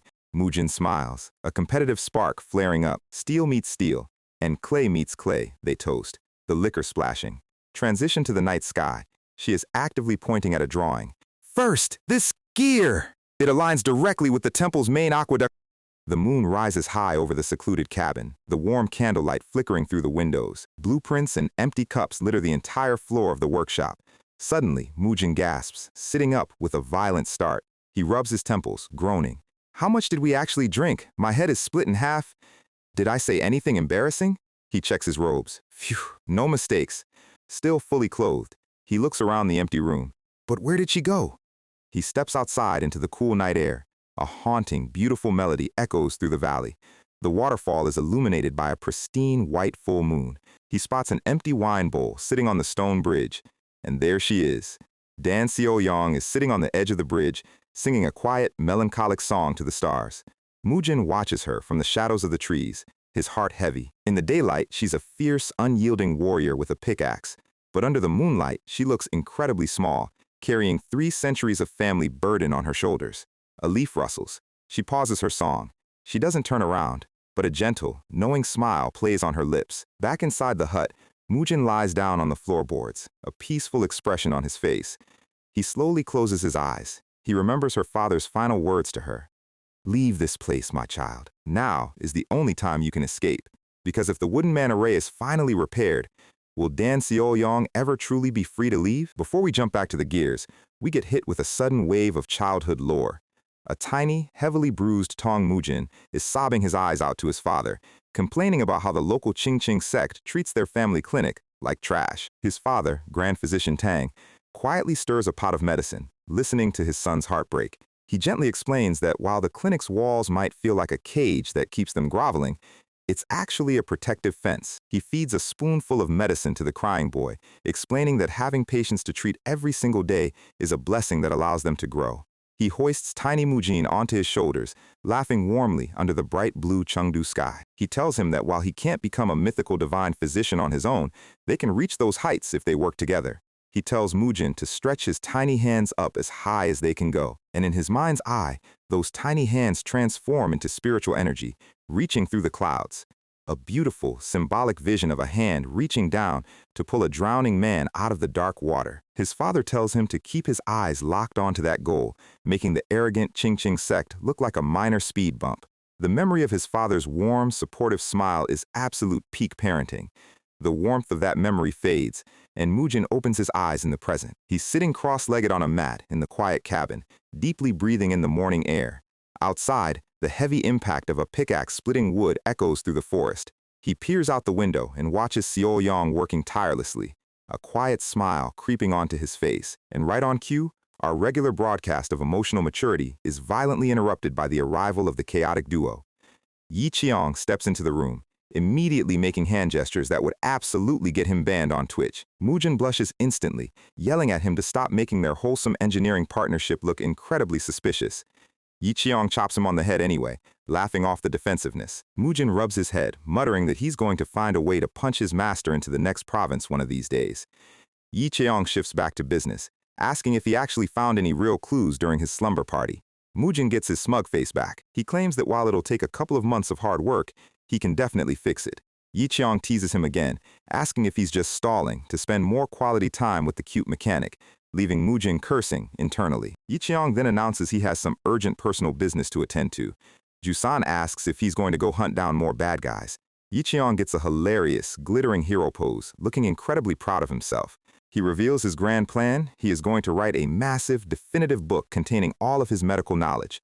The scene shifts back to the quiet mountain hut, free of spiky-haired menaces. Seo Yong is genuinely shocked that Mujin was traveling with such a legendary figure, but Mujin just waves it off. He's just glad the crazy old man will be occupied with writing so they can focus on repairs without getting chopped on the head. They lay out the main blueprints on the wooden workbench. Seo Yong looks at him with a serious expression, asking if a few months is really enough time to rebuild a legendary mechanical array. Mujin explains that making the wooden parts is easy, but the real challenge is configuring the internal gears to react differently depending on where the dummy is hit. He suggests they build a scaled-down miniature prototype first to test the math. Seo Yong points at the blueprint scrolls, explaining how the main drive shaft transfers power from the outside water wheels. She steps back to demonstrate, throwing a punch and a kick into the air. She starts executing full-on martial arts forms right in the middle of the room to show how the dummy should react. Mujin lets out a small laugh at her incredibly intense demonstration, making her face turn bright red. He fake coughs to save himself from getting smacked with a hoe. He tells her they need to make 6 miniature gear shafts, precisely 1.5 centimeters wide and 30 centimeters long. He pulls out his carving knife with a confident grin. "Leave the wood carving to me."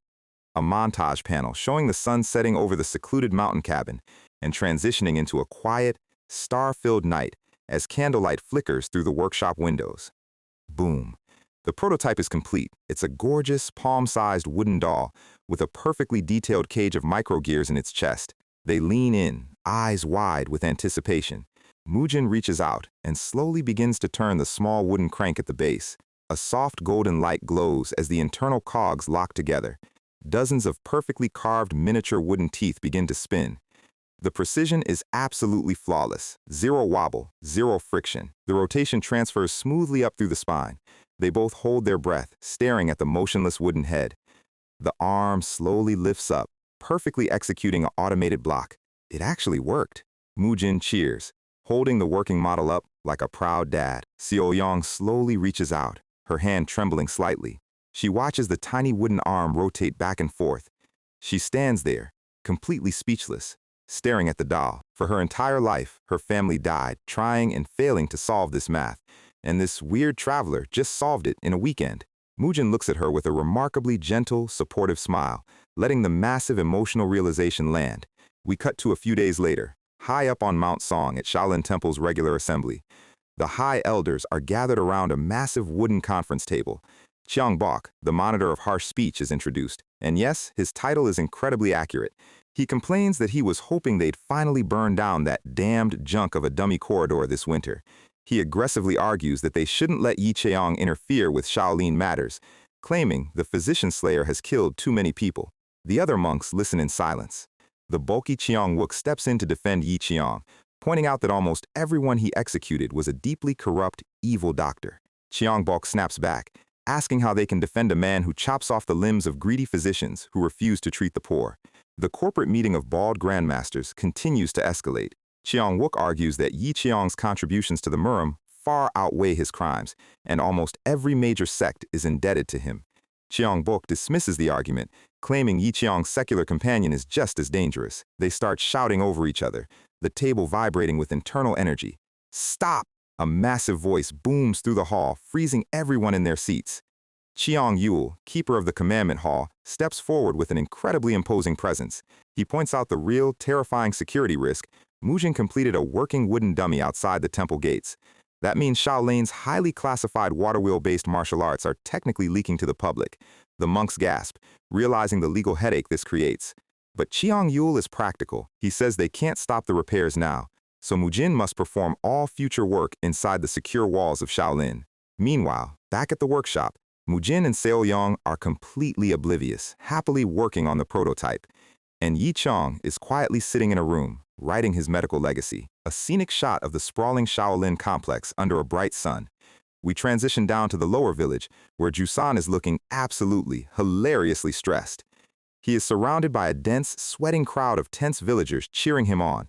2 white dice rattle across a wooden table, and they land on 2 sixes. The entire tavern erupts into a massive, screen-shaking roar. 2 sixes! Long live Mr. Hong! The next morning, Seoyong is staring at the floor, looking incredibly downcast. So, you won't be coming to the cabin every day anymore? She looks genuinely lonely, the quiet of the forest suddenly feeling a lot heavier. Mujin explains that because of the Commandment Hall Master's strict rules, they have to assemble the final dummies inside the temple, but he got permission to carve the parts here. He leans in close to reassure her, and her face instantly flushes red as she looks away. Our guy is completely oblivious to the romantic tension, just smiling warmly. She nods quietly, saying she doesn't mind where it's built as long as her family's dream is finally completed. Mujin laughs it off, admitting he was absolutely terrified when that massive commandment master glared at him. He gives her a confident thumbs up. Don't worry, I'll soften him up so our project goes smoothly. He claps his hands, looking over the blueprints. All right, what are we carving first today? Mujin starts rambling non-stop about gear ratios and wood grain. Seoyong watches him talk, a soft, incredibly sweet smile appearing on her face.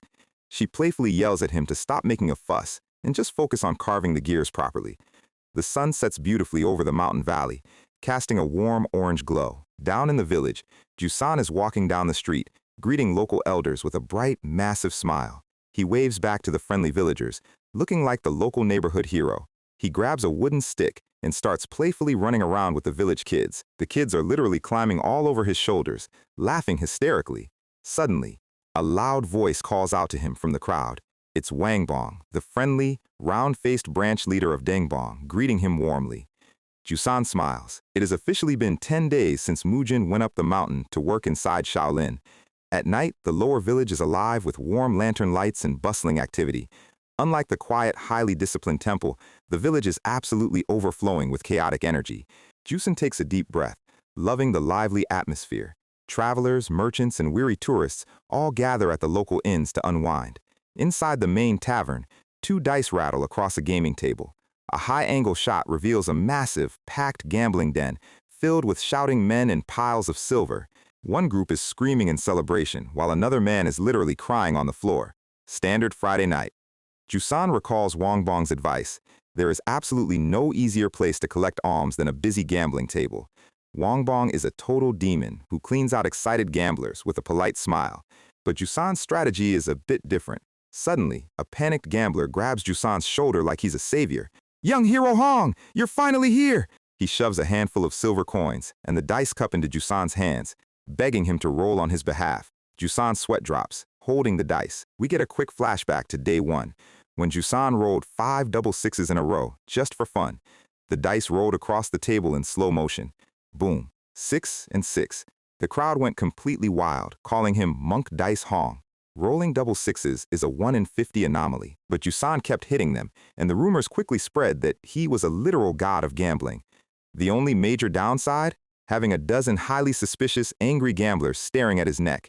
Jusan locks in, a cold sweat running down his face as he prepares to explain the game. Here are the rules of this specific table. If the total roll is 7 or lower, the banker takes all the money. The one-eyed banker glares at him with an incredibly predatory smile. If the roll is 10 or higher, the roller takes half of all the silver on the table. If it's an 8 or a 9, the banker takes 70% of the total pot. And finally, a 12, double sixes, takes 90% of the banker's personal pile. In short, it is a terrible, highly rigged game designed for the house to always win. Jusan warns the gambler of this, but the desperate gambler doesn't care, begging him to just roll. Jusan sighs. Fine, but exactly 10 rolls. Got it? He shakes the cup and releases the dice across the long table. The first few rolls are absolute garbage, showing fives, threes, and bad combinations. A red single dot lands on the felt. A terrible roll. The banker grins, greedily scooping up the pile of silver coins with his wooden rake. The gambler's face turns pale as he shakes violently, clutching his nearly empty money pouch. Jusan looks at him. The pouch is sounding extremely thin, buddy. Jusan prepares for the final, high-stakes roll. The desperate gambler looks like he's about to pass out from the stress. The dice fly through the air under the intense glare of the crowd. Jusan concentrates, his eyes sharp. The dice hit the table and spin, landing on a 6 and a 6. The entire tavern violently erupts into a massive, screen-shaking roar. Double sixes! He actually did it! The ecstatic gamblers hoist Jusan onto their shoulders, carrying him around the tavern like a king. But Jusan knows the golden rule of survival. The more one person's happiness grows, the more resentment doubles at a gambling table. The crowd tries to crowd around him to borrow his luck. Jusan slips out into the cool night air. He knows that great luck is always followed by great misfortune, so it's time to walk away. He takes his massive cut of silver coins and immediately pours them into a wooden bowl. He hands the entire pile to a poor, kneeling father and his little daughter, telling them to buy some delicious food. The happy family bows and walks away, their lives completely changed. Wangbong walks up, laughing in absolute amazement that Jusan gave away a fortune without keeping a single coin. Jusan smiles warmly. I've never spent money in my life, and I don't plan to start now. Wangbong, deeply moved by his character, hands him a bag of steaming hot buns he set aside for him. Jusan thanks him, and Wangbong waves goodbye, looking forward to tomorrow's dice games. Jusan takes a bite of the bun, but suddenly, a pair of wooden sandals blocks his path. He stands there under the moonlight, his cheek completely stuffed with food. A deep, gravelly voice calls out from the shadows. Hey, young man, want me to read your face? A stout, round, elderly beggar with a bright red cap and a long white mustache steps into the light, smiling warmly. Jusan looks at him suspiciously. Who are you? A beggar? Are you after my dumplings? The old man laughs off the accusation. He introduces himself as Pangshan, the great abundant beggar. Jusan's eyes go wide. He's standing in front of a legendary sex senior. The old man steps in incredibly close, his face casting a heavy shadow. Well, want me to read your face? A powerful, ominous purple aura suddenly flares around the old man, his smile turning incredibly intense. I'm quite accurate, you know. Whatever this legendary grandmaster is about to see in Jusan's future, it is definitely not small. So, our mysterious old man finally drops his resume. Meet Pangshan, the great abundant beggar. Decades ago, he was a top-tier Taoist prodigy at the Kunlun sect, blessed with elite martial talent and the ability to read the stars. But because he preferred the open road, he ditched his fancy robes, became a legendary six-knot protector, and decided nothing was better than being a beggar. Jusan nervously clutches his hot bun, admitting he doesn't have any silver to pay for a legendary face reading. Pangshan just laughs, claiming this is purely for his own personal amusement. And then he violently grabs Jusan's face like a grandmother who hasn't seen her grandson in 5 years. He smiles, noting that Jusan held back his insane luck beautifully at the dice table earlier. He pulls open Jusan's eyelid to inspect his pupil, and then starts aggressively pulling on his earlobe and checking his teeth like he's appraising a horse. Pangshan's smile fades into a serious expression. He tells Jusan he has a truly bizarre face, one that should have realistically died before he even learned to crawl. He describes Jusan's fortune lines as pitch-black ink, so dark they stain everything around him, yet somehow attracting massive mountains of wealth and luck. He asks if this impossible luck is how Jusan managed to cheat his own destined short lifespan. Jusan can only stare in absolute confusion. Pangshan lets go of his face, summarizing that while Jusan won't be rich tomorrow, his path ensures he will never starve to death. Jusan lets out a massive sigh of relief. Pangshan then points at the 3 knots on his rope belt, asking if he's a branch leader. Jusan proudly strikes a pose, declaring himself as Hong Jolge, the branch leader of Jewel Village. Pangshan's eyes narrow instantly. Jewel Village? I know every single beggar outpost in the Central Plains, and that name doesn't exist. He warns Jusan that impersonating a branch leader is a capital crime in the sect, punishable by having your meridians shredded or your legs broken. But as Jusan looks away nervously, the poor family he helped earlier waves goodbye, shouting their endless gratitude. Pangshan watches Jusan smile back at them. Jusan didn't boast about his wins, didn't keep a single coin, and immediately gave it all away to people who needed it. Pangshan reflects that while he could let Jusan slide, if the sect's brutal law enforcers catch him, they will shatter his dantian on the spot. He decides to test him.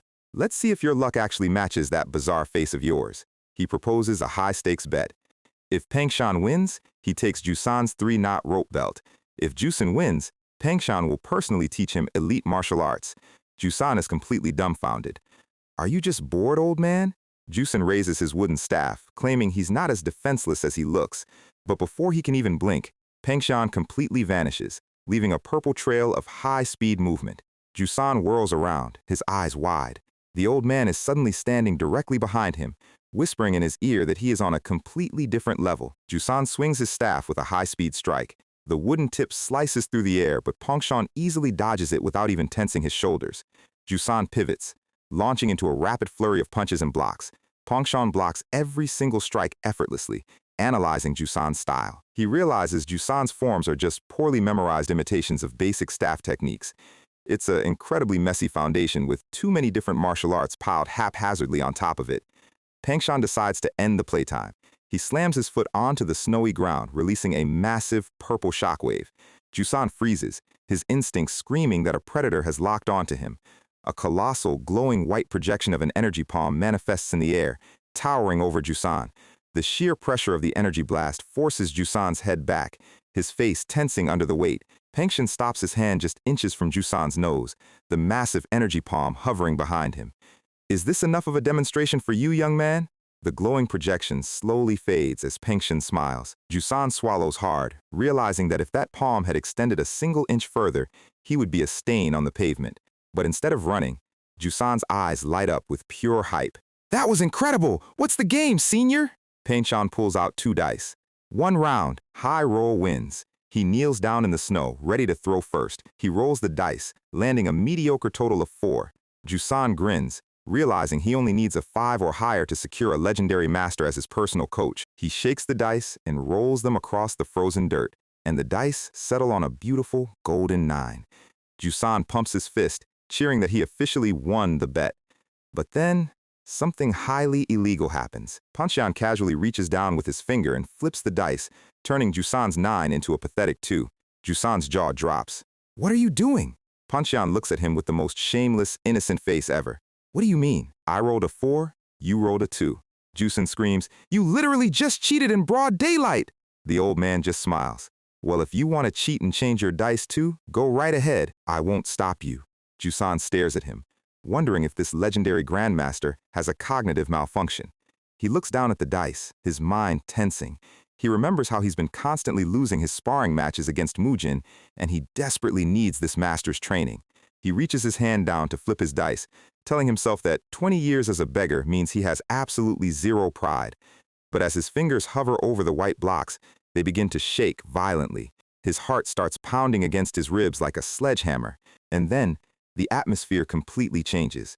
Pangshan's cheerful face vanishes, replaced by a dark, suffocating purple fog of pure killing intent.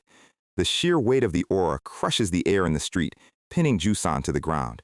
Jusan's fingers tremble uncontrollably just millimeters above the dice. He looks up at Pangshan's glowing purple eyes and realizes the terrifying truth.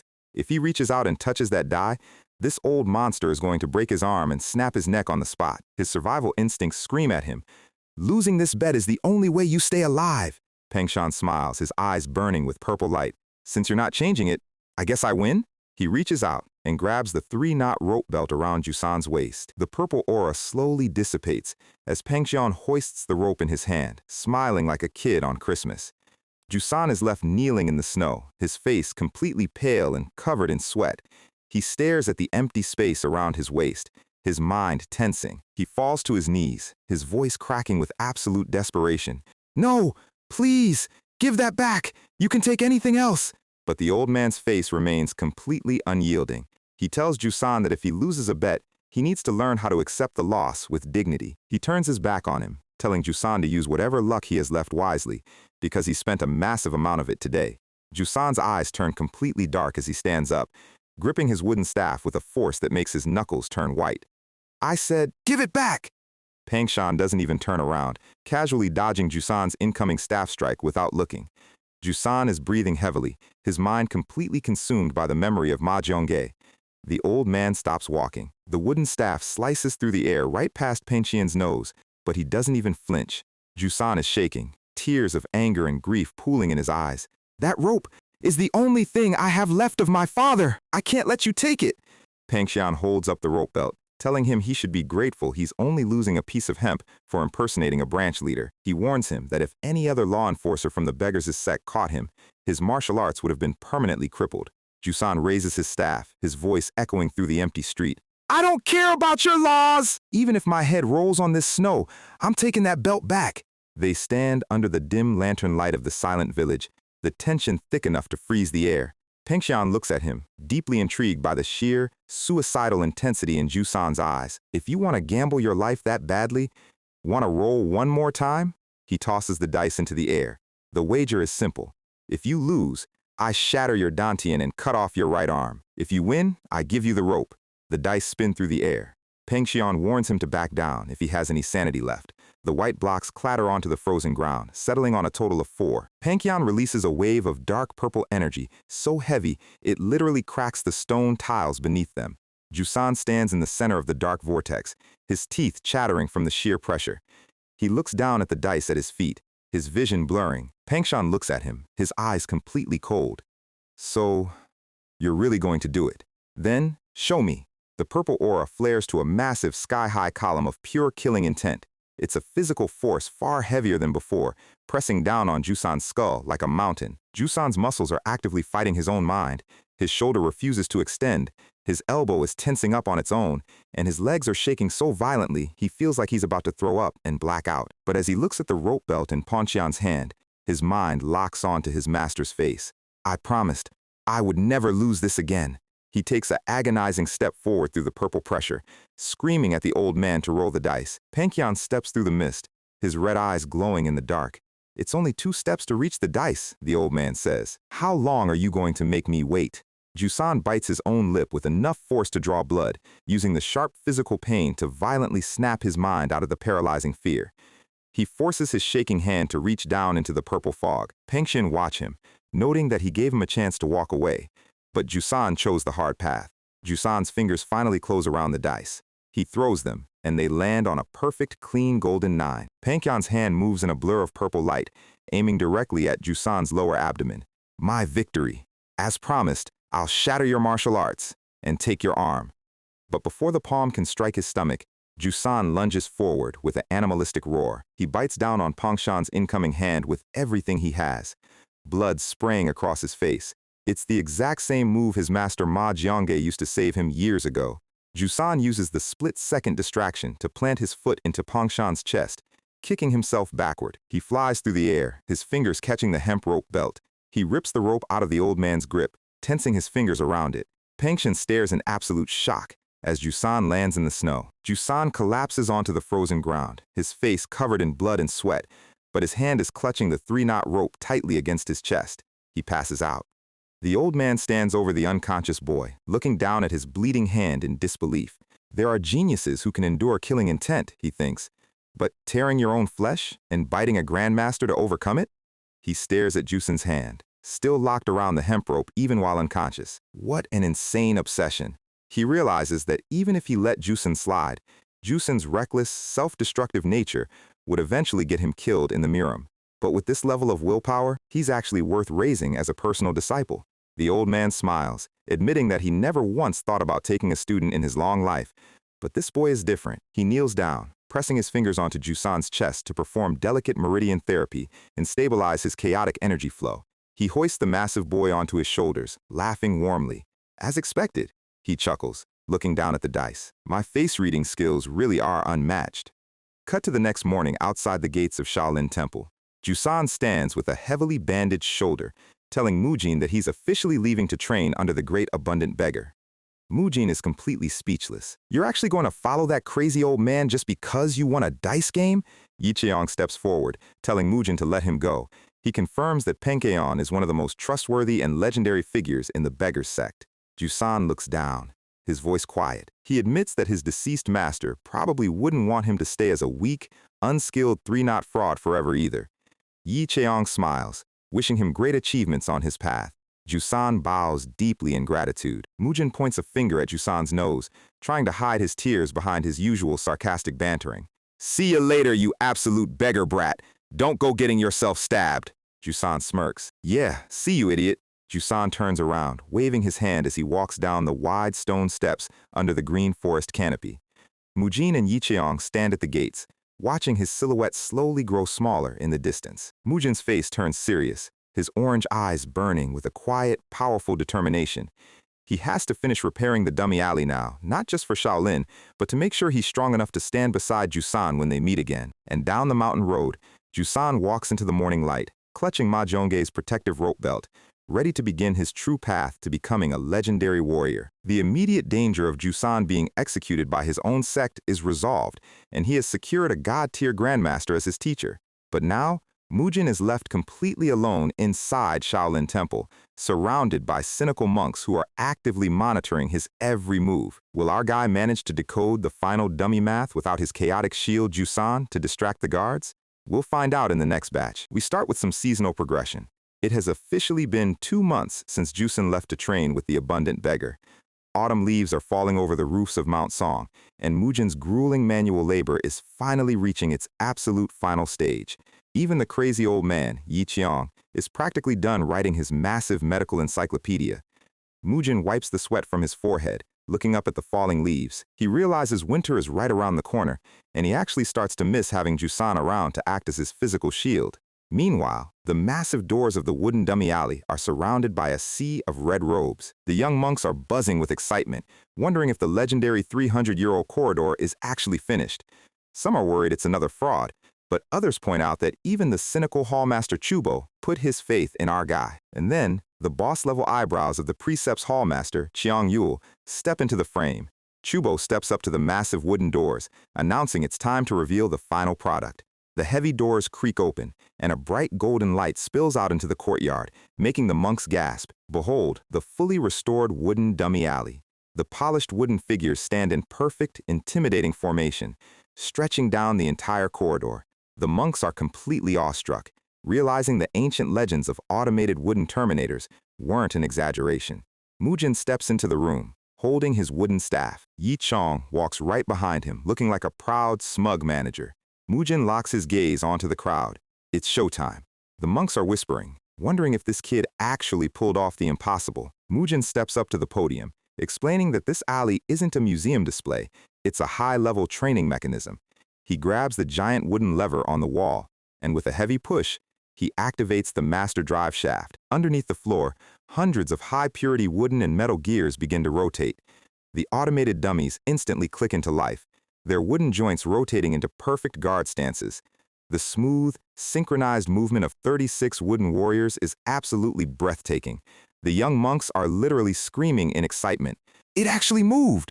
Mujin smiles, watching the complex gear systems transfer the water wheel's power flawlessly. The monks fall to their knees, chanting prayers in absolute awe. Mujin explains the simple rules. You must walk down the corridor, executing martial techniques that match the stances of the dummies you face.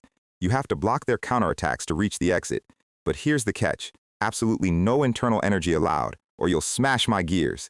He grins. So, who wants to be the first guinea pig? The monks immediately start pointing at each other, suddenly terrified of getting punched by a block of pine. But then, Chiang Bok, the grumpy old monk with the mole, steps forward, looking incredibly serious. He steps onto the starting tile, his robes tensing. He stares down the corridor. He reflects on how his martial progress has been completely stuck at the bottom of the peak realm for years.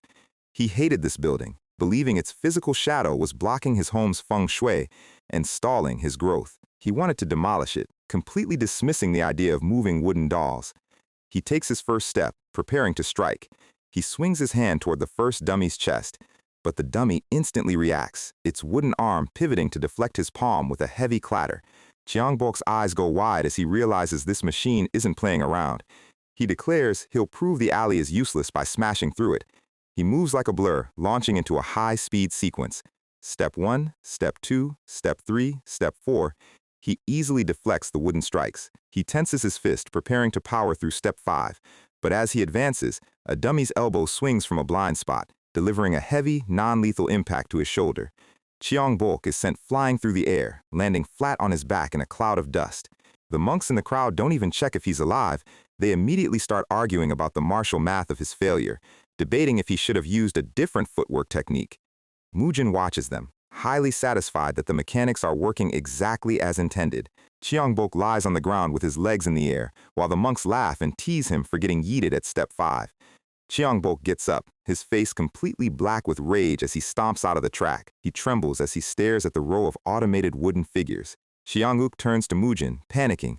"Oh, screw, we need to stop him!" Cheongbok is hot-tempered. He might smash the corridor to pieces. He has always hated this place. But instead of throwing a tantrum, Cheongbok suddenly bursts into a massive, hysterical laugh.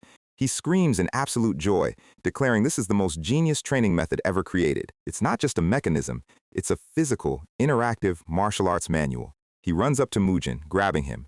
"Donor Tang, you have given Shaolin the greatest gift in 3 centuries! What legendary martial arts are we going to learn at the end of this corridor?" Mujin pulls out 2 ancient books from his robes. The fist style is the White Lotus Divine Fist, and the footwork is the Buddha Shadow Immortal Misstep. We found them hidden under the floorboards. The monks stare at the manuals in absolute shock. These are legendary, long-lost Shaolin techniques they thought were gone forever. And just like that, the entire monastery turns into a hyped lobby. Every grandmaster is fighting to go next. The gears grind as the next challenger steps onto the track. Dharma Hall Master Cheongwan charges in with a loud yell and is immediately smacked in the face by a wooden dummy, laughing off his own failure. Then Cheongook tries, getting kicked and flipped across the floor. He manages to reach an incredible 11 steps before getting eliminated, and the monks cheer him like a champion. Mujin watches these ancient, solemn grandmasters running around and laughing like happy children. He quietly wishes Seo Yong could see this beautiful sight. Suddenly, Xiong Yul steps forward, the atmosphere instantly turning cold. "We're getting too excited. Let's give Donor Tang a turn." He looks at Mujin with a piercing gaze. "The man who fixed the riddle should show us how to solve it, shouldn't he?" The monks cheer, begging Mujin to show off his skills. Mujin reluctantly smiles, stepping onto the starting platform. He tenses his body, preparing to run.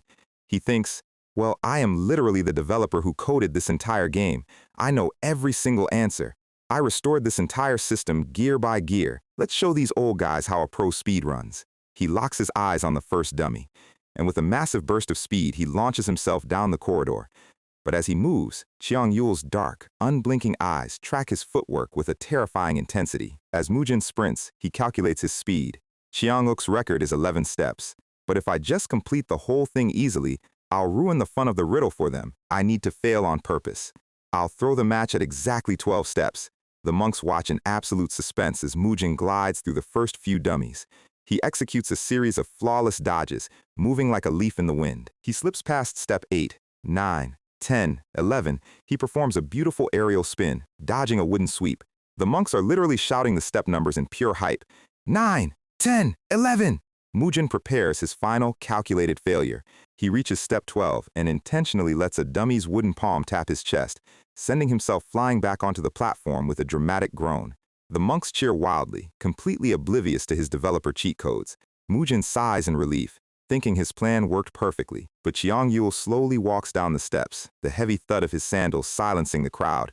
He stands before Mujin. "You went the farthest. In fact, if you wanted, you could have easily reached the very end, couldn't you?" Mujin's heart skips a beat. A cold sweat drops down his neck as he realizes the Commandments Master might have seen through his through-the-match performance. Cheong Yul stares at him with absolute freezing malice. "Do you know the great 3 precepts left by Bodhidharma? First, no women may enter the sacred temple grounds. Second, those expelled from Shaolin may never re-enter. Break this and your ankles are severed. And third, one must never learn or steal Shaolin's martial arts without formally serving a master. Break this, and you are punished by death or having your dantians shattered." Xiang Yul leans in, his purple aura flaring as he traps Mujin in a corner. "So tell me, Donor Tang, who did you take as your master to learn our sacred, long-lost White Lotus Divine Fist and Buddha Shadow Immortal Misstep?" The entire room goes dead silent. The trap is officially sprung. Mujin's eyes turn sharp with fury. "You set a trap. You hid this black heart behind a calm face this whole time." Yi Cheong stands in the back, his expression completely unreadable as he watches his disciple get cornered. Suddenly, Cheong Bok completely explodes in rage on Mujin's behalf. "Cheong Yu, what the hell are you doing? This man spent months of grueling labor restoring our temple's greatest treasure. He revived a 300-year-old legacy. This is an achievement beyond any legendary elixir. Isn't that right, monks? Xiang Yul doesn't even look at him. Chiang Bok continues to scream at his face. An elixir only benefits a single person, but this dummy alley will give enlightenment to thousands of future monks. It has literally returned our lost martial heritage back to us. Are you seriously going to reward his hard work with execution?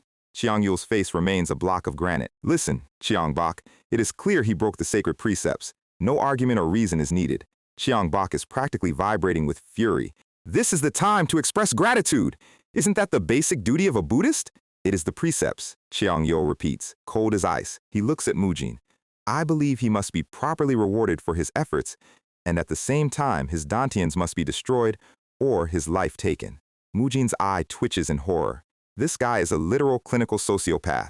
The crowd is muttering in panic, not offsetting reward and punishment, but carrying them out together? Chiang Yul's dark purple aura begins to choke the air in the room. Mujin stares at the monk's back, realizing a direct fight with this grandmaster means instant death. And then, Chiang-uk steps forward, his voice tensing. I've watched you grow up since you were a child, Chiang Yul, but I never thought you were this kind of monster. I am truly disappointed.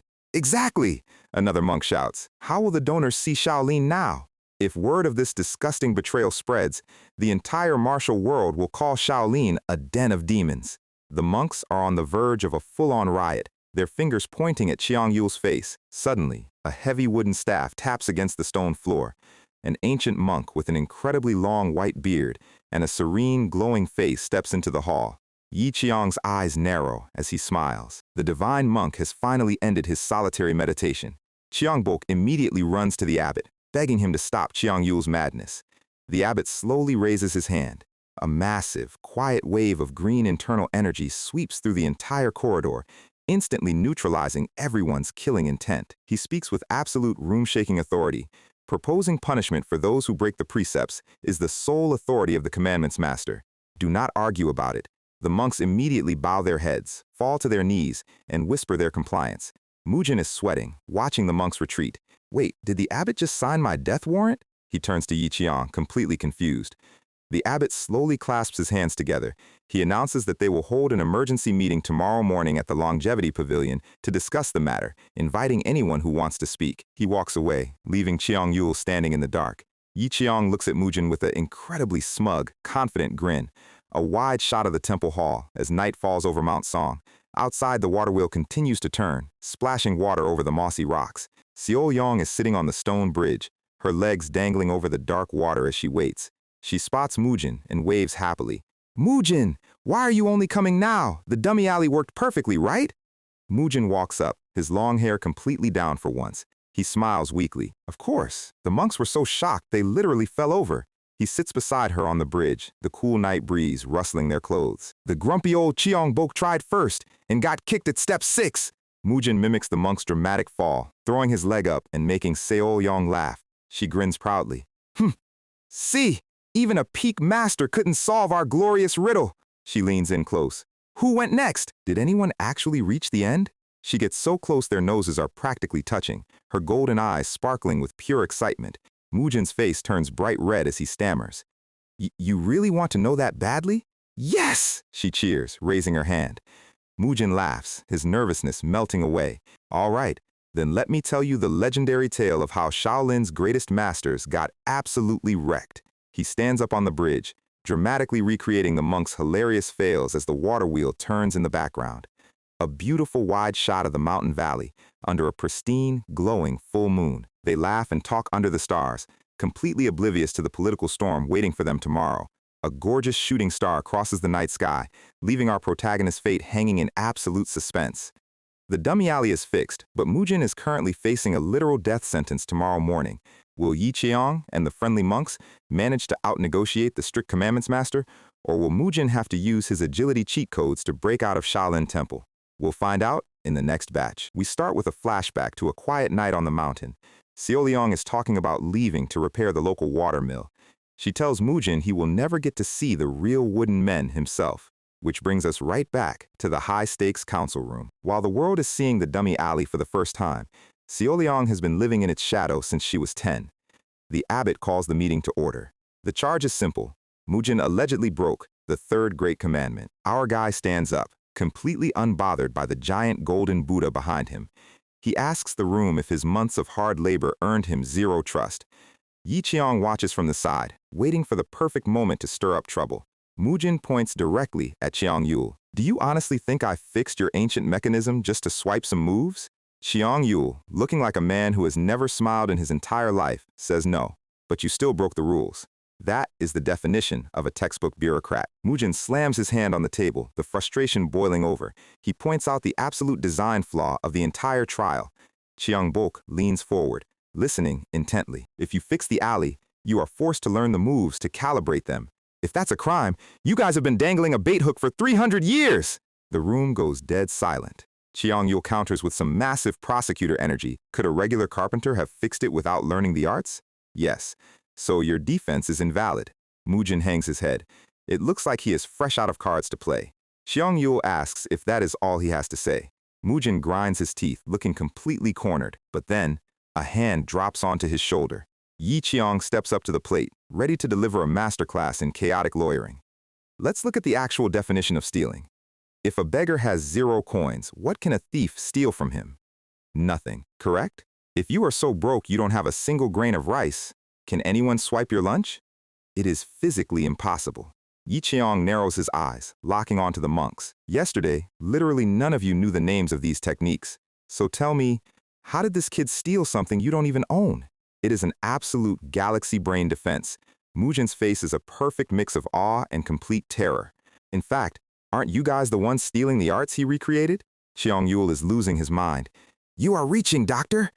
Yi Qiang turns on his heels, his coat flying. Of course I am going too far. But so are your ridiculous commandments. The junior monks in the back are completely stunned by this 0 GPA logic. Mujin stands there, sweating bullets. He realizes his master is fighting illogical rules with absolute logical fallacies. It is incredibly risky, but honestly, it is working. The abbot taps his finger on the table, ending the debate. That is enough. Let's settle this like civilized monks. Raise your hand if you want this kid punished. Qiang Yul raises his hand instantly. He looks around the room, expecting a sea of hands. Instead, he is met with complete silence. Now raise your hand if you think he should go free. Mujin looks back, his eyes widening. Every single monk in the hall raises their hand. Absolute democracy wins the day. Qiang Yul has been completely ratioed. The abbot smiles. That settles it. Now, Mujin, you fixed our family legacy. What do you want in return? Mujin remembers his master's golden rule of negotiation, always start incredibly high. He balls his fist, taking a deep breath. Yi Qiang grins, knowing exactly what is coming. I want the great return pill. The entire room collectively holds its breath. Mujin waits for the rejection, but the abbot doesn't even flinch. Deal. I will bring it to your room tonight. Night falls, and the abbot delivers the legendary cheat code pill. It radiates a massive golden aura of pure energy. Mujin swallows it, and his system immediately starts redlining. The abbot places his hands on Mujin's back, acting as a human cooling system. He guides the raging torrents of qi through Mujin's meridians. I have stabilized it, but do not sleep tonight. Cultivate. With a bow, the ancient master departs. The next morning, the sky is clear, and Mujin is still breathing. Yi Qiang is packing up his massive pile of medical notes. He looks at Mujin and delivers a classic Asian parent roast. You ate the ultimate legendary pill, and you're still not even first rate. Mujin tries to deflect by pointing out his master's terrible writing habits. You spent months here and didn't even finish the book. Yi Qiang's eye twitches. He lunges forward, grabbing Mujin's face. Since when did my disciple become so cheeky? He pulls out a brush, a mischievous glint in his eye. He turns around, completely satisfied with his work. Keep practicing with that new energy, kid. Mujin has no idea his master just painted lecherous demon directly on his cheeks. Heading down to the village, Mujin spots a familiar red hat. Xiaoliang is packing a colossal bag, ready to head down to the lower village. She admits that ever since the alley was finished, she has felt unsettled. She hoists her massive wood-splitting hoe onto her shoulder. Mujin feels a pang of guilt. She is the one who did all the heavy mechanical math, yet she is leaving quietly, completely uncredited. She feels like a fraud standing near the temple she helped save. She wipes some soot off Mujin's face, her cheeks flushing. He asks if he can visit her in the lower village. She smiles, the warmth returning to her eyes. I'll be waiting. With a wave of her hand, Great Hero Dan walks off into the autumn forest. Mujin stands alone on the path, watching her go. He walks back into her abandoned hut. He looks at the leftover wooden logs on the floor. He remembers her saying she has been looking at this mechanism since she was 10, and a plan starts forming in his mind. Meanwhile, down in the busy lower village tavern, Xiaoliang is working hard, balancing a high stack of plates. She overhears 3 Shaolin monks sitting at a table. They are loudly bragging about their runs in the dummy alley. "I only made it 3 steps! The floor was too soft, otherwise I would have cleared it!" Xiaoliang drops a towel on one of their heads, completely fed up with the excuses. The monks jump in surprise as she turns red, stammering an apology. She forced a laugh, trying to play it cool. She runs back inside, screaming her apologies into the kitchen. Phew, this happens literally every time they talk about the alley. Suddenly, a familiar voice calls out behind her. Mujin is sitting at a table, looking incredibly smug. "I'm leaving tomorrow." Xiaoliang's smile falters for a fraction of a second. "I see." She looks down, the reality of his departure hitting her. But Mujin stands up, his face inches from hers. "Follow me. There's something you need to see." Under the light of a massive full moon, the two of them walk deep into the quiet mountain woods. Xiaoliang asks if they are going toward her old hut. She is slightly nervous, wondering what he is up to. "We spent countless nights designing that alley," Mujin says, "but seeing it directly is much better." He points to a massive, covered wooden structure in a clearing. Xiaoliang stops, her breath catching in her throat. "Don't tell me," Mujin smiles, grabbing the edge of the canvas cover. "I made it so you can see it with your own eyes." He pulls the cover back, and Xiaoliang's eyes widen. It is a miniature, perfectly crafted, fully functional dummy alley. Every gear, every lever, every wooden joint is aligned with absolute precision. As she stares, memories of her father and brother wash over her. The legacy they couldn't finish is standing right in front of her. She drops to her knees, the weight of a lifetime of exclusion finally breaking. She bursts into tears, sobbing into her hands. Mujin kneels beside her, letting her let it out. Suddenly, she grabs her hoe, a massive smile bursting through her tears. She launches herself at the mini dummies, swinging with pure joy. She is laughing, crying, and absolutely demolishing the course. Mujin watches her, a genuine warm smile on his face. Then, he leaps into the fray alongside her. The two of them move like a blur through the wooden mechanisms. They are laughing like kids, completely unbothered by the world. A massive, golden aura of dust and wood chips fills the clearing. It is the ultimate payoff for 2 months of grueling, uncredited labor. They catch their breath, smiling at each other in the moonlight. But the warmth of the moment is cut short. In the shadows of the trees, a dark figure watches, radiating a terrifying purple aura. It is Chiang Yul, and his obsession with the rules is about to become a major problem. Here we go. The box is open, and the golden cheat code pill is officially in play. But our guy's energy core is way too small to contain this much raw power. The abbot steps in, acting as a personal AC unit to guide the energy through his meridians. He breathes a sigh of relief as his system stops redlining. "You've stabilized," the abbot says, "but don't go to sleep yet. Spend tonight cultivating." With a peaceful bow, the ancient master departs. Cut to the next morning. Clean sky, new day, and Yi Chang is wrapping up his massive stack of medical notes. He looks at Mujin and immediately drops a classic Asian parent roast. "You're probably the only person in history to eat a divine pill and still be this mid." Mujin tries to delay their departure, pointing out his master's terrible writing habits. "You spent months here and didn't even finish the book. How will you write on the road?" Yi Qiang's eye twitches as he grabs the inkstone. He lunges forward, completely invading our guy's personal space. "Since when did you start caring so much about my productivity?" The brush comes out and he turns away, completely satisfied with his petty revenge. "Keep practicing with that new energy, kid." Mujin has absolutely no idea his master just painted Lust Demon directly on his cheeks. Heading down the mountain, the sky is bright, and he spots a familiar red hat by the old workshop. Xiaoliang is packing a massive bag, ready to head down to the lower village. She admits staying at the temple forever felt a bit too stuffy. Our guy watches her tie up her heavy bundle, and the guilt starts settling in. She is the one who did all the heavy engineering math for the dummies, yet she is leaving quietly, completely unacknowledged by the monks. He feels like a fraud standing near the mechanism she helped save. Xiaoliang grabs a towel, wiping some soot off his face, her cheeks flushing. He asks if he can visit her in the lower village, wondering if he'll be a nuisance. She hoists her massive hoe onto her shoulder and smiles. "No, I'll be waiting." With a cheerful wave of her hand, Great Hero Dan runs off into the autumn trees. Mujin stands alone on the path, watching her go. He walks back into her empty hut, looking at the leftover wooden logs on the dirt floor.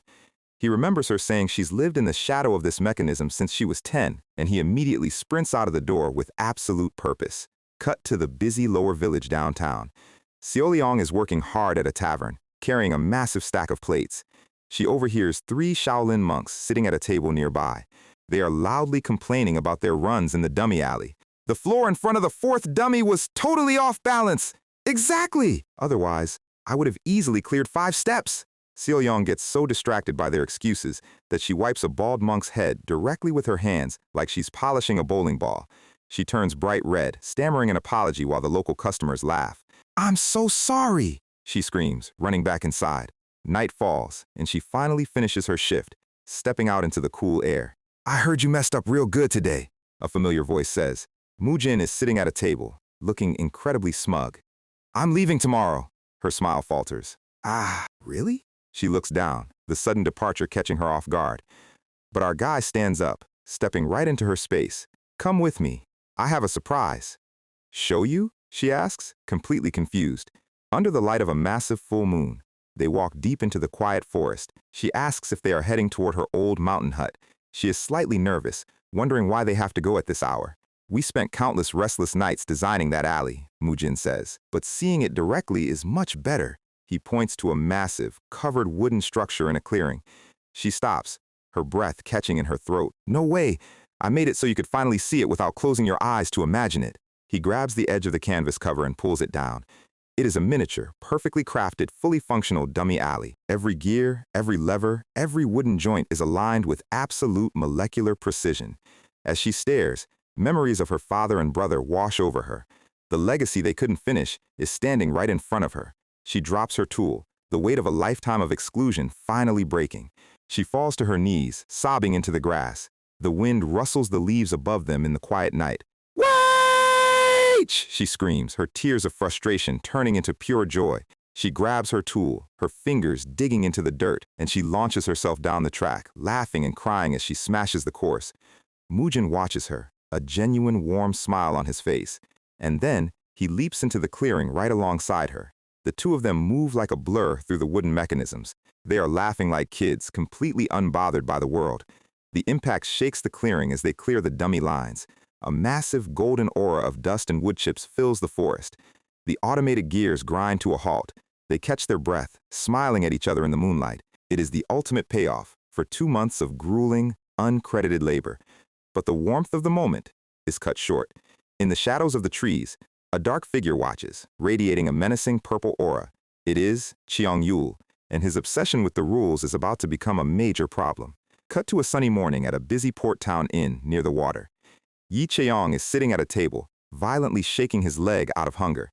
Mujin and Seoleong are sitting with him, sweating at how hypersensitive he is. "There's no customers here, so what is taking so long?" he grumbles. The innkeeper finally emerges, carrying a massive steaming spread of food. He apologizes for the delay, explaining his little brother fell ill. "Ever since our town physician died, we have to wait for a traveling doctor." Our guy immediately steps in. "Could I take a look? What are his symptoms?" The innkeeper drops his plate in shock. "Are you a physician?" Mujin humbly says he's just average, but the innkeeper is already celebrating. Yi Cheong laughs, bragging that his disciple is acknowledged by the greatest. "Go on," he says, with a wide, toothy grin. Seoleong looks at them, completely amazed by their dynamic. Cut to the next day, and there is a massive line wrapped around the tavern. Mujin has set up a makeshift clinic, and news of his cure has spread like wildfire. He asks Seoleong if she can help coordinate and take symptoms. She steps into the crowd, organizing the patients. Our guy watches her work, a warm, soft smile on his face. Smack. Yi Cheong hits him on the back of the head. "You're only doing this free clinic to look cool in front of Miss Dan, aren't you? You aren't even asking for proper compensation because you want to seem cool." Mujin retorts, "I thought making money was your responsibility in our partnership." And then, he raises his voice so the entire crowd can hear. "Mr. Eccentric Physician Yi Cheong, one of the 3 greatest under the heavens." The patients instantly switch lines, crowding around the legendary master instead. Yi Cheong is forced to work, letting out a massive, defeated sigh. Our guy watches with a thoroughly smug, victorious grin. Yi Cheong treats an old lady, telling her she's just starved, and pays for her food. The clinic continues smoothly as the sun begins to set. But then, Yi Cheong spots a massive, intimidating brute in the crowd. The brute is huffing and puffing, clearly in severe pain. He accidentally bumps into Seo Liang, sending her stumbling back. Mujin and Yi Cheong lock eyes, their medical senses immediately activating. The brute looks exhausted, sweat pouring down his face. A local patient points at him. "Physician, please do not treat that thug! He is the one who broke my ankle. He steals, beats people up, and is pure evil." The brute stands there, silent, as the crowd murmurs in anger. Whack. Yi Cheong suddenly kicks the complaining patient's ankle back into place. "Take your medicine on time. I'll think about it myself." Our guy watches in silence as his master calls. Next, the clinic continues into the night, the line finally clearing. Cut to their dinner table, steam rising from the plates. Mujin asks, "So you ended up treating that thug in the end?" "Have you ever seen me refuse a patient?" Yi Cheong asks, pouring a drink. "But treating him might result in more innocent people getting hurt," Mujin argues. Yi Cheong takes a slow sip, his eyes turning serious. He sets the cup down with a quiet tap. "When I was young," he begins, "before even a full year of learning under my master, I got into trouble. I treated a patient who turned out to be a murderer who had killed 8 men. I survived the backlash, but for years, I only treated safe, uncomplicated patients. Then, an incident occurred. The Orthodox factions cornered me for treating the son of an infamous criminal. They slaughtered the young man right in front of me anyway." Yi Cheong's eyes go bloodshot as the memory of the injustice hits him. They screamed about righteousness, but they were just monsters. "So, I slaughtered the entire Orthodox mob in response. I didn't feel like apologizing, but I still couldn't find my moral standards." The liquid in the cup ripples in the quiet tavern. "I had a problem with them almost killing an innocent young man, and I hated that they ruined a patient I had finished treating." Mujin suggests, "Maybe the rule is that you'll always treat kids? What qualifies as a kid?" Yi Cheong counters, leaning forward. "Do I let the 12-year-olds die? What if a criminal brings a child who looks just like him? What makes a person considered to be an evil man? Who is more evil, a man who killed one or a man who crippled 10? The table falls into a heavy, contemplative silence. "So what did you decide to do?" Mujin asks. Yi Cheong pours another cup of alcohol. "Because I could not create a perfect standard, I chose an absolute standard. Age. Good or evil. Public opinion? None of it matters. If they are ill, I treat them. And that is why the Orthodox factions call me the eccentric physician." Our guy looks at him, deeply moved by the complexity of his master's burden. "What if that absolute standard conflicts with another one?" "That won't happen," Yi Cheong smiles. "That's the only standard I have." They sit in silence as the candles flicker on the table. Yi Cheong looks at his disciple, his tone shifting. "Tang Mujin, think of what I have done for you, and what you have done for me." "I've received much more than I've given," Mujin admits, looking down. "Yes, you owe me. Just keep that in mind." With a classic teasing grin, the heavy atmosphere evaporates. The next morning, the clinic doors are open once more. "Greetings," an elderly voice calls out from the entrance. It is Siop Yong, the traveling physician from the neighboring town of Jiwan. He thanks them for running the local clinic in his stead. "Could you please visit the Jiwan Bayek clan?" he asks, his face turning serious. "There is a patient whom I am unable to identify what ailment they suffer from." Yi Cheong's face goes dead still, a massive, knowing smirk forming on his lips. "The Jiwan Bayek clan, the clan of the Sword King. So, we are headed to the Jiwan Bayek clan. Their founder was a nameless genius who reached the pinnacle realm with basic martial arts. He was the legendary Sword King, a hero of the Orthodox-Unorthodox wars. Thousands of lower-tier artists flocked to his banner, building the iconic 10,000-men wall as a symbol of his legendary influence. But here is the problem. Genius is not genetic. Our group arrives at the massive gates, met by Bayek Chuseo, the current head of the crumbling clan. Yi Cheong immediately introduces himself with the most low-effort fake alias, Yi Kyun. He casually asks to check on the daughter's pulse himself. Chuseo agrees, leading them deep into the massive, echoing compound. Mujin and Seo Liang follow, noticing how empty the place feels. They step into a dark chamber, a heavy chill hanging in the air. "This is my sole daughter, Bayek Hyanga," Chuseo says. Hyanga sits in her bed, looking pale and completely drained. She apologizes for greeting them while bedridden. Her eyes are completely vacant, showing a terrifying lack of vital energy. Mujin notes the room is freezing despite the warm fire and incense. Yi Cheong steps back and signals our guy to check her pulse. Mujin gently grabs her hand, activating his medical tracking. He is shocked. Her kidney, liver, and spleen pathways are completely frozen. "You know about this disease?" she asks weakly. Chuseo looks incredibly tense, waiting for the diagnosis. "It is qi blockage," Yi Cheong says, his voice flat. The words seem to echo off the walls. Chuseo asks, with an oddly desperate tone, if she can survive. With the right medicine, she has an 80% chance, but it will cost a fortune. Chuseo immediately offers to sell everything he owns to save her. His cries of grief echo all the way out of the high stone walls.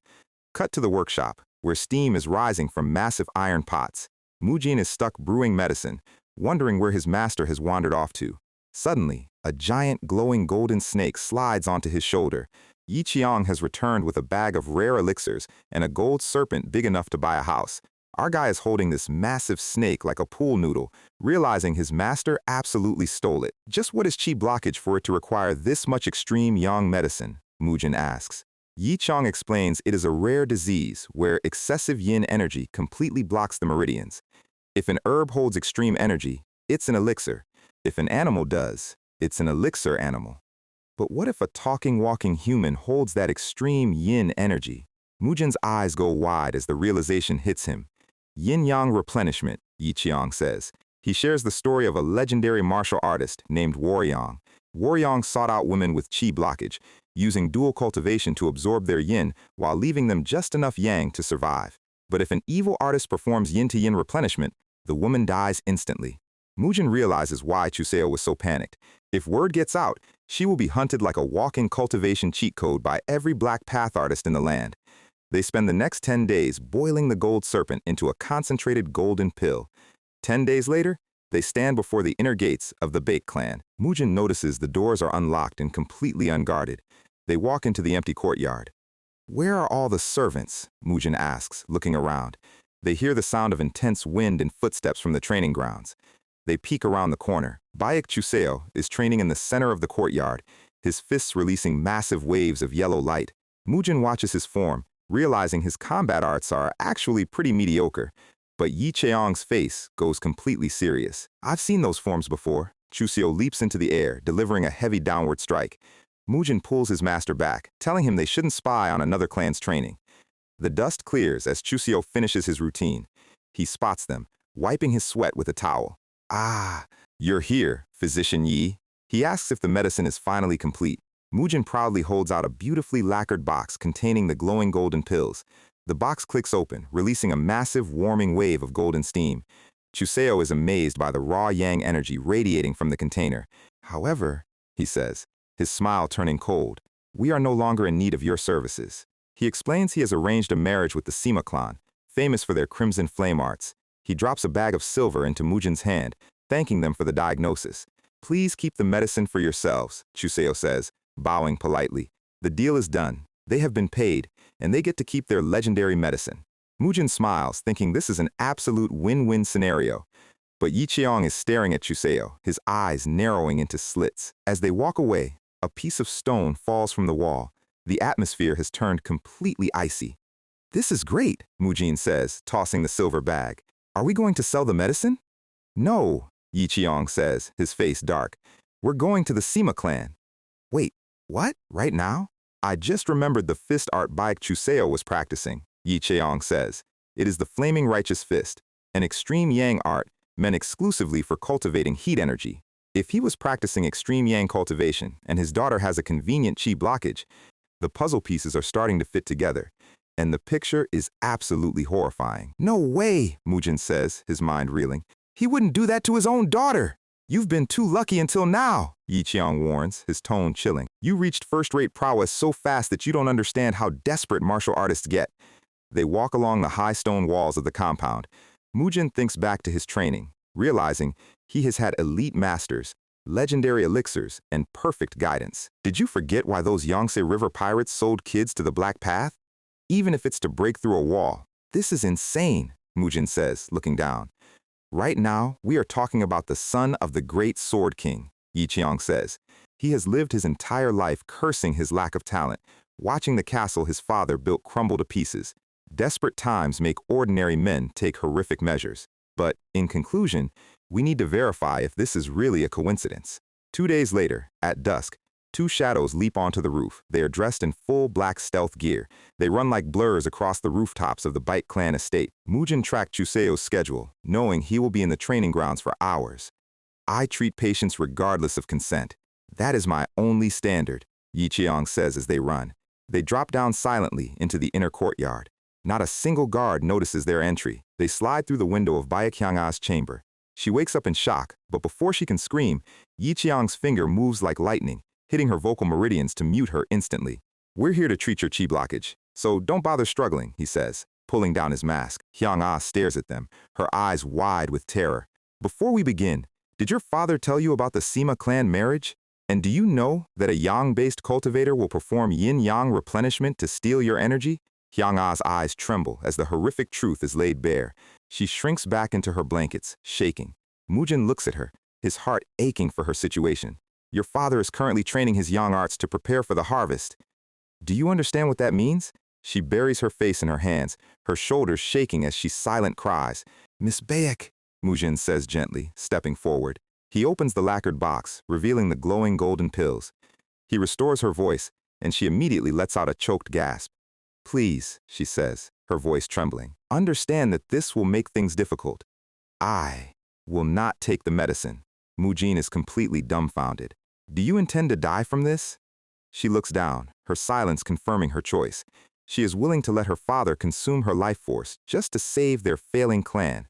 She values their family name over her own survival. "I acknowledge your determination," Yiqiang says, his face completely flat. "But I have my own standards. I am going to cure you regardless of your wishes." He raises his hand, the golden energy beginning to swirl. "Now, hold her down." The moon shines brightly over the silent estate.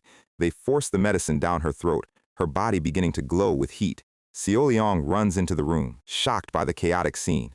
She's going to cough up massive amounts of blocked blood. "Keep her airways clear!" Mujin and Yiqiang place their hands on her wrists, surging their combined blazing yang energy directly into her frozen pathways. Mujin focuses his golden chi tracking, locating the massive blockages. His eyes burn with determination. Normally, 6 of the primary meridians are connected to the hands. Among them, the third hand yin passageway is currently blocked with solid, icy energy. The golden fire of their chi clashes against the blue ice of her blockage, and the ice completely shatters. She coughs up a huge spray of black toxic blood. "We're through! Clear her airways now!" Chuseo stands at the door, smelling the cold chi and the freshly spilled blood. He kicks the door open, looking like a horror villain who just walked in on his plans being ruined. His hand grips the hilt of his sword. He gives Yiqiang one chance to explain why he is currently sneaking around his daughter's room. "I think I should be the one asking," Yiqiang says, his face completely flat. He exposes him instantly, calling out his extreme yang training and his fake marriage alliance. Chuseo screams that it is slander and unleashes a massive lightning-fast purple slash. Clang! Yiqiang blocks the entire force of the descending steel with just his bare fingers. Chuseo's eyes go wide. "Are you really just a physician?" Yiqiang steps forward, his aura completely dominating the room. "Back off, unless you want the entire Jianghu to know you lusted after your own daughter." Chuseo's face twists with absolute unhinged fury. He charges again, completely throwing away his pride as a clan head. Yiqiang sighs, noting that everything that happens next is entirely Chuseo's fault. Chuseo lunges with a massive wind-up, but Yiqiang's sword is already hovering inches from his throat. "Please, take the deal and walk away." But Chuseo ignores the warning, sweeping low to strike. He spits blood, his face a mask of pure desperation and self-hatred. He screams about his fragile ego and his mediocre talent. Boom.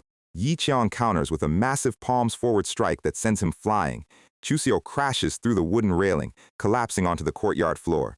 "I despise bastards like you," Chuseo whispers, spitting more blood onto the dirt. He unloads decades of trauma, complaining about how talented people get to act high and mighty. "You bastards didn't even allow me a single excuse to save my father's crumbling legacy. Am I really greedy for wanting some recognition for my efforts?" Shiqiang raises 2 fingers, completely unmoved by his tears. "You fool," he says. "To an incompetent man, even an ordinary dream is asking too much." The cold moonlight shines through the window. Inside, Hyang-ah is sitting up, listening to her father's cries. She says she has watched her father live in agony his entire life. "Please, just leave us, and forget everything." But Chuseo lets out one final, desperate roar, charging with his sword raised. Yiqiang prepares to deliver a clean, lethal strike to his chest. Tragic or not, anyone who wishes us harm must be killed. He thrusts forward with absolute cold precision. But our guy Tong Mujin drops from the ceiling, his face a mask of pure determination. He crosses his arms, catching the full force of his master's hand. Boom! The impact shakes the entire floor, and Mujin pins Chuseo safely to the ground. "What are you doing?" Yicheng yells, shocked that his disciple actually managed to block him. "We don't need to kill him," Mujin says, catching his breath. "If we do, his daughter will just seek revenge." Yicheng's face goes completely dark. "Move. Your soft heart is going to get us killed." "Don't be ridiculous!" Mujin yells back, pointing his finger. "You didn't make your rules to follow them blindly. You made them to save people. Think about it. Once her chi is healed, she will have elite martial talent. She will bring glory back to the Baek clan, and her father will finally repent." Yi Cheong stares at his disciple, his expression unreadable. He looks back at the bed, where Hyang-Ah is sleeping peacefully. Her innate yin and the added yang are already mixing, her internal chi rising rapidly. She should be able to break through the pinnacle realm in her lifetime, Yi Cheong notes. He slowly grips the hilt of his sword, his fingers tightening. He thinks back to his own warnings about cheap kindness creating future dangers. One day, there will come a time when he must learn to be heartless. I just hope he won't end up losing all his kindness, like the name of the soul-severing sword. He turns around. "Pack your bags. We're leaving." The next morning, the sun shines over the quiet John Baek compound. Chuseo sits alone in his study, staring at his hands in defeat. The memory of his humiliation continues to burn in his mind. He slowly walks out into the empty courtyard. His face is a mask of cold, silent rage. He walks toward the outer gates. He stops as a servant approaches him with a tray. "Good morning, clan head." The servant is carrying the new medicine brewed from Yi Cheong's prescription. Chuseo's eyes narrow, but he forces a polite smile. "Take it to her." "I have some business to take care of in town," he says, walking past. He steps out of the gates, the morning sun casting a long shadow behind him. He walks through the busy market streets. The local merchants wave and greet him warmly, calling him a righteous leader. But behind his back, the townspeople are whispering about how he lacks his father's kindness. Their laughter and judgment seem to echo loudly in his ears. Chuseo's expression goes completely blank as he walks past them. He approaches a massive, luxurious building at the edge of town. He doesn't hesitate, stepping into the main lobby. He walks down a flight of dark, hidden stone steps into the basement.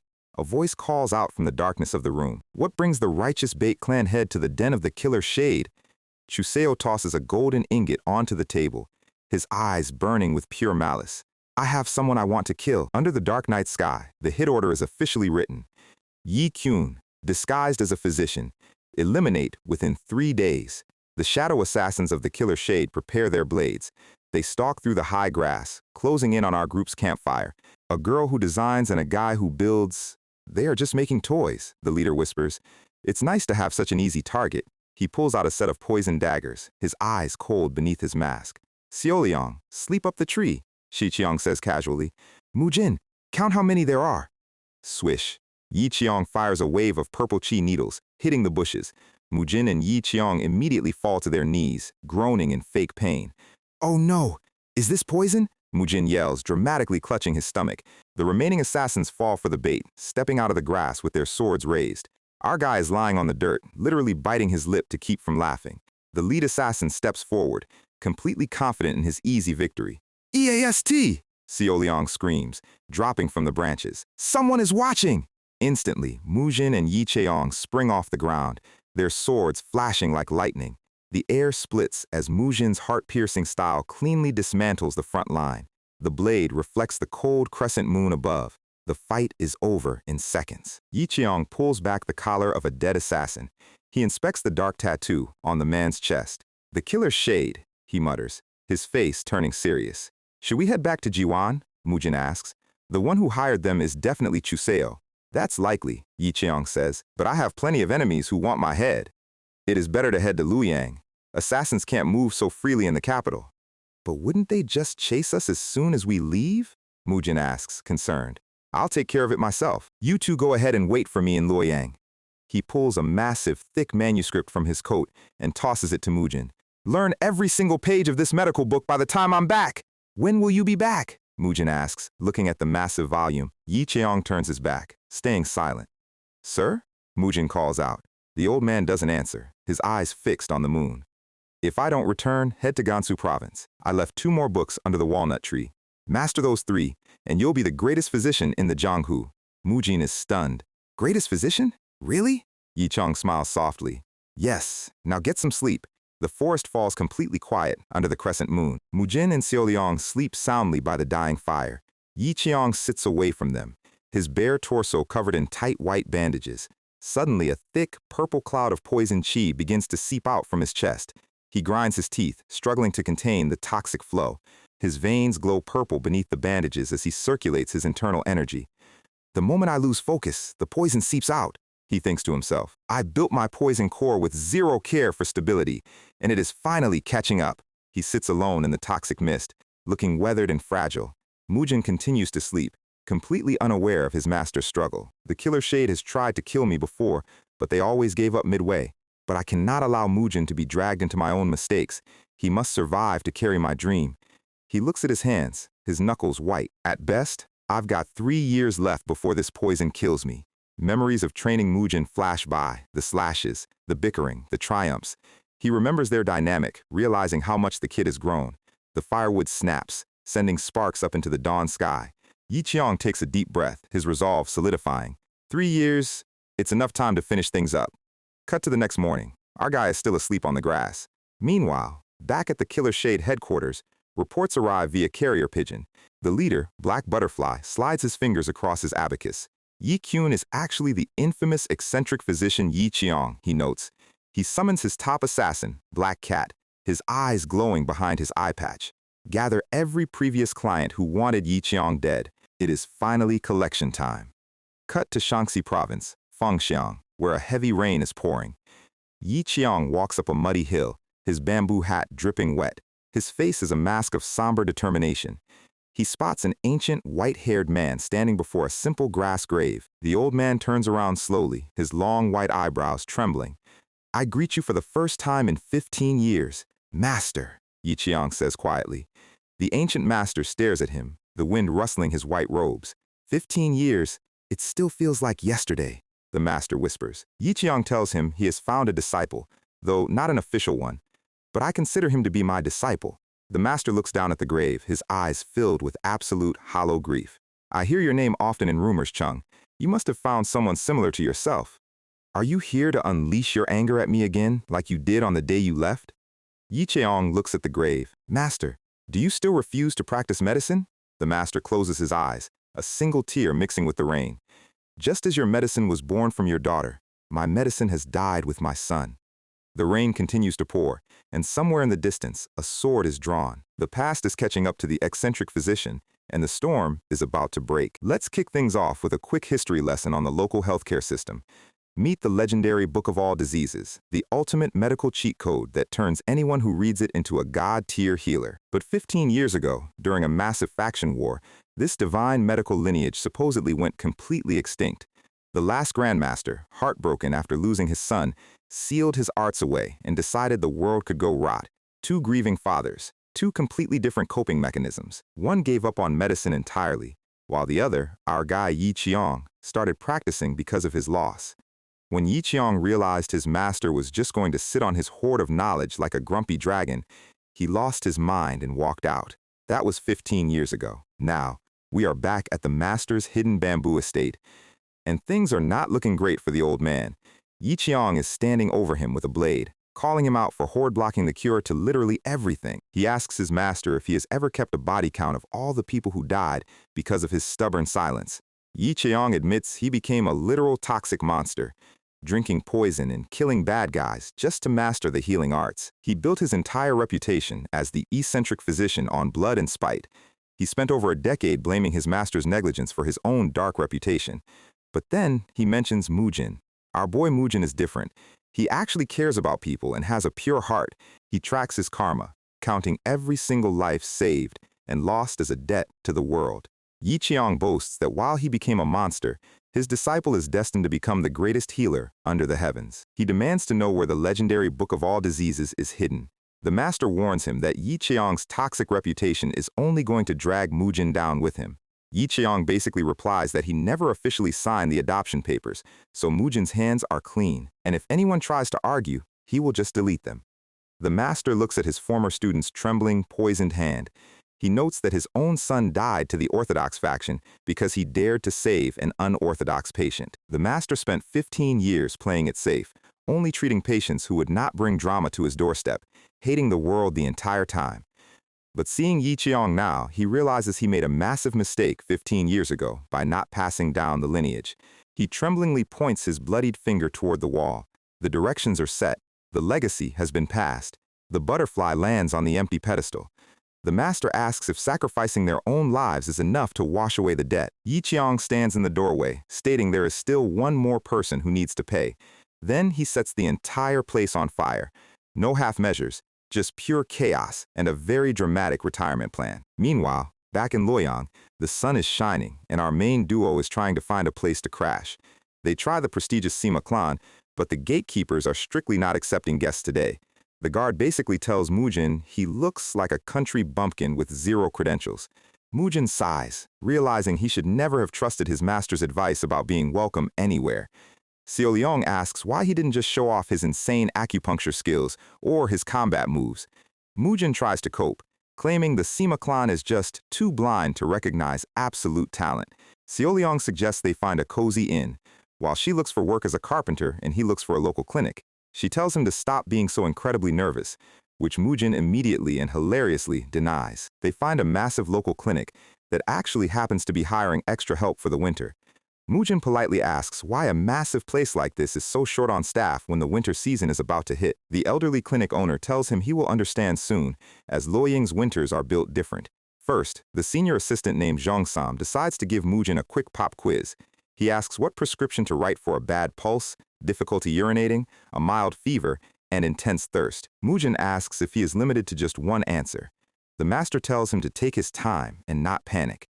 Zhong Sam is wearing the smug face of a guy who thinks he just trapped a bronze-tier player. Mujin immediately identifies the standard textbook answer as the 5-poria powder, but then his brain starts overcomplicating things. He remembers his dad always used a lung-cooling decoction, while Yi Cheong preferred a hybrid mix of acupuncture and 6-ingredient pills. He convinces himself this must be a trick question to test his absolute limits. He confidently shouts, "Lung-cooling decoction!"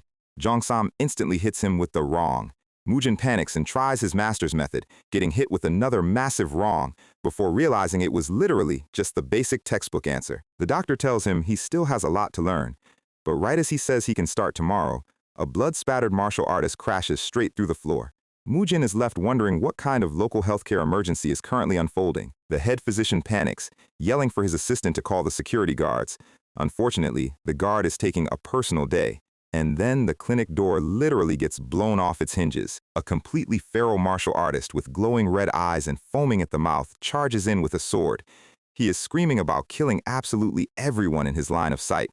Mujin does not even blink. He slips under the blade, grabs the guy's collar, and prepares a counter-throw. The impact shakes the entire courtyard as the crazy swordsman gets planted into the stone floor. The onlookers are completely stunned by this casual display of medical-grade self-defense. Mujin realizes he barely used any force, but the guy is still reacting badly. His internal energy is in absolute shambles. The lunatic gets right back up, still chanting his favorite one-word vocabulary. He charges the elderly physician, who is currently experiencing a massive life crisis. Mujin intercepts him mid-air, channeling his internal energy. He winds up a glowing green fist. He lands a direct strike to the chest, shouting that the man's energy pathways are completely tangled. He executes a flawless sweeping throw to completely neutralize the guy's momentum. The swordsman gets slammed into the pavement once more, the shockwave cracking the stone. The dust clears, leaving the clinic staff standing in a cloud of utter disbelief. The wild martial artist suddenly blinks, looking completely cured and incredibly confused. Mujin analyzes his eyes, noting that the man has been practicing 2 completely different energy methods. He explains that one of those methods is a highly unstable evil art that is slowly cooking his brain. He advises the guy to burn through all his current energy and rebuild his core using only his pure orthodox cultivation. He warns him that if he continues dual-classing without a license, he is going to end up in a permanent straitjacket. The cured warrior falls to his knees, begging to know how he can ever repay this life-saving diagnosis. Mujin flashes the classic, highly capitalistic grin of a professional businessman. He tells him he can repay the debt by paying the standard clinic fee, plus the hefty cost of replacing the destroyed pavement. The elderly physician stares at him, realizing this young man is an absolute cheat code. The autumn leaves are gone, and Luoyang is now covered in a heavy blanket of snow.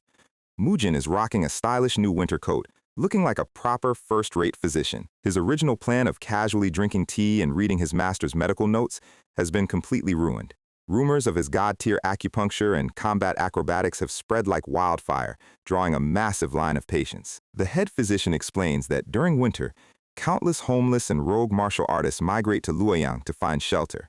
Mujin spends his days treating a never-ending queue of patients. Aside from getting paid, he uses the opportunity to fish for rumors. These wandering warriors have traveled all over the Jianghu, sharing endless stories. But after weeks of listening, he still hasn't heard a single word about his master. He has already memorized the medical notes word for word and is starting to wonder how long his master's temporary leave actually is. He decides to practice some rapid-fire acupuncture on a burly patient to keep his skills sharp. The patient is amazed that Mujin's needle precision is actually backed by high-tier martial arts. He praises Mujin's rising reputation, noting that he is on track to become one of the 3 greatest physicians within a few years. Mujin politely downplays it, laughing off the high praise. The warrior notes that the martial world is currently desperate to fill in some massive recent vacancies. Mujin freezes mid-needle, asking him what he means by vacancies. The patient drops a massive bombshell. Yang Hen, the legendary heavenly physician of Fengshan, was brutally murdered right before winter, and his entire house was burned to ash. Mujin's entire world grinds to a halt. The patient adds that the demonic physician rarely leaves his territory, and if anything had happened to the eccentric physician, the rumors would have already flooded the streets. But Mujin isn't listening anymore. He remembers his master's sudden departure at the end of autumn. His mind begins to race, connecting the pieces. He accidentally pricks the patient, apologizing as his face goes completely pale. It is time for an emergency road trip. The snowy peaks of Songshan frame our trio as they march through the freezing cold. Mujin is staring into the gray sky, his mind spiraling. He remembers Yi Qiang's final words, telling him to stay in Luoyang while he handled a personal matter. The timeline matches up perfectly. Yi Qiang left, and almost immediately after, the heavenly physician was murdered. He wonders if his master's destination was Fengshan from the very beginning.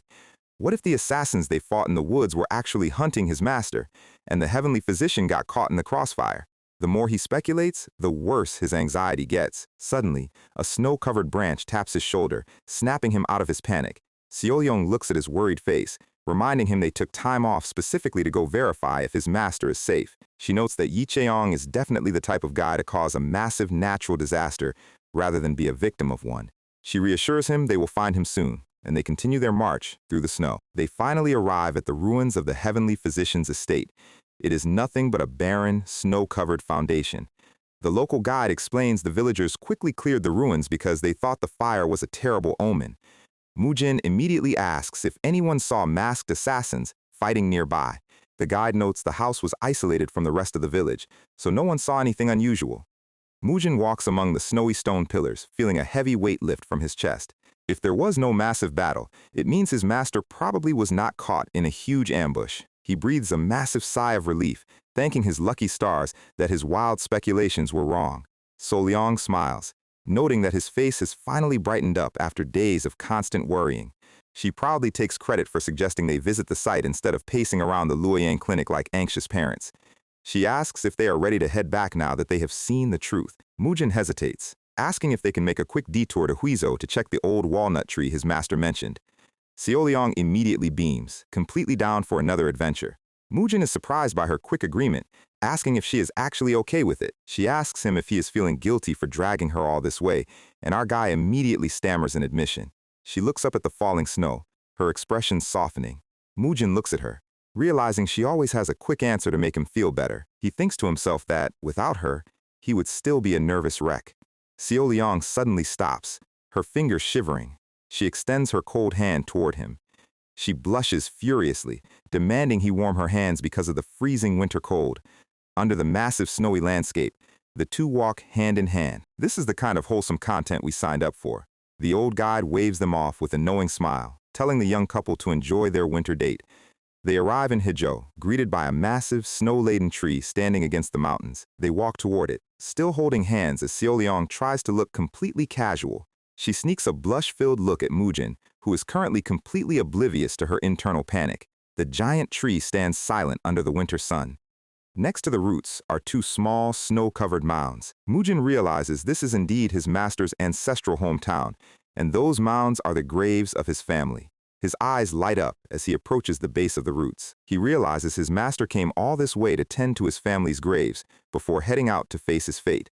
He kneels and begins digging into the soft dirt beneath the massive roots. Seoleong watches as he clears the frozen earth with his bare hands. He pulls out a wrapped purple bundle, proving his master actually stopped by. He unwraps it to find a red book, and Seoleong asks if this is the legendary Book of All Diseases.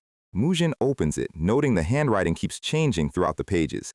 He reads the names of different authors, all carrying the surname Yang. He realizes this is a generational heirloom passed down through the family of the heavenly physician.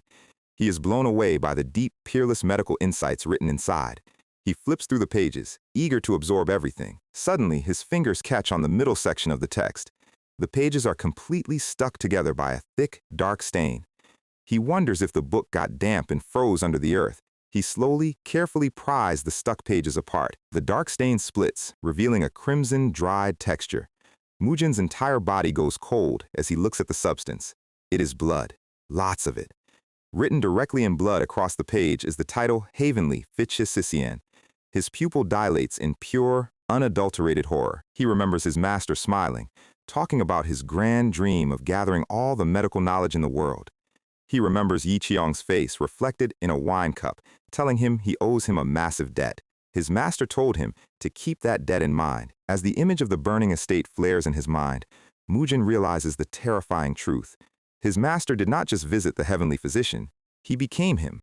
We start with the heavy reality of those three words staring our guy right in the face. Mujin is flashing back to everything the old man ever taught him about medicine, martial arts, and pure survival. He realizes his master did not just leave behind a regular homework assignment, he left behind a blood-soaked legacy that Mujin was definitely not mentally prepared for. He is currently holding 2 out of the 3 most legendary medical manuals in existence, the eccentric physician's personal notes and the heavenly physician's ancestral book, which means there is only one book left to collect, the Manual of the Demonic Physician.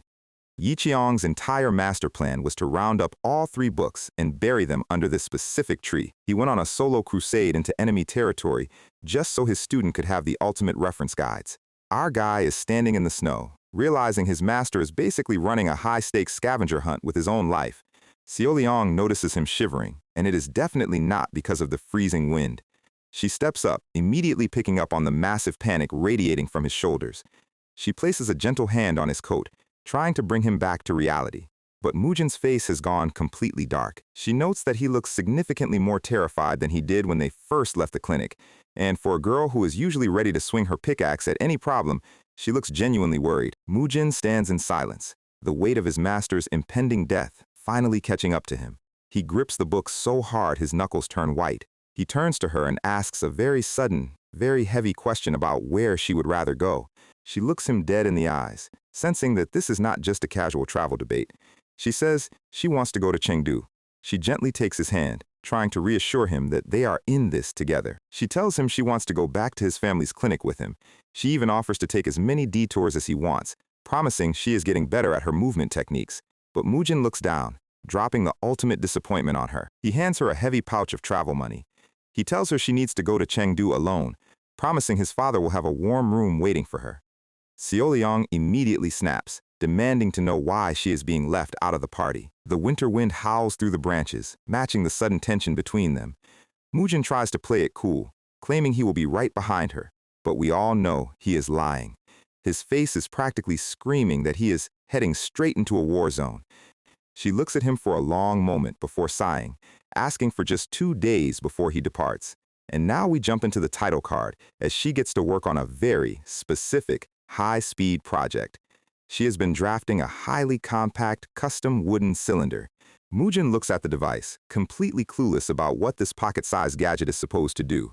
She explains the basic mechanics: pull the leather strap tight and press the trigger button. Once the button is pressed, the internal spring mechanism releases, launching a deadly cluster of acupuncture needles. Mujin asks if this is basically a high-tech wooden slingshot, and she proudly tells him it has way more stopping power. She warns him he has to fire it within 60 seconds of cocking it, otherwise the tension relaxes and it loses its lethality. He asks what she calls this pocket-sized weapon, and she drops a highly dramatic name on him. He smiles, noting that it is a pretty heavy name for a wooden cylinder.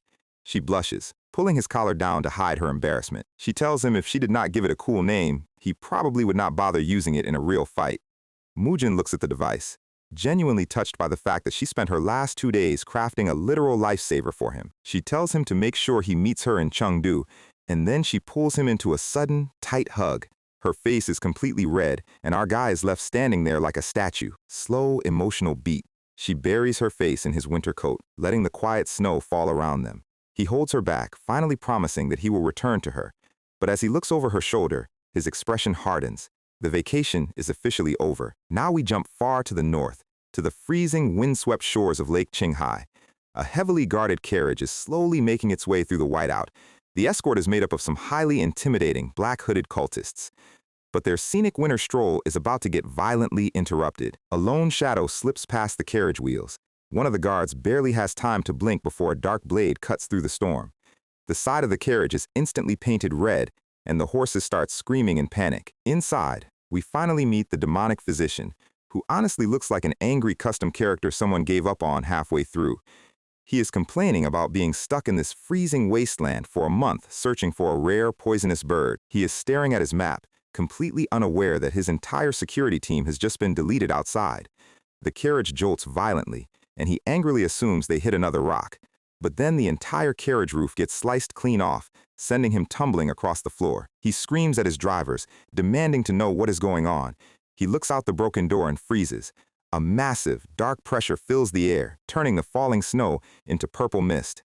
Yi Qiang is standing on the carriage frame, smiling like an absolute maniac. The demonic physician looks like he just saw a ghost, instantly recognizing the legendary rogue. Yi Qiang steps down, his hand dripping with fresh blood from the guards. He casually demands the demonic physician hand over his ultimate medical manual. He offers a very simple, highly generous trade: the book, in exchange for keeping his head attached to his shoulders. The bald physician stammers, claiming he does not write books, and his medical knowledge is not for share. Yi Qiang laughs, noting that every single legendary doctor always claims they do not have a diary, but they always lie. He steps closer, his blue eyes glowing with a terrifying, bloodthirsty intent. The demonic physician quickly realizes who was behind the death of the heavenly physician, cursing Yi Qiang's name. He decides he has had enough talking and releases his ultimate dark technique. A colossal, grotesque red toad manifests from his dark purple chi, ready to swallow Yi Qiang whole. But Yi Qiang's smile only gets wider. He notes that it is actually nice to fight without Mujin around to hold him back. He stands completely unfazed as the giant red monster towers over him. The demonic physician screams in rage, ordering his summon to crush the intruder. Fast action, the purple air splits as Yi Qiang's own massive energy manifests. A colossal, multi-legged centipede of pure violet poison wraps around the red toad, crushing its ribs. Yi Qiang's eyes glow with a wild, feral energy as he unloads his full power. The carriage is completely engulfed in a swirling vortex of toxic purple light, and the frozen wastes of Qinghai are about to witness an absolute slaughter. The shockwave of the blast ripples across the frozen lake, shattering the ice for hundreds of yards. The carriage is left shaking as the residual purple poison continues to sizzle against the wood. The final impact splits the carriage completely in half, sending a shower of splinters into the sky. Highly corrosive purple liquid leaks out onto the snow, melting the ground down to the dirt, and a dark figure slowly steps out of the wreckage. Yi Qiang stands in the middle of the melting snow, the battle officially over. He drops to one knee, leaning heavily on his sword as his body starts to shake. He coughs up a spray of dark blood, his skin covered in angry purple veins.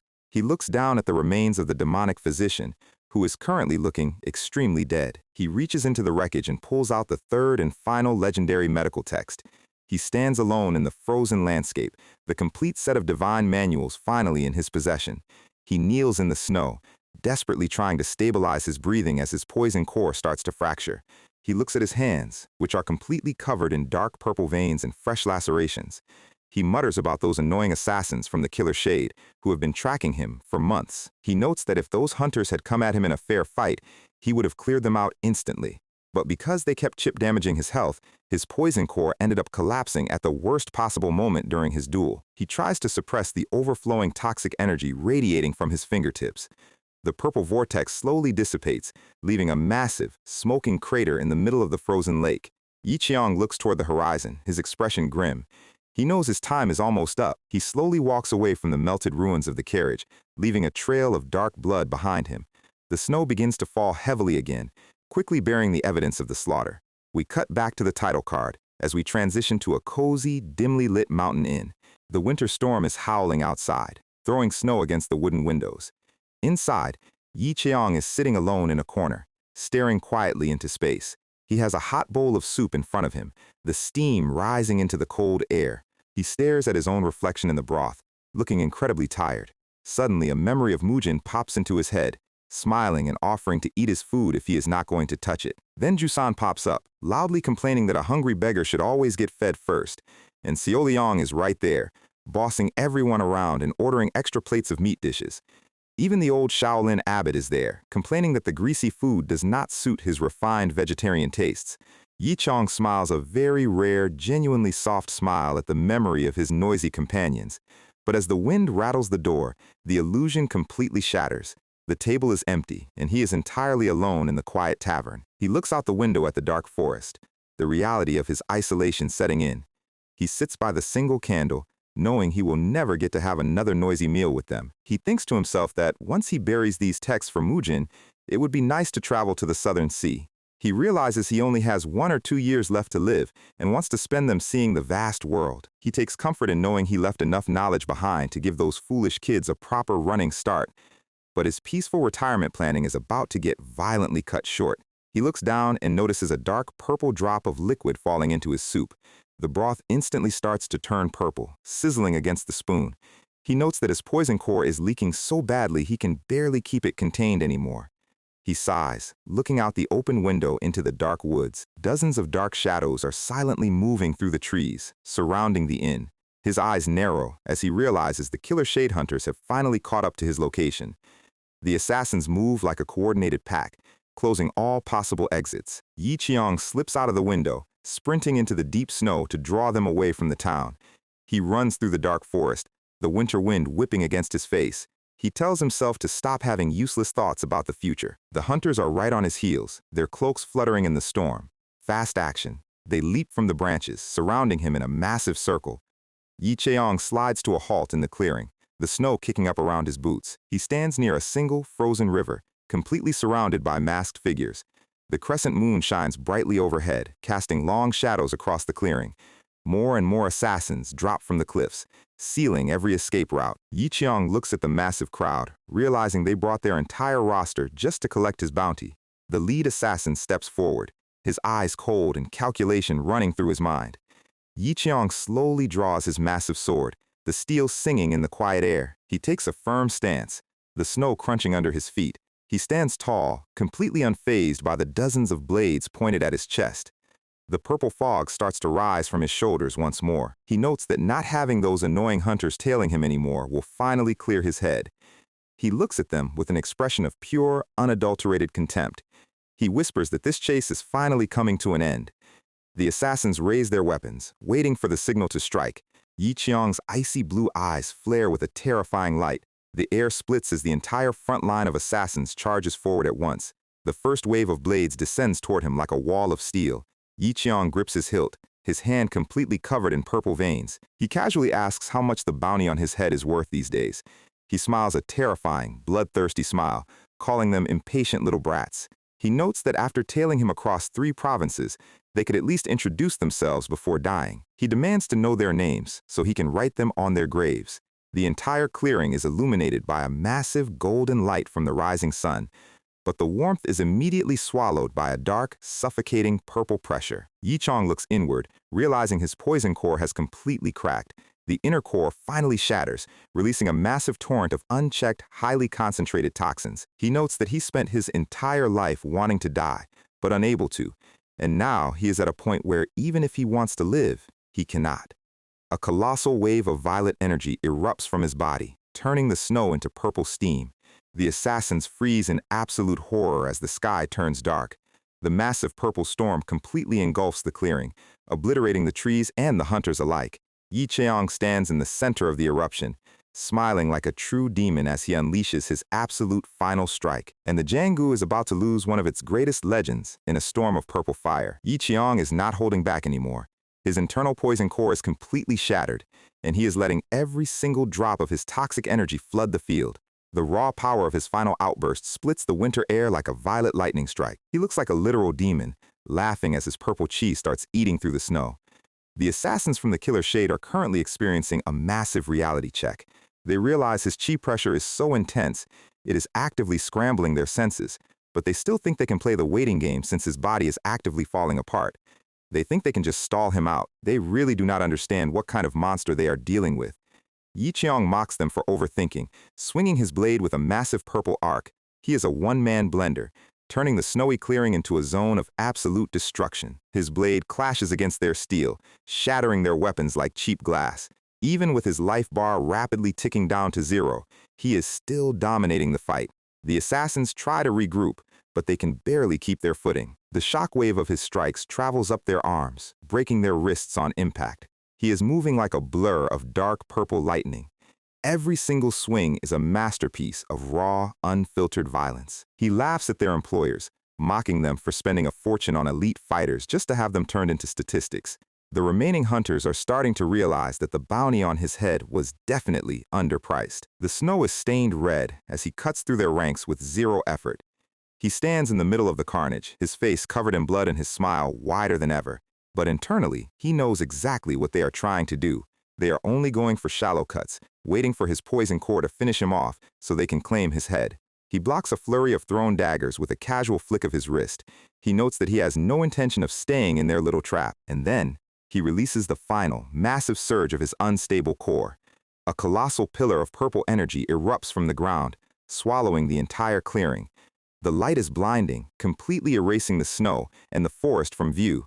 The final assassin looks up, in absolute terror, and as the light fades, Yi Qiang's consciousness starts to drift away.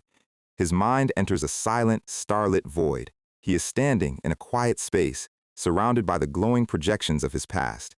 The spirits of the demonic physician and the heavenly physician stand silent before him, and then his own master appears in the mist. The old man's voice echoes in his head, asking if he truly intends to make his disciple walk this same dark path, a path of constant poison, violence, and a life that is neither truly living nor dying. He asks if Yi Qiang is using the massive medical debt he forced on Mujin, all those battles, all those stolen texts, just to mold his student into an even more terrifying monster than himself. He asks if he is actually trying to save the kid, or if he is just dragging him down into the dirt. He demands to know what the ultimate goal of all this suffering was.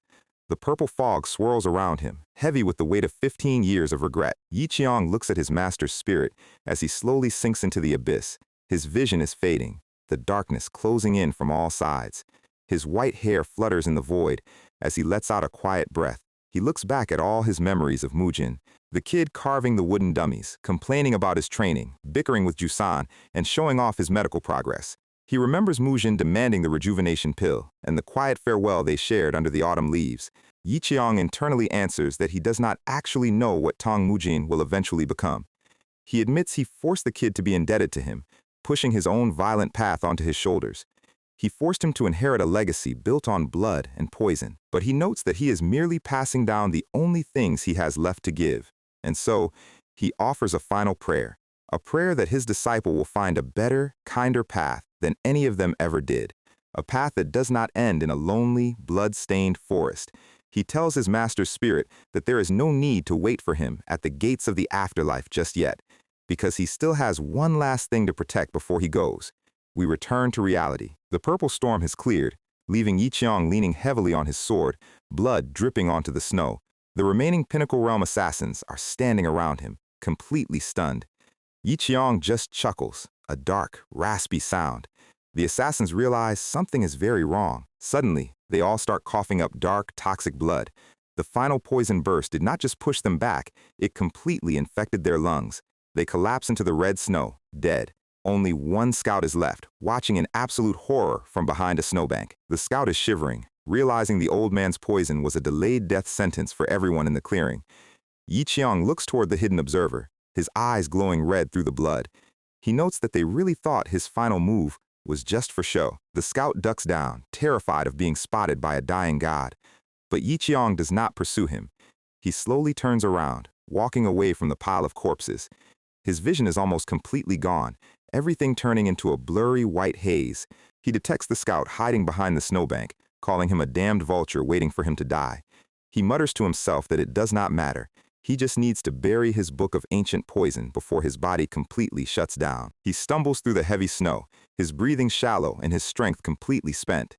He finally reaches the base of a massive ancient tree, collapsing against the trunk. The sun breaks through the winter clouds, casting a warm, golden light across the snow. Yi Qiang smiles a bloody, peaceful smile, thinking he has finally made it back home. But he quickly realizes it is just a final, cruel mirage before the end. He closes his eyes, asking the mirage to at least show him the faces of the people he loves, and in his final moments, the light shifts. He sees a vision of his younger self and his deceased daughter running toward him through the snow. They pull him into a tight, warm hug. He holds them close, the coldness of the forest completely disappearing. He stands in the warm light, his face finally free of pain and anger. His hand slowly loses its grip, dropping limp into the snow. He mutters a final complaint about the mirage not showing their faces clearly. And under the ancient tree, the legendary eccentric physician quietly passes away. But even in death, his face carries a quiet, triumphant smile. He leaves a final, lingering thought for his disciple, hoping his legacy will not become a burden. Suddenly, his residual purple chi erupts from his body, wrapping around the entire tree trunk. The toxic energy creates a massive, swirling barrier, acting as a permanent lock to protect the manuals. He wonders if his daughter will be jealous of how much he favored his student, looking forward to asking her in the afterlife. The scout assassin slowly peeked out from behind his snowdrift, his heart pounding like a drum. The bodies of his fellow Pinnacle Realm assassins were scattered across the clearing, completely frozen and half melted by the acid. The trees around the clearing were still dripping with the residual purple poison, sizzling against the bark. He cursed under his breath, realizing that his easy assignment of standing by and watching had turned into an absolute disaster. He stared at the massive, swirling purple barrier wrapping around the ancient tree. He tried to take a single step forward, but the toxic fumes instantly scorched his throat, forcing him back. He retreated behind a boulder, realizing the poison was still way too concentrated to bypass. Slow, annoying villain scene. The scout is currently camping this boss drop like a desperate MMO player waiting for a server reset. He decides he will just wait a few days for the barrier to thin out so he can claim the head and hog the entire reward. He looks at the motionless figure of Yi Qiang sitting against the trunk, grumbling about how the old man is trouble until the absolute end. He notes that dying with a peaceful smile like that is the ultimate disrespect. Meanwhile, a few miles away, Mujin is interviewing the locals. An old innkeeper mentions the tall, white-haired traveler passed by early winter, paid for a room, and left within an hour. An ice fisherman tells him he saw the lunatic swimming across a half-frozen river like it was a warm summer bath. Another merchant explains that the old man randomly gave him a medical prescription while they were bargaining over prices, and then, out of nowhere, he knocked over his entire merchant stand and ran off. The merchant sighs, concluding that the white-haired traveler was the most eccentric man he had ever met in his life. Mujin walks down the snowy path, a wide, nostalgic smile on his face. He is relieved to hear his master is just going around causing his usual brand of chaos, completely unaware of the tragedy waiting ahead. He runs down the path, thinking he should use this chance to ask his master what the official name of his medical book is. Suddenly, a little kid eating a dumpling stops him, mentioning that some scary guys in black clothes were looking for the same man. Mujin freezes as the kid mentions the black-clothed men bought him dumplings to get information. The realization hits him like a bucket of cold water. Assassins are still actively hunting his master. His expression goes completely serious as he accelerates into a full-speed sprint. He leaps across the snowy hills, his boots barely touching the ground. He runs through the white forest, his eyes scanning the snow for tracks. Suddenly, his hypersensitive chi detection activates. He detects a faint, familiar scent of purple poison drifting through the branches. As he runs deeper into the woods, the scent gets significantly stronger. He notes that it is almost like his master left a trail specifically for him to follow. The toxic energy is faint, barely enough to affect a small animal, but his training allows him to track it easily. He smiles to himself, wondering if the old man will actually complement his growth this time, or just use him as a sniffing dog to find rare herbs. He decides he is going to keep his tracking success a secret for a bit, just to smug about it later. But the toxic energy in the air is rapidly getting thicker, turning the white snow into a purple haze. He picks up the pace, thinking he is almost caught up to his master's location. He charges through a thick cluster of trees, expecting to see his master's grumpy face. He even starts thinking about suggesting a wholesome name like the Book of Saving Lives for his master's manual. He expects the old man to put on his classic lazy face and tell him to do whatever he wants.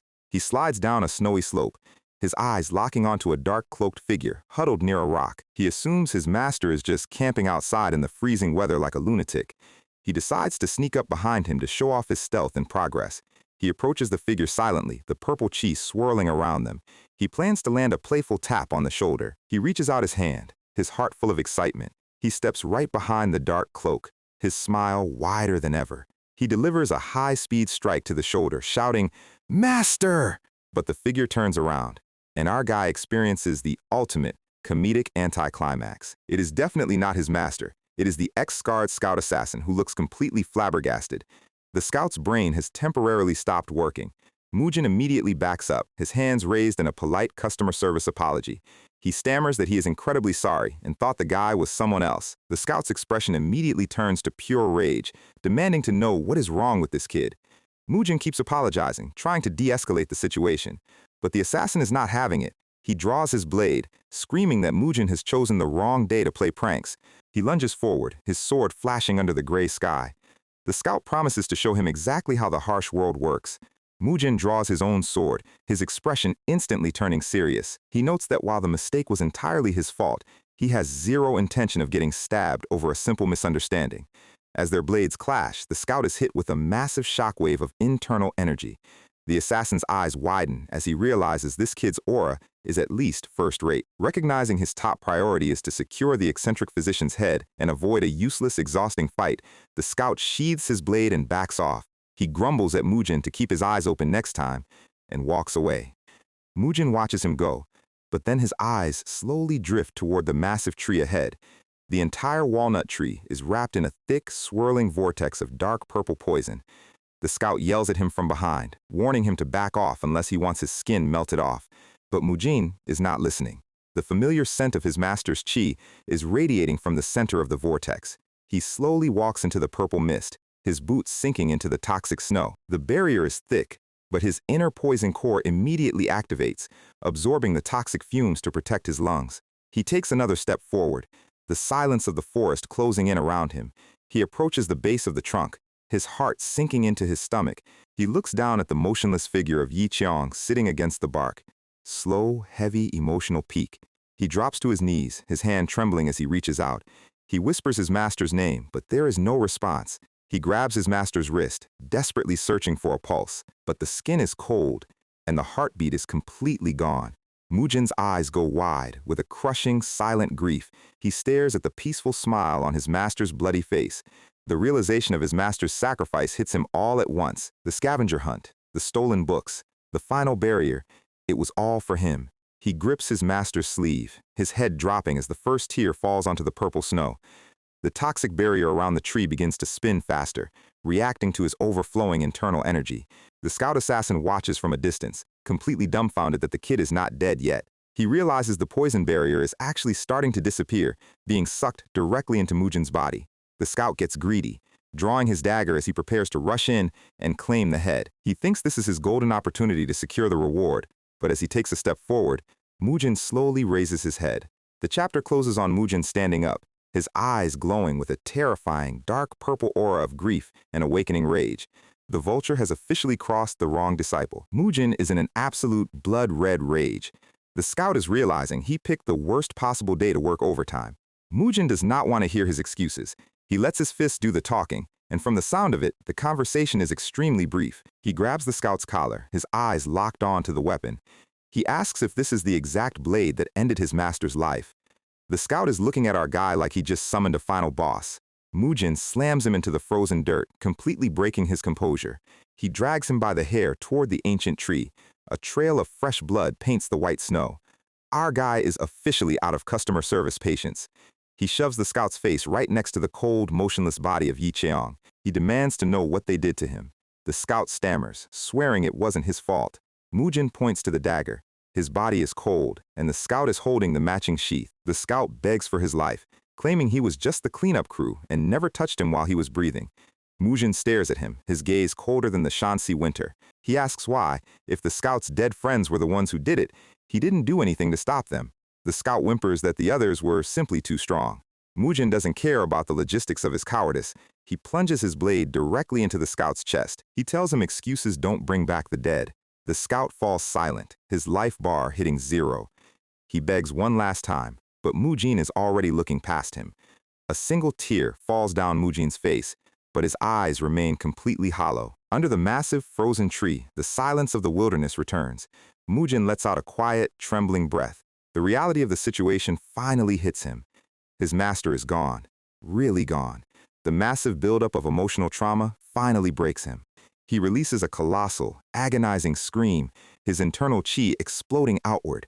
The shockwave shatters the snowbanks for miles, a pure release of grief and raw power. Slow, heavy emotional peak. The title card drops, and it is a heavy one. Tang Mujin no longer counted the lives he ended. We see him walking through the Shaanxi wilderness. He has to avoid villages, inns, and anyone who might ask questions. He is traveling completely off the grid, because on his back, wrapped in a thick winter cloak, is his master's cold body. He is carrying the corpse across provinces, relying on the freezing winter to preserve him. He couldn't bear to leave him alone in that blood-stained forest. To leave him there would have been a sin he could never wash away. He tells himself this entire journey is foolish. Carrying a dead man across the country won't bring him back, but it is the absolute last thing he can do as his disciple. He sits under a tree, chewing on dry, frozen rations. He can still hear his master's voice in his head, calling him a fool for freezing. The memory of Yi Qiang's smug grin is so vivid, it almost feels real. But when he reaches out to offer him some food, there is only the silent, frozen corpse staring back at him. The illusion shatters, and Mujin lets out a desperate, broken curse into the night. He collapses in the snow, his entire body shaking as the grief devours him. He clenches his fists so hard his nails draw blood. He remembers his master's words, "Keep this in mind." He remembers the warmth of the clinic, the simple cups of tea. "You owe me." He remembers them bickering over a tab in a warm tavern, the old man laughing, completely full of life and spite. Back then, Mujin didn't understand the true weight of that debt. He thought keeping track of lives saved versus lives taken was enough. He thought his flimsy little vessel of a soul could handle the balance. But he had no idea what a real life actually cost. He finally reaches Huizhou, laying his master down in the quiet dirt. The eccentric physician is finally laid to rest, his famous white hair covered by Shaanxi earth. He cannot breathe. He cannot write his name on his own book. He cannot make another joke. And Mujin realizes the true source of his grief is his own mercy. He remembers arguing with his master about sparing Baek Chuseo. He remembers trying to be the righteous hero, arguing that mercy would make Chuseo repent. That single decision ended up costing him everything. Because he spared the snake went and hired the assassins. If Mujin hadn't stopped Yi Qiang that night, Baek Chuseo would be dead. The killer shade would have never been hired, and his master would still be breathing. His softness is what killed Yi Qiang. He allowed his master to carry all the risk, while he played the safe, righteous doctor. He burdened him with the aftermath of his own naive decisions. But he is done playing the peaceful healer. He stands up, throwing away his medical robes into the snow. He dons a dark, form-fitting set of combat gear, his long ponytail catching the winter wind. He bows one last time before the freshly made grave. He promises to pay back their malice with absolute, merciless interest. He leaves the burial site behind, his footsteps the only mark in the silent snow. The chapter ends with Mujin walking into the dark, his eyes burning with a cold, vengeful purple fire. The healer has officially left the lobby. Meanwhile, back at the Jeonbaek clan, life seems to be going surprisingly well. Baek Chuseo is walking through his luxury courtyard, looking completely at peace. He reflects on the winter, noting that his daughter Hyang Ah has been keeping her distance. Her silent, judging eyes haunted him all winter. But just like the changing seasons, their fortunes have completely shifted. He thinks about how she hid her identity to help the clan. But right after her meridians were healed, she left home to train under the legendary Gongdong sect elder. Even the Six Supremes have personally vouched for her talent, calling her a genius beyond the peak. Chuseo stands before his massive gates, feeling like a genius businessman who just pulled off the trade of the century. He looks at a beautiful orchid in his hand, thinking all his nightmares are finally over. He thinks the eccentric physician's death was just the fertilizer his clan needed to bloom once more. His smile is completely insufferable. He decides to bury the past like fertilizer, completely unaware of the storm heading his way. Sudden gear shift. He thinks everything is perfect, which in a manhwa is the universal signal that your life is about to get completely ruined. The moon turns a deep, ominous red as a shadow slips over the roof tiles. A masked figure clad in dark assassin gear stands against the red sky. His eyes glow with a cold, menacing purple light. He drops silently into the courtyard, moving like a ghost. Chuseo is still admiring his plant when he hears the floorboards creak behind him. He turns around, his instincts instantly flaring. He assumes the intruder is one of the killer shade hunters he hired to do his dirty work. The assassin speaks in a low, raspy voice. The request has been completed. The eccentric physician is dead. Chuseo lights up, eagerly asking if he brought the head to prove it. He boasts that, with his enemies gone, the Bayek clan will finally rule the region. He wants to see Yi Qiang's face before it rots away. The assassin asks a very quiet, very dangerous question. Where is Miss Bayek? Chuseo snaps, grabbing the assassin's collar and warning him that if he mentions his daughter again, he won't get a single coin of his remaining payment. The assassin notes that Chuseo kept his daughter completely in the dark about the assassination. He releases a massive, suffocating surge of dark purple chi that pins Chuseo to the floor. Chuseo panics, demanding to know where the branch leader of the killer shade is. Branch leader? The purple energy explodes outward, turning the entire room into a toxic vacuum. Chuseo screams in terror, "Who the hell are you?" The assassin pulls down his mask, revealing the cold, vengeful eyes of Tong Mujin. Chuseo gasps as he recognizes the poison arts, desperately drawing his sword. He assumes if he can just escape to the courtyard before the toxins kick in, he will be fine. But the air splits as glowing purple chains of pure energy wrap around his blade. Chuseo executes a high-speed strike, unleashing the Bayek family sword style. But Mujin doesn't even bother to dodge, his eyes remaining completely dead. He draws his soul-severing sword, the flexible steel whispering in the dark. The blade bends like a whip, bypassing Chuseo's guard entirely. Chuseo realizes his fingers are about to get sliced off if he doesn't back down. The impact of their clash sends Chuseo flying across the room, his luxurious furniture reduced to toothpicks. He tries to salvage his pride by launching a meteor-style downward thrust, but Mujin is already beneath him, his movement techniques looking like a dark blur. Chuseo screams, aiming straight for Mujin's chest, but his blade shatters on impact, the steel fragments raining down onto the floor. Chuseo is left holding a broken hilt, his mind unable to process the absolute gap in their raw power. He looks at Mujin's face, realizing our guy didn't just walk through the winter to deliver a message. He spent every single mile of that cold journey thinking about exactly how to end his life. Mujin lunges forward, his hand clamping onto Chuseo's face like a vice grip. Chuseo tries to break free, his survival instincts screaming that he is about to die. Mujin smiles a dark, terrifying smile, whispering for him to take a deep, deep breath. He pumps a massive stream of corrosive purple poison directly into Chuseo's lungs. Chuseo's skin starts to blister as the toxic energy melts his internal pathways. He crashes through the sliding doors, desperately choking and searching for his guards. He collapses into the courtyard, spitting up a huge puddle of dark purple slime. He gasps for air, his lungs burning like they're on fire. He thinks he managed to break free and can still circulate his energy to force the toxins out. He tries to stand, swearing he will rebuild his family's legacy, but a massive shadow towers over him, the purple chi blotting out the sky. Mujin drops from the sky, his landing cracking the stone pavement. He casually steps onto Chuseo's broken ankle, crushing it into the dirt. He looks down at him, his expression completely devoid of mercy. He asks him if he finally understands the reality of his situation. Chuseo can only stare up in absolute paralyzing terror. Mujin tells him to scream all he wants. He set up a massive demonic poison barrier around the entire estate. Everyone inside is currently fast asleep. No one is coming to save him. Chuseo whines, begging for his life as he scrambles across the dirt.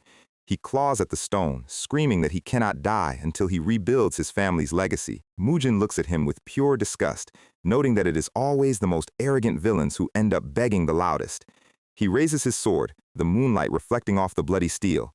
The ghosts of his past sins echo in Chuseo's ears, but Mujin's blade is already descending. The purple barrier flares one final time as the strike lands. Mujin looks down at the remains, his eyes glowing in the dark. He whispers that they shouldn't be in such a rush to leave, because the night of absolute retribution has only just begun. Under a blood-red moon, the absolute reckoning has officially arrived.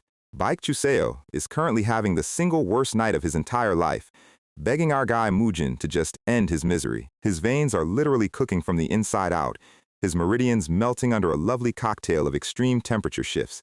He begs for a quick exit, but the mercy department is closed for the season. Murim just stands there, watching him crawl like a bug. He deadpans that even the demonic physician's dark manual doesn't have a chapter on how to cleanly put down a piece of trash like him.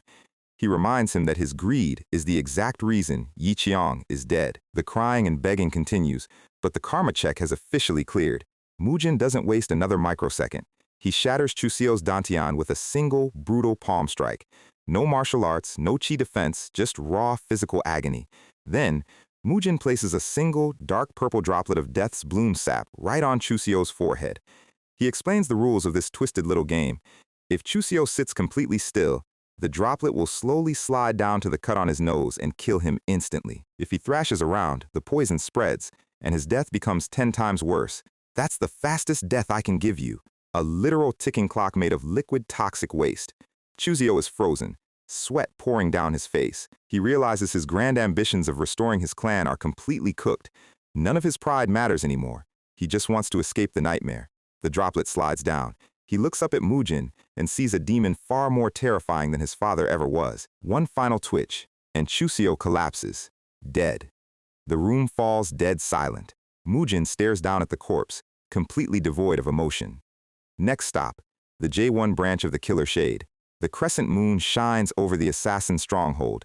They think they're safe behind their high walls, but Murim crashes through the roof like a heat-seeking missile. He leads with a palm strike packed with pure kinetic force. The intelligence head gets wiped off the map before he can even blink. Panic immediately floods the room.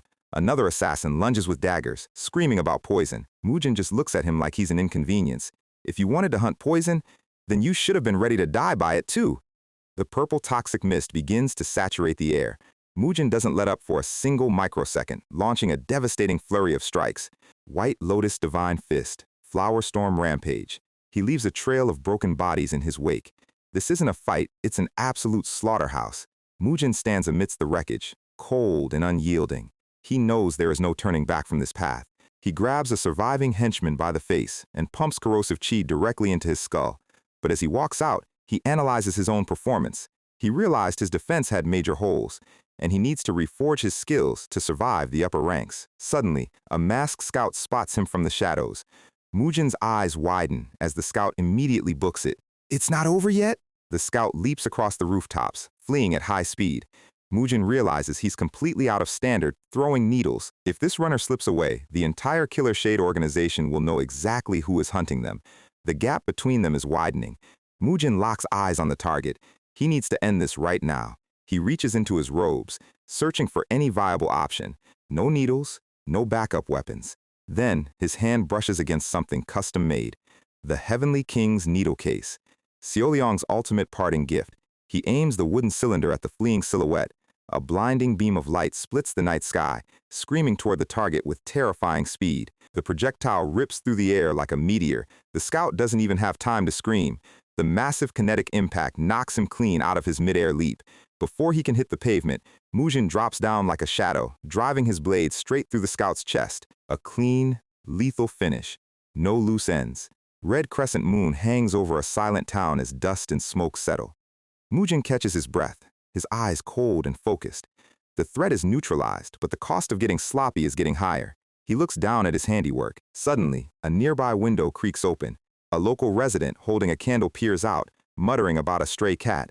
But by then, Murim is already gone, leaving only a dark pool of blood on the dirt. Cut to the Killer Shade headquarters, where the reports of the J1 branch massacre are being read. The commander crumbles the paper in a fit of absolute rage.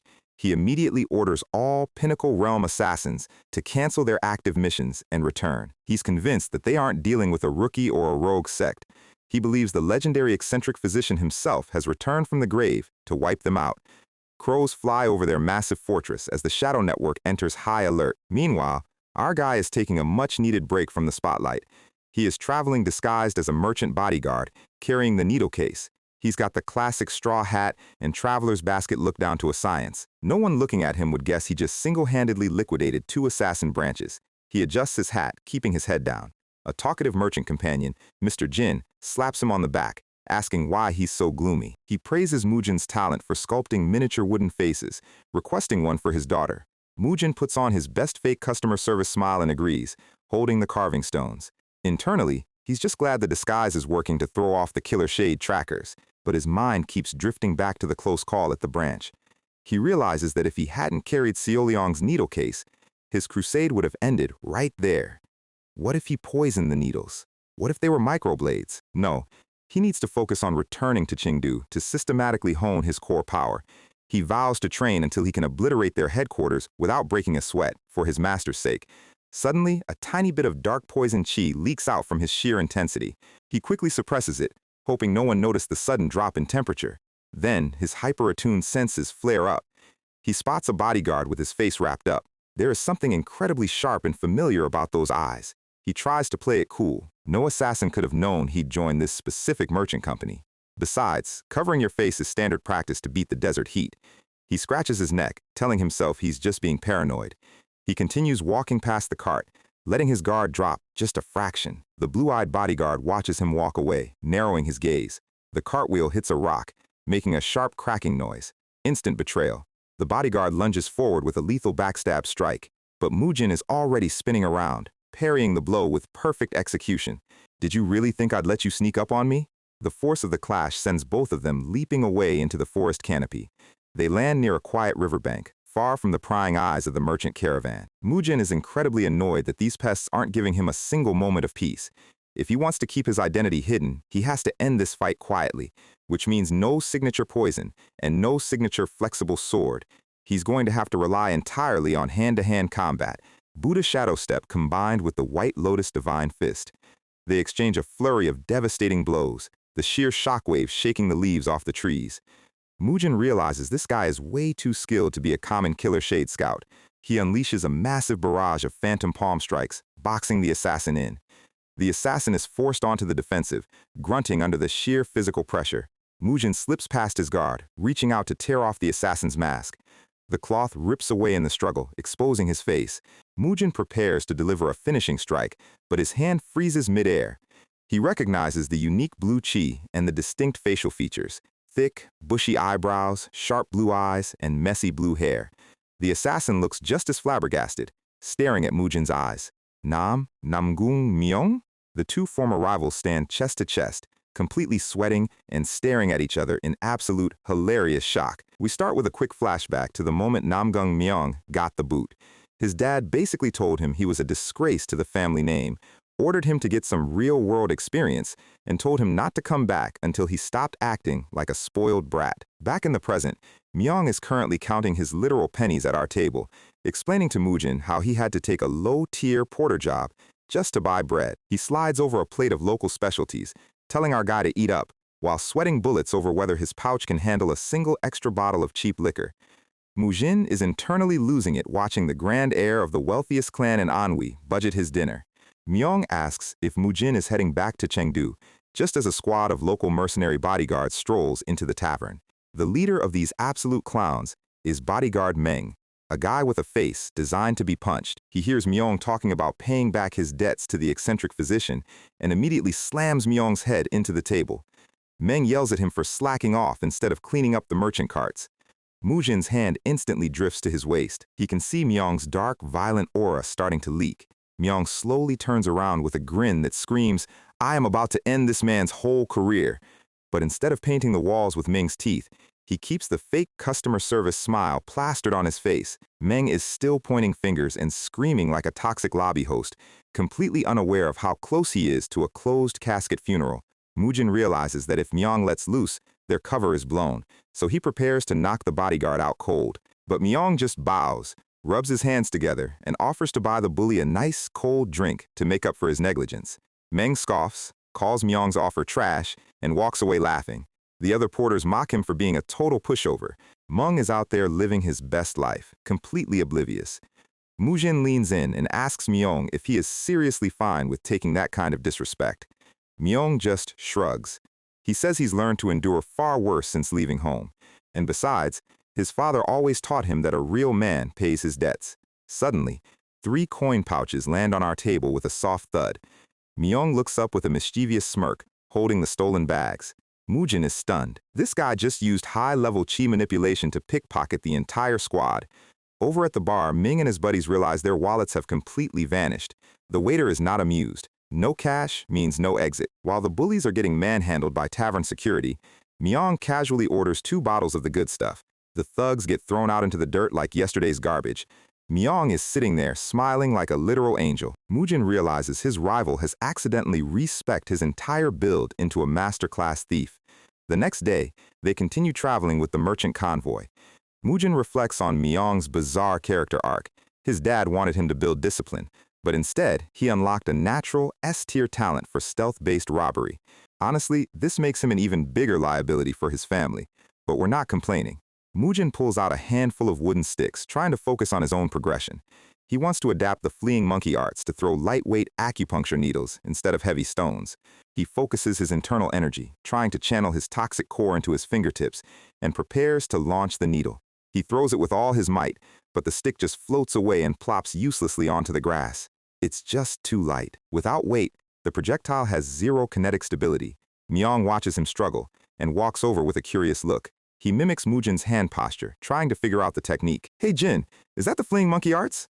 Myong mentions he secretly learned the basics from the library manager too, just in case.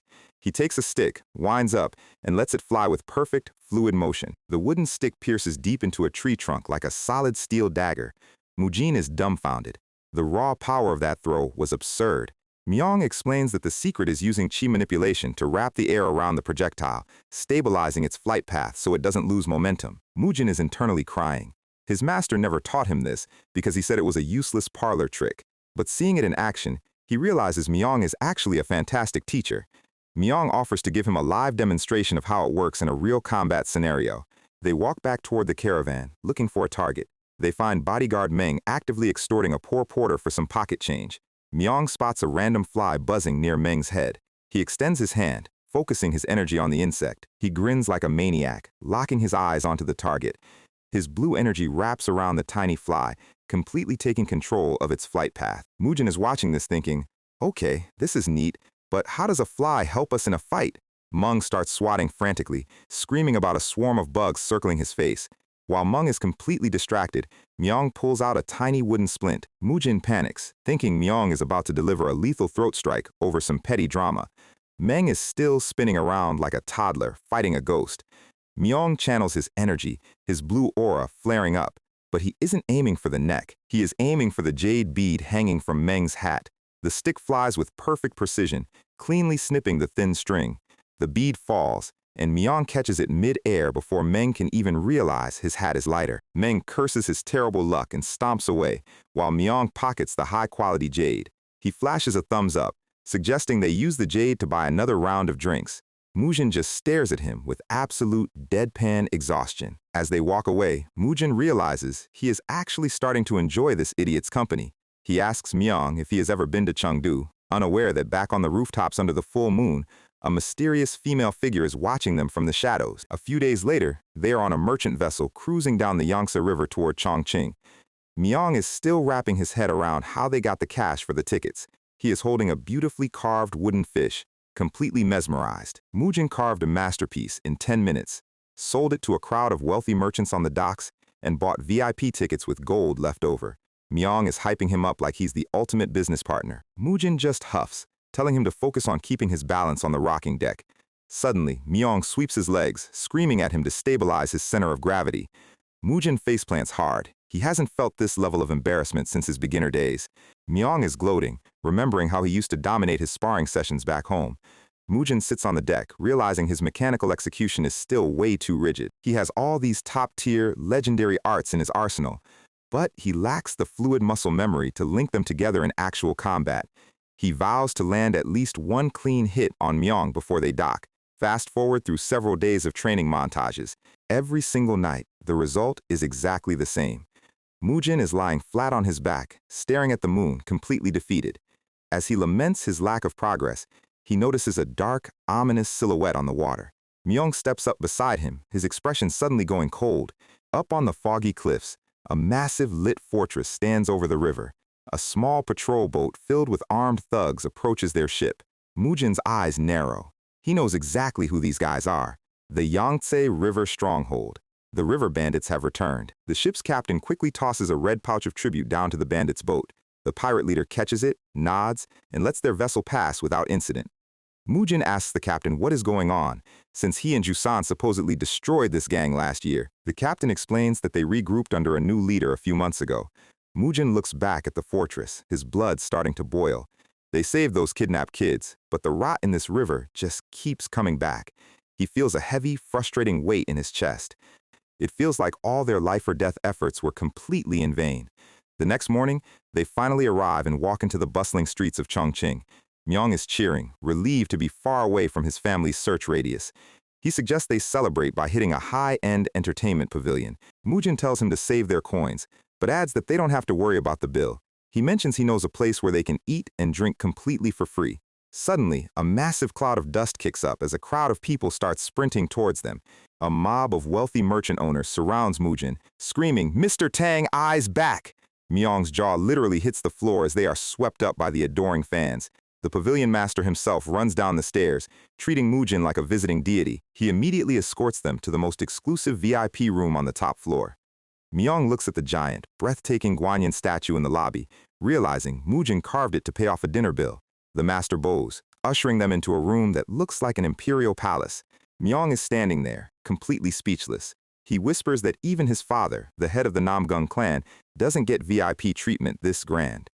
They sit down, and the pavilion master rubs his hands together, looking slightly nervous. He mentions that a very important, highly secretive guest has been waiting to meet Mr. Tang. He says the guest is reluctant to show their face, but insists on an introduction.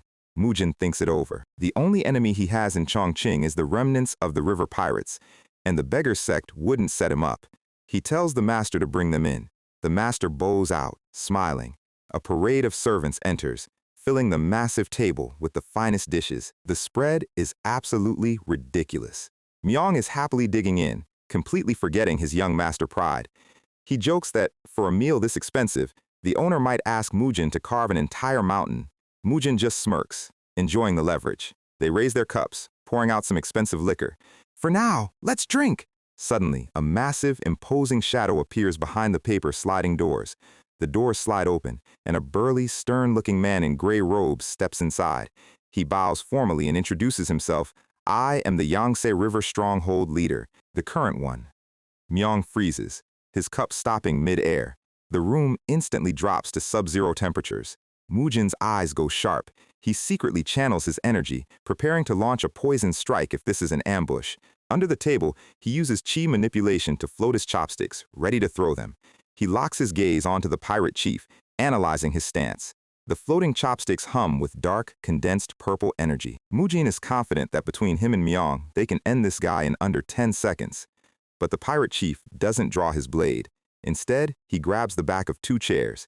He pulls them out slowly, with absolute respect. He steps back, keeping his head bowed. Mujin realizes the chief is just the vanguard.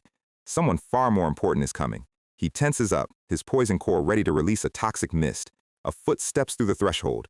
An elderly, white-haired beggar steps in first. Mujin's eyes widen. It's a 5-knot elder of the beggar sect, a confirmed Pinnacle Realm master. Why is an orthodox elder walking side by side with a notorious pirate chief? But before he can process that, a massive, suffocating pressure floods the room. It's a burning, crushing aura that chokes the very air in their lungs, a presence of a supreme pinnacle master. A fan snaps open, and a cold voice echoes through the room. "Do not try to act clever." A stunning, white-haired woman in lavish red robes steps into the light, her gaze locking onto Mujin. "Are you the Tang boy who beheaded the previous leader of the Yangtze River Stronghold? Our guy is officially in the hot seat, and the exit doors are firmly locked." Ha Reyong wastes zero time. She looks our guy dead in the eye and asks if he's the one who took the Yangtze leader's head. Mujin's survival instincts are screaming at 100%. He's currently sitting across from a living natural disaster, demanding a straight answer. He answers, "Yes," before his brain can even process a lie. She then demands to know his connection to Jusan, and Mujin answers honestly, he's a brother in arms. Then she drops the big one. "And what about Yi Cheong?" Mujin's purple toxic chi flares up slightly. He looks her dead in the eye and says Yi Cheong is his master. The atmospheric pressure in the room is heavy enough to crack the table. She demands to know why he raided the stronghold. Was it for the money? Myong is sweating in the background, but Mujin doesn't flinch. He explains the leader was a monster kidnapping kids for profit, and he didn't take a single copper coin from the vault. She glares at him, threatening to paint the walls with his blood if he's lying. She levitates several sharp chopsticks, aiming them directly at his throat. This is a literal firing squad made of restaurant utensils. But our guy has been through actual hell. He just smiles. He tells her he has no intention of backing down. The pink energy swirls around him, but he remains completely still. Ha Ryong smiles. That was the correct answer. She admits the previous leader was someone she raised, but he strayed from the path, and her own sentimentality stopped her from putting him down herself. Mujin's brain is short-circuiting. She raised him? How old is this girl? She calls Yi Cheong a lucky old bastard for finding such a disciplined disciple. She explains she's actually Ha Ryong, the Blossom Swallow Divine Nun, once a pillar of the Ime sect, and now the head of the Hao sect. She tells Mujin to have Yi Cheong visit her when he's free. The room goes completely quiet. Mujin looks down, the reality of his loss hitting him in waves. He takes a deep breath and delivers the news. The eccentric physician is dead. The words hang in the air like lead. Ha Ryong's composure completely shatters. She slams the table, screaming in disbelief. She demands to know how someone as monstrously strong as Yi Cheong could possibly die. Mujin explains it was a quiet, isolated battle, and the news hasn't leaked to the public yet. She realizes the terrifying truth. With Yang Hun also gone, the lineage of the great physicians is almost entirely dead. She grabs Mujin by the collar, panicking. If the sects realize there are no master healers left, they'll start a world war to kidnap the surviving doctors. Mujin calmly reaches into his pack and places 3 books on the table, the legendary medical texts of the 3 great physicians. Her jaw hits the floor. You're his medical disciple? She stares at the text in absolute awe. The reality of the situation settles in. And then, the most legendary Ime master in history drops to her knees, formally bowing and apologizing to our guy. She admits she almost committed the ultimate sin of ending the lineage of medicine. Myong's brain has officially exited the chat. He's realizing they are casual friends with a 150-year-old lolly goddess. She explains she left the MA sect because preaching salvation didn't actually save anyone. She gets up, her expression turning dead serious. She hands the books back to Mujin, warning him to keep his mouth shut about his master's death. If the public finds out he has these texts, every greedy sect in the Murim will hunt him down. That is the weight of being the greatest physician under the heavens. She asks if he'll be willing to help her in the future. What else would I ask of a physician? To care for patients? Mujin smiles. I will. She turns to leave, clearly impressed by our guy's absolute main character energy. She tells him she might just repay her debts to Yi Cheong by backing him up. And with a final piece of advice about finding a disciple before it's too late, she departs. Myong collapses back in his chair. They watch her entourage leave the tavern. Myong lets out a massive sigh of relief, admitting he thought they were dead for sure. Mujin looks over the balcony, a dangerous smirk forming on his face. He decides the pavilion master needs to be punished for setting them up. The master pleads for mercy, but the vengeance train has no brakes. Mujin yells to the entire tavern that the master is paying for all the food and drinks tonight. The crowd goes absolutely wild. Meanwhile, we cut to Chengdu, Sichuan. Dan Xiaoleyong is serving warm tea to Mujin's father, officially fitting in as part of the family. The tea bowl drops and shatters on the floor. Mujin's father turns around, completely frozen. Xiaoyong's eyes light up. Mujin steps into the courtyard, bowing respectfully. I have returned, father. He's expecting a warm, emotional reunion. Instead, his dad sprints over and delivers a flying kick to his chest. He grabs Mujin by the collar, screaming at the top of his lungs. He rants about how a real man is supposed to carry his girl around everywhere. He demands to know why he let his future daughter-in-law travel alone. He accuses Mujin of seducing her, with promises of showing her the local dams. Mujin is completely bewildered. Marriage? Seducing? Since when? But his dad just pulls him into a tight, crushing hug. You've grown, Mujin. A beautiful shot of Chengdu.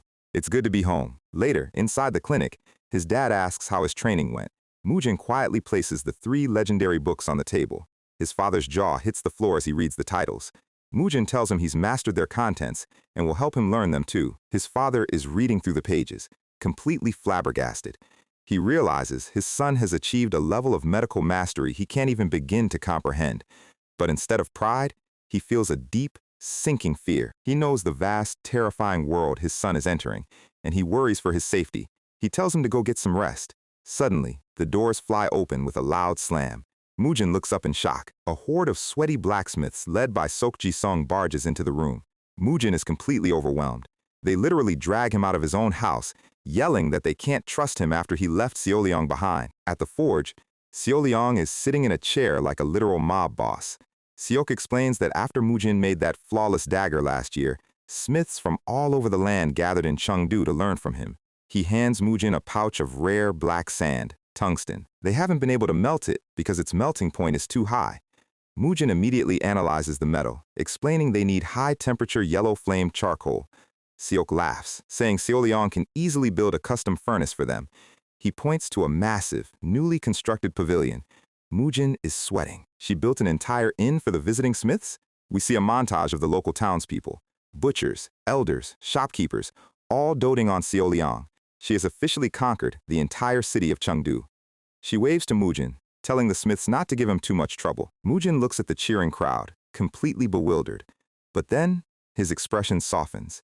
He realizes that if she has become this beloved and protected by the entire city, she will be perfectly safe, even when he leaves to go to war against the killer shade. We see a close-up of Xiaoliang's warm smile, but then the camera pans down to the dark alleyways.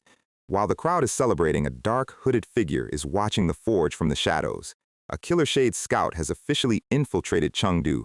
Night falls over the city. Sok bids Mujin goodbye, warning him that his success has made rival smiths and doctors jealous.